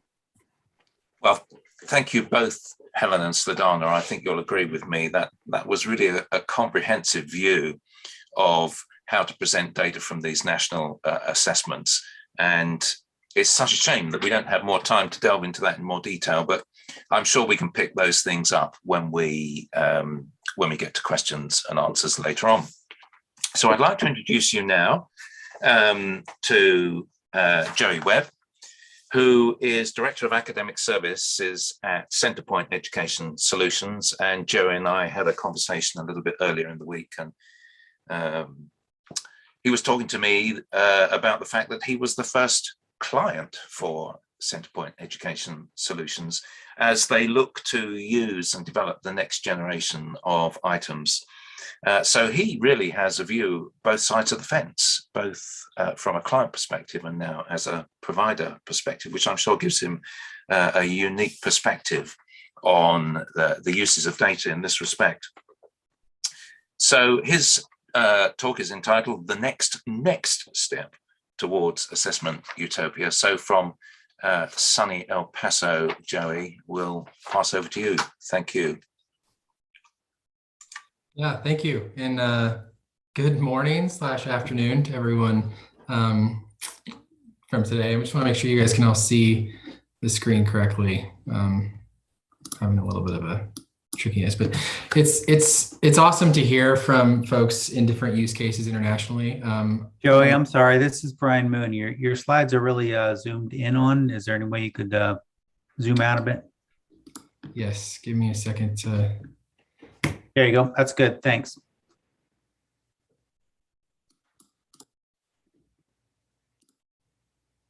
We good? Good to go there? Yeah, that was good. You actually had it a second ago, but yeah, you're good. You're good. Go. You guys needed to reshare the screen. But I one of my favorite stories to tell to folks when I talk about the instances between some other international experiences I've seen versus the ones that we have in the States is that my wife's, my father-in-law was an Army liaison officer, and she actually went to high school in Australia. And when I see her report cards, she loves to show them to me. But when I see her report cards, I always find it so intriguing to see just how much detailed data they had on her learning, both as parents and from the perspective of the teachers, which I thought was an incredibly rich thing. Today, I want to step back to talk about conceptually, I want to sort of move away from some of the practical use cases and the case studies that we just saw, which were really, I think, illuminating, to talk about our belief or our thinking towards assessment in a more conceptual way. And I'm calling this the next step towards assessment utopia, because really we think about this as a long-term vision, and in the States, we've been on a long-term pathway to make this right. First, I just want to tell you guys a little bit about me. I'm Joey Webb. I'm the Director of Academic Services at Centrepoint. Centrepoint's a small boutique, about 30-person in size, nonprofit in the States that primarily works in the space of building high-quality assessments. We build high-quality interim assessments, item banks, and we do a lot of work with small level clients all the way down to individual charter schools like the one that I ran and worked with Centrepoint with 5 or 6 years ago. We also have built curriculum, most recently with the city of Chicago on a culturally relevant curriculum. But the primary work that we do is around building high quality assessment. So being here is something that we're passionate about and grateful to have the opportunity to be here. When we think about tinkering towards utopia in the States, the thing that I love to tell folks, and Graham responded to this to this on Monday when I said, in the States, we have 51, I guess you could say 52 different schema for assessing students. Every state has its own set of standards, its own curriculum, its own scope and sequence, and its own testing regime. And it can create for lots of different ways or messiness around the way that we align our assessment tools. And the decentralization of that programming has meant in the last 20 years, we started to say, how can we start to make this assessment regime that we have be more focal and shared and unified into a national program? Having said that, the progress has not been linear. There are certainly, based on different administrations at the presidential level, there is different influences, and every state also has different leadership that through revolving doors of administrations means that we take steps forwards and back. towards making an aligned assessment model. So from a perspective of the problem, what we will often hear is when we sit down with teachers, and I saw Mark Johnson's comment about, teachers needing to be able to understand the data that comes from their item. What we see is that we sit down with teachers and they're preparing to look at data, and they are often either early in their career, maybe enthusiastic. They sit down and they say, wow, when I look at the way that my students are being assessed, I really didn't teach it that way, or I didn't really know that content would be on the test, or I didn't actually teach that content yet, or my kids didn't learn to do it that way. The interaction was different. And what this really is a disconnect between the way that state summative assessment programs work, individual school level curriculum, and so many schools make individual decisions. Now, the state will set the scope of standards that need to be covered, the scope of learning that needs to be covered in the course of the year, but when and how that content is addressed over the course of time is unique to every state and to every school and to every curriculum that's chosen, such that when we provide assessments at the state level and also at the school or district interim level, what we see is that there's just a huge disconnect, and the day-to-day teacher instructional experience isn't met with the summative assessment experience. And this really brings up this idea that can very quickly disenfranchise teachers is Campbell's law. That the assessment has really just become a social indicator for us to make decisions that has been corrupted, that is not actually monitoring what it's intended to do. Campbell's law, says that achievement tests may well be valuable indicators of general school achievement under conditions of normal teaching aimed at general competence. But when they become the goal of the teaching process, they lose their value as indicators of educational status and distort the educational process in undesirable ways. And the truth is, it's not been corrupted. It's not been,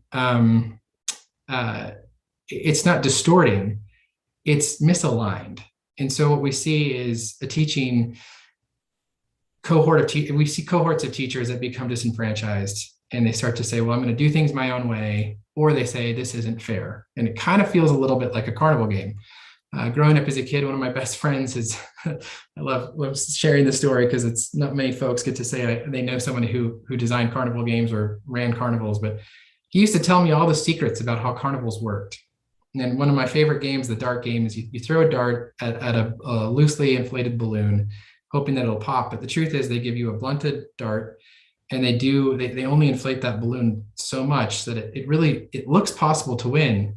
But when you actually go to play the game, the outcomes don't go the way you expect them to. And teachers can often feel that way.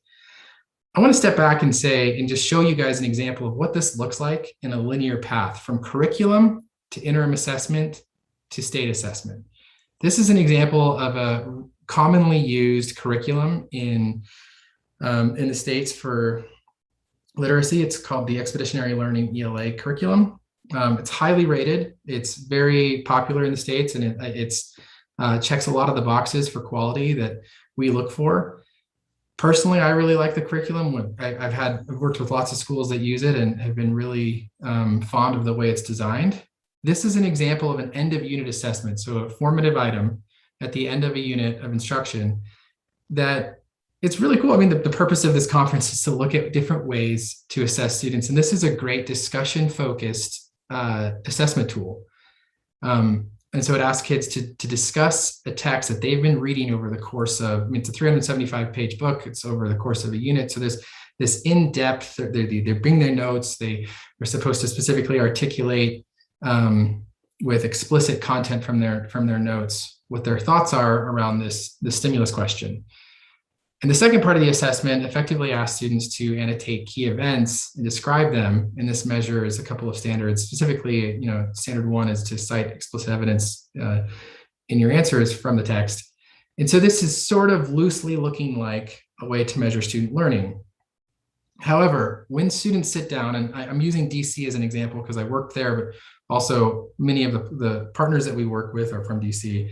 This is what the state assessment looks like. The text might be in the same range of complexity, but the interaction from the student is different. So if a student hasn't seen this type of interaction and they haven't experienced the assessment this way, there is an unfamiliarity to them. And a teacher might also say, well, these are the same standards. It's the same, we're measuring the same skill. It's a tricky conversion for kids to make. Here's another example. In this case, the students are supposed to take these different tiles and align them into ways that the ideas of two texts are comparable. Again, if students haven't seen interactions this way, we're going to see a mismatch between the student experience and the way that we measure learning. So what do we do about this? What we look at doing, and I also just want to note that in the States, we've also done a lot of work on our summative assessments to start giving more written responses. Graham and I had a good conversation about this as well, and saying that now there's a tension there between how it is that those get graded and the consistency there, but there's progress in the States with that being done. But there's a lot of work to do to get us towards a better aligned assessment model. And for us, what that looks like is aligning our assessments to curriculum. To some folks, that might sound so obvious, but for us, we think it's something that needs to be done more ubiquitously from state to state and LEA to LEA, but also I think we can get more intimate with the way that we align ourselves to the curriculum. So one, classroom assessment should be shorter and more frequent, interim assessment, semi-frequent, but longer assessment experiences, but those should be aligned. And then there should be a world in which, and I'll come back to this, the state summative assessment looks and feels very similar to the way students have interacted with their curriculum throughout the year. So this is a sample interim assessment question from one of our products at Centerpoint. This is, and I'll just give you a quick example, that curriculum I've been talking about, the ELA curriculum, the first unit is a Greek mythology unit. And what we've done is built an assessment where two of the texts are called warm or near transfer to the topic of the curriculum. So we have a mythology text here by James Baldwin. You'll notice that the interaction is highly comparable to the way that students are interacting with the state summative. We also put two what we would call cold texts or far transfer. It's two texts that are, from a content or topic perspective, completely unfamiliar to students.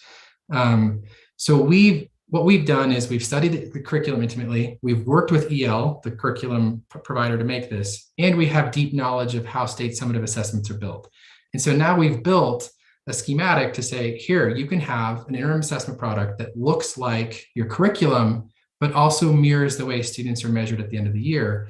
And it only needs to be done 2 or 3 times a year to really give you concrete data. However, there's more. I'm going to jump the fence here to say that what we don't have, and I'm calling out Mark's comment when I first saw it to say that teachers don't always, they need to know how to use the data from each item. They also should know how to write items. We need to democratize the way that modern item types are used. Teachers should have many of them available to themselves. They should also have the competency to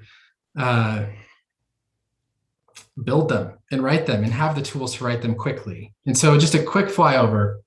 High quality items have short single correct responses or simple scoring patterns. They require less time to complete, and they appear on the same types of assessments at the end of the year.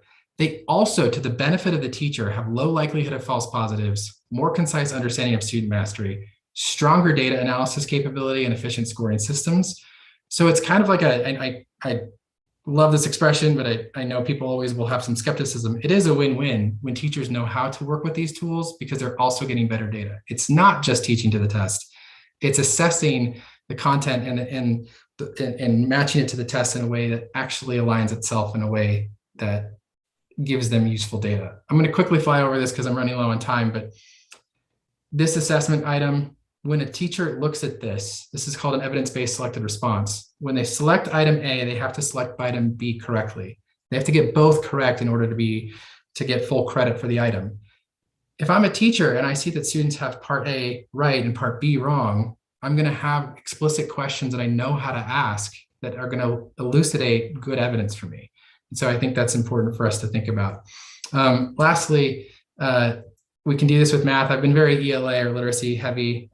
The same thing works for math. This item has 3 options that are correct. You have to get all 3 to get credit. All 3 will give you pieces of information about student learning, and the 2 that don't, the 2 distractors that are wrong, will give you very clear understandings of what misconceptions students have. So in conclusion, To scale to the summative use case, what we want to see is an equitable assessment tool where we are in alignment from curriculum provider at the LEA individual school level to the state summative test and everything in between. Centerpoint's position is to do the work in between. We also want to see teachers get better access to writing high quality items to make the student learning experience and the way they interact with content be authentically aligned to their day-to-day experience, because ultimately it's not fair to them if that's not the case. Thanks, guys. I really appreciate your time. To follow up with us, my email's here. My director of marketing will scoff at me for saying I'm not very active at Twitter. But if you want to connect with me, I'm on LinkedIn. Graham found me that way too. So please reach out to us with questions and know that we're excited about this work and the general ideals of this group. That's brilliant. Thank you very much, Joe. That was a fantastic presentation. We did have a great conversation. In fact, we've agreed we need to follow up a little bit later on these topics. I think, although one realizes that curriculum and assessment can get out of alignment, I thought it was fairly stark when Joe was talking about 52 states with 52 different ways of going about it. Yeah, so that was absolutely fantastic. Thank you very much. And all sorts of things going through my mind from what you've raised there, and I hope we'll have some good questions later. So that takes me then to the last presentation today, which is from John Munt. John and I had a great call earlier on. He was ticking some boxes for me as I'm a governor stroke trustee of a primary school, and as far as I'm concerned in my governance role, I get very confusing data sometimes coming from the teaching staff. So anything that can make that simpler and really get to the kernel of what data is telling us is going to be important for me as much as for school leaders. So John's going to talk to us about that. He's going to talk to us about the importance of data to teachers. He'll tell us a bit about SchoolView UK, which is the company that he founded after he'd spent a long time thinking about it and working in it, and decided that founding a company would help make progress. So I'm going to hand over to you, John. Hi, thanks, Graham. Hi, everyone. Just let me share my screen with you.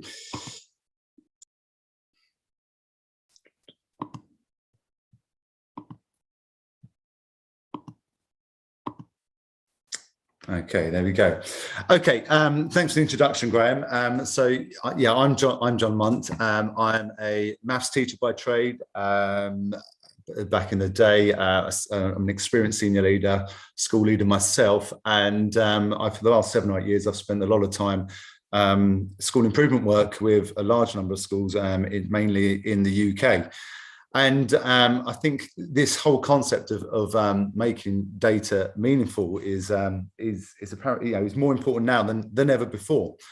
And I think the thing when I go into schools and I work with teachers, leaders on the ground, it's looking at student data, or is it student information? And I think there's a key difference between the two. I think the problem is that data-rich environments, which I think everyone would agree that that's where schools are now, and we've heard that from people presenting today, that when we look at schools, we do find data-rich environments, that it can sometimes be very, very overwhelming for teachers. And key student information is not always easily accessible.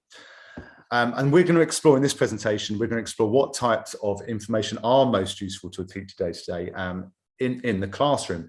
And I'm really going to focus on the technology in terms of how I think technology is the way forward in breaking down some of these barriers. Okay, and I will talk a little bit about SchoolView, which is my company, who we provide data management services to schools. We are their data managers. It's a remote service, and that's led to the development of our fabulous SchoolView education suite. One of the modules being performance analysis, data analytics, but also behavior management, engagement with the wider curriculum. We have these modules. And our ethos is all about putting all the pieces of the jigsaw, all of the information in one place, which makes it easily accessible to teachers. Time is the biggest barrier, I think, to people in schools. They don't have time. And if they have to go to lots of different sources to go and find all the different pieces of the jigsaw when they're looking at a student or a cohort of students, they have to log into this this platform to get this information, another platform to get another piece of information. Teachers will switch off. They don't have time to be doing that. That it needs to be accessible to them under one roof. And I think anyone out there that has a product or is designing a product or building these products, they really need to consider, in this day and age with the technology where it is, consider how easy it is for information and cross-platform information to be shared. So I think that's the key to a teacher who's often caught in the middle of it, I think. So data versus information, what are we talking about? Well, to be honest with you, I think data, raw data, spreadsheets, tables, we talk about data-rich environments. We see this all the time. We see it, I see this on the ground when I go into schools to support them. And I just find that teachers switch off from it. They don't have the time to process it, try to understand it. It can be very, very time consuming. Whereas information, the data that's already been processed for them, that it's interpretable and in that way it can gain significance very, very quickly. I'm a mathematician, I'm a maths teacher, and I love numbers and I love data, but not everyone does. And I think the acid test at any data, any reports that are churned out, I think people should be able to see them and look at them at a glance. It should be presented and processed in a way that the key messages jump out at you. You don't have to do too much digging. So I think when you're considering in terms of making data meaningful, when it lands in the lap of the teacher or the people in schools, the hard work of processing all the data has to be done. If it doesn't, then you're risking losing those individuals and they won't take advantage of the data-rich environment. So what information do teachers actually need? Well, I have a little, when I go around preaching, as it were, there's 3 key areas I look at in terms of getting teachers what they need and making it meaningful. It's 3 categories. It's looking at academic data, it's looking at behavioural data, and how that data or information is communicated. I think these are the key pillars that we have to have in place for if you have any chance of making data in schools, information in schools meaningful. And you have to consider all of these things. I get frustrated when I work with schools who are looking at academic data in isolation. If you want to talk about children, if you want to talk about unlocking barriers to learning, yes, you have to look at subjects, you have to look at academic grades and performance and all the rest of it. But you need the context there as well. Behavioural information is often the key to unlocking barriers to learning, and is often the key to designing meaningful interventions as well. And I challenge anyone to try and just use academic data to be really driving good intervention programs within their school. Every child is different, and you need all the pieces of the jigsaw. So we're going to talk through these a little bit during this presentation, and we'll start with the academic. Now, a lot of this is going to be obvious. Baselines, judging progress. I'm a teacher, I have children sitting in front of me. What do I need at my fingertips? Some of these children I may have taught before, some of these children I may not have taught before. I shouldn't have to go digging for it. I need the most recent, up-to-date baseline information on those children. Where are the starting points for these children that are in front of me, regardless of what the subject that I'm teaching them? Some baseline information. Without that, I'm not going to be able to judge the progress on how they're moving on. Okay, so baselining information is crucial to good use of academic data. And it's still amazing how there are still some schools out there that when you go in and start working with them, that they're not considering this. They're just looking at flat attainment and making judgments based on that attainment. Whereas what we should be doing when we're looking at how well a child is doing or how well a school is delivering their provision, we've got to be considering baselines. Tracking, holistic grades. There's been talk about these. Obviously, we need holistic tracking grades. Reporting home to parents, it's crucial. It's a way of long-term measuring progress of children. So those, Joey's presentation around the different types of assessment, these once or twice a year, those bigger assessments, and we get these holistic tracking grades. Obviously, as a teacher, again, at my fingertips, I want that information available to me for a class, for a child. And again, I shouldn't have to go hunting for it too much. we go down that, come down from that holistic grade when we're talking about the shorter term assessments and looking at scores and grades. And of course, that is important as you're delivering the curriculum. And the point was made earlier about, and I see this in the UK skills and in the UK system sometimes, there's become a little bit, assessment and curriculum has come a little bit disjointed. And that does sound crazy. And everyone says, surely not, how does that happen? But it's true. And we need to be making sure we're looking at the topics and the scores in the right kind of way, and giving that feedback to children on a regular basis, and that can drive feedback into, this is about what information the teachers need. We need to be able to track this information closely so that we can analyse the gaps. And we saw with the ASA presentation that identifying gaps feeds directly back into teaching and learning and planning for teachers. So it's very, very, very important. And then we get down to the next bit, categories performance. There, I think I'll stick with maths as the example, because that's my subject, but it holds true across most subject areas, Okay, so in maths, we can look at our performance in categories in terms of, number, measure, shape and space, algebra, geometry. I can, if I'm ahead of a department, a maths department, I can then start to see, okay, what's my team weak at teaching? We seem to be, geometry doesn't seem to be done very well there. Let's look at that in CPD time. Can we teach geometry better? Can we make it more visual? Whatever. So again, when we're doing these assessments, looking at the categories and seeing how they're doing within those is really important. And that is information that we need. I need that information on my class. My head of department will need that information on the cohort, etc. It allows us to improve the delivery for the children. But what I would say here is that, again, the technology needs to provide this, needs to do this for the teacher. Yeah, it shouldn't be down to the teacher to work out how their class have performed on the algebra questions on the journal. The tech should be there to do that for them, as we've seen in some of the presentations today already. And then I come to the last one, which I'm not seeing enough of, if I'm honest with you. And I'm going to spend a bit of time on this one with an example, because this can get very frustrating for me. Curriculum strands performance. Now, I do a lot of work. My specialist areas are around curriculum and assessment. And in terms of the school improvement work I do in the UK, these are mainly the two things I'm working with schools on. And in the UK at the moment, with the new Ofsted, which is our inspectorate's framework that's been released in recent years, there's been a big focus on curriculum, and it's been welcomed. And for schools have really been looking at curriculum and what it is and how we deliver it. And it's got the education system in the UK moving in a much better direction, I feel. And talking to the schools, it's amazing when we talk about curriculum strands and the misconceptions. If I stick with maths, our curriculum strands are not number, algebra, geometry, measure, shape and space. That's not what I'm talking about yet. When I look at most assessment, online assessment tools out there, that's naturally how they want to split these things up. There are some usage to that. But actually, what I'm interested in as a mathematician, as a maths teacher, is how am I developing my little mathematicians? And what do I want from those little mathematicians? And of course, there's lots of models out there, the mastery models, that kind of idea. But actually, we really should be focusing on that. And it was nice to see the ASA presentation, I think, had a bit of this element built into it in terms of, for me as a teacher, I give children the assessments, could be end of unit assessments, could be longer term assessments. And yes, it can give me holistic grades back. Yes, it can tell me how they're doing in terms of algebra, geometry and all that. But actually, those things I'm not actually in control of. I follow a syllabus.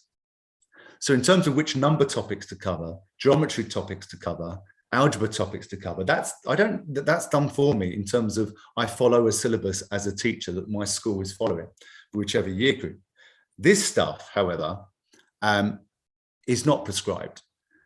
How good my children that I teach become in terms of how fluent they become with the tools of reasoning, the mathematical reasoning, the development of their mathematical communication, problem solving, real world application, that solely comes down to the content, the diet that I plan into my lessons.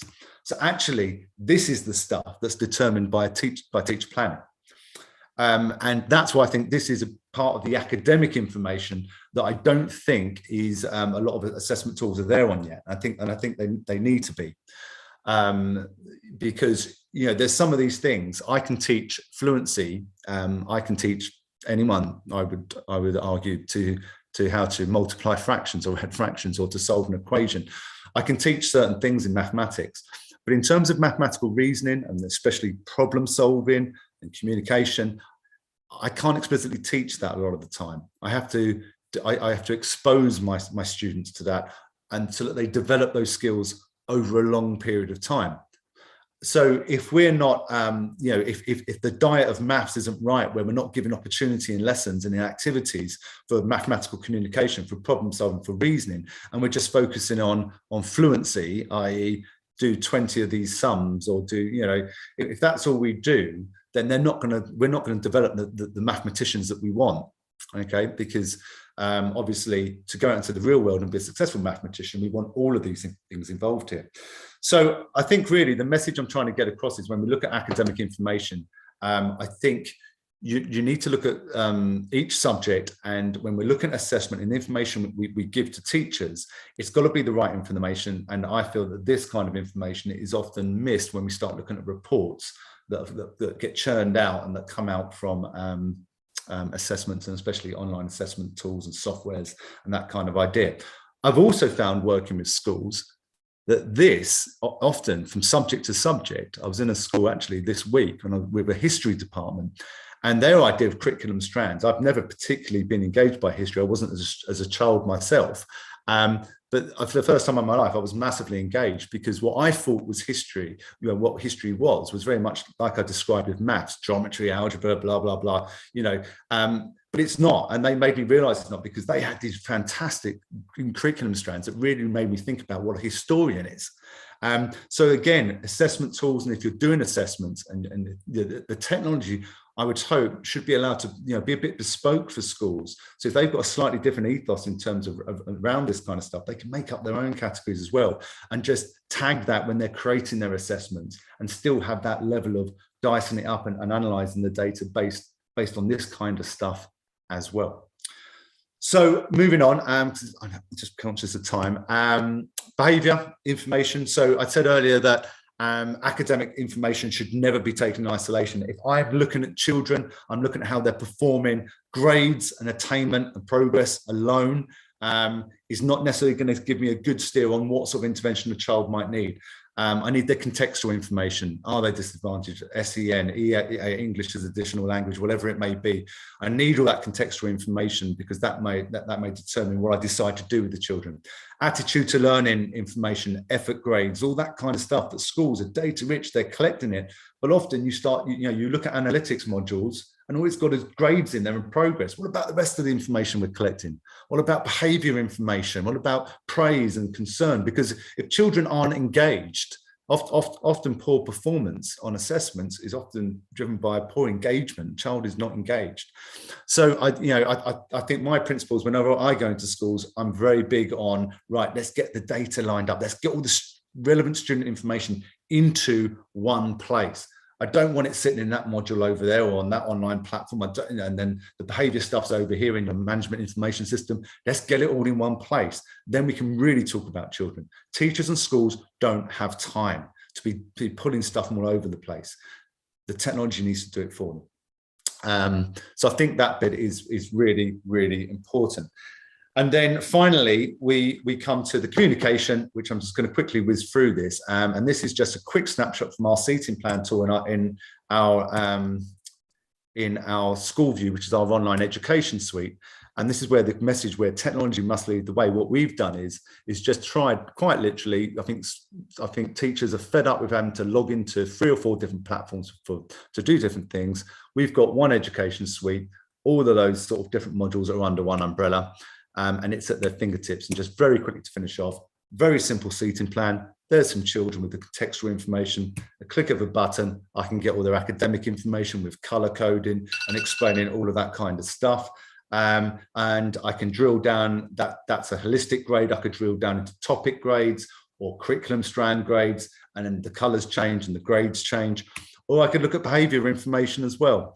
The colors you're seeing there are the praise system, bronze, silver, gold. It tells me about behavior points. I can see conducts, and then I click on a child and I get lots and lots of nice information. So I just want to leave you with, in terms of making information meaningful, the idea that let's line all the information up, put it all together and put it at the fingertips of teachers. And I think the technology can do that. And I think that's how data-rich environments can become very, very useful to teachers, and the data can be used.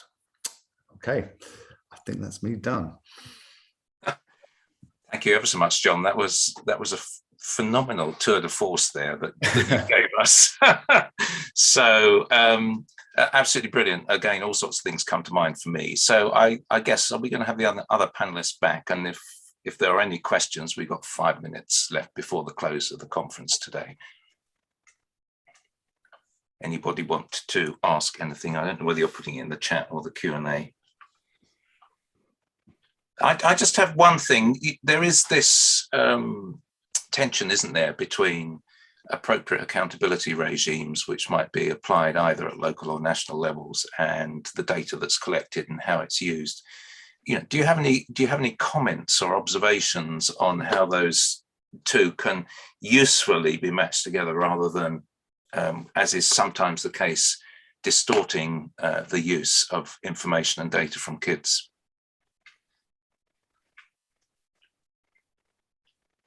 Any of you like to comment? Yes, I could give an example from going back quite a way now. I mean, you might remember this one, Graham, but in the days of SATS tests of about 20, 30 years ago, we had a project called Implications for Teaching and Learning. So SATS tests in England are very highly accountable, but putting aside the accountability, looking at the questions that are actually been asked in the assessments, they are capturing really quite useful information. So alongside giving back results and grades and league tables, we did quite a bit of work each year looking at misconceptions and patterns in performance across questions on common themes. We did some really interesting work on maths questions, things like long multiplication and long division, looking at the different methods that children used and success rates. And so we developed presentations which teachers could then, or the schools could then use to inform future teaching. So I think just because something's set up with one particular purpose in mind doesn't mean you can't draw other benefits from it. Thanks, Helen. Does anybody else have any observations on that? Joey, did you pick up on what I was asking earlier on? Yeah, one of the things that I'm working on with a group in DC, an organization called Assessment for Good, and this speaks to some of John's points. There is a place to hybridize the way we give feedback to students that allows them to get metacognitive about it, and also allows them to, from a executive functioning perspective, ask, how confident did I feel when I was answering this question? How did I feel interacting with this question? And I don't mean to say feelings from let's get overly sympathetic to their experience, but empathetic to what they thought about the interaction with the item. I did that as a principle where, when I had students taking on about let's say the most rigorous third of an assessment, we would really look closely and how confident did you feel about this as you went into it. And that also, that can illuminate parts of, false positives, where when a student says, man, I struggled with this. I didn't feel confident with this, but they got it right. You kind of know they're reaching at it. They know that, that. It helps with the authenticity. I think that's, given the riches of technology we have, I think that type of thing is scalable to larger assessment schematics. Thank you. That's helpful. Any other comments? Did you want to make a comment on that, John? I see that Steve has talked about quantitative analysis being supplemented by qualitative analysis, which I guess is a good thing. I think what I'd add to that is I think as an educator, the frustrations come, and this is a thing that has come up about you turn up and there's the final exam, the big exams in the UK. It's the end of year 11, the GCSE exams, or whatever it will be. And when we see those exam papers, sometimes you kind of think they're not really testing what we're trying to achieve in the classroom. And I think this, and it's very, very frustrating. I've seen some of the most gifted mathematicians I've ever taught, and then the exams do not give them the opportunity to show off what they can actually do. And I think it's really difficult because, you know, accountability is massive in schools now, performance league tables and all the rest of it, you know, but sometimes I think the examples fall short. And I think the style of the papers, if you look at some of them, they're out of date still. They haven't moved with the times. The way we're assessing them, I don't always feel it's stacked in the child's favour. To be honest with you, you know, and I think children aren't always given the opportunity to show off what they can do and the full range of what they can do. I don't necessarily have the answer to all of that, but I like Joe's sentiment about what's the next step, because I think there's something missing at the moment. Look, thank you ever so much. We could talk about this all day. I just want to say thank you ever so much to all of you, Helen, Sladana, for your presentation on overall data, Joey about the next and the types of items that you're producing, and John, the fantastic dashboard stuff that you produce. Thank you ever so much for your contribution today, and I'll hand you back to the safe hands of Jeff. Bless you, Graham. Thank you for calling them safe hands. Let me continue the thank fest and say thank you to you. Thank you to all of our speakers and chairs today. Thank you to our lightning demo, excuse me, and thank you to Brian and the team, Christine and so on back in the States, who have managed to keep this rolling along quite smoothly today. We kept to time. Hopefully we will tomorrow. There will be an email from us waiting for you at your in trays tomorrow morning with the link for tomorrow's very full program. And I look forward to welcoming you back in the morning and wish you all, wherever you are, a very good night. Thank you.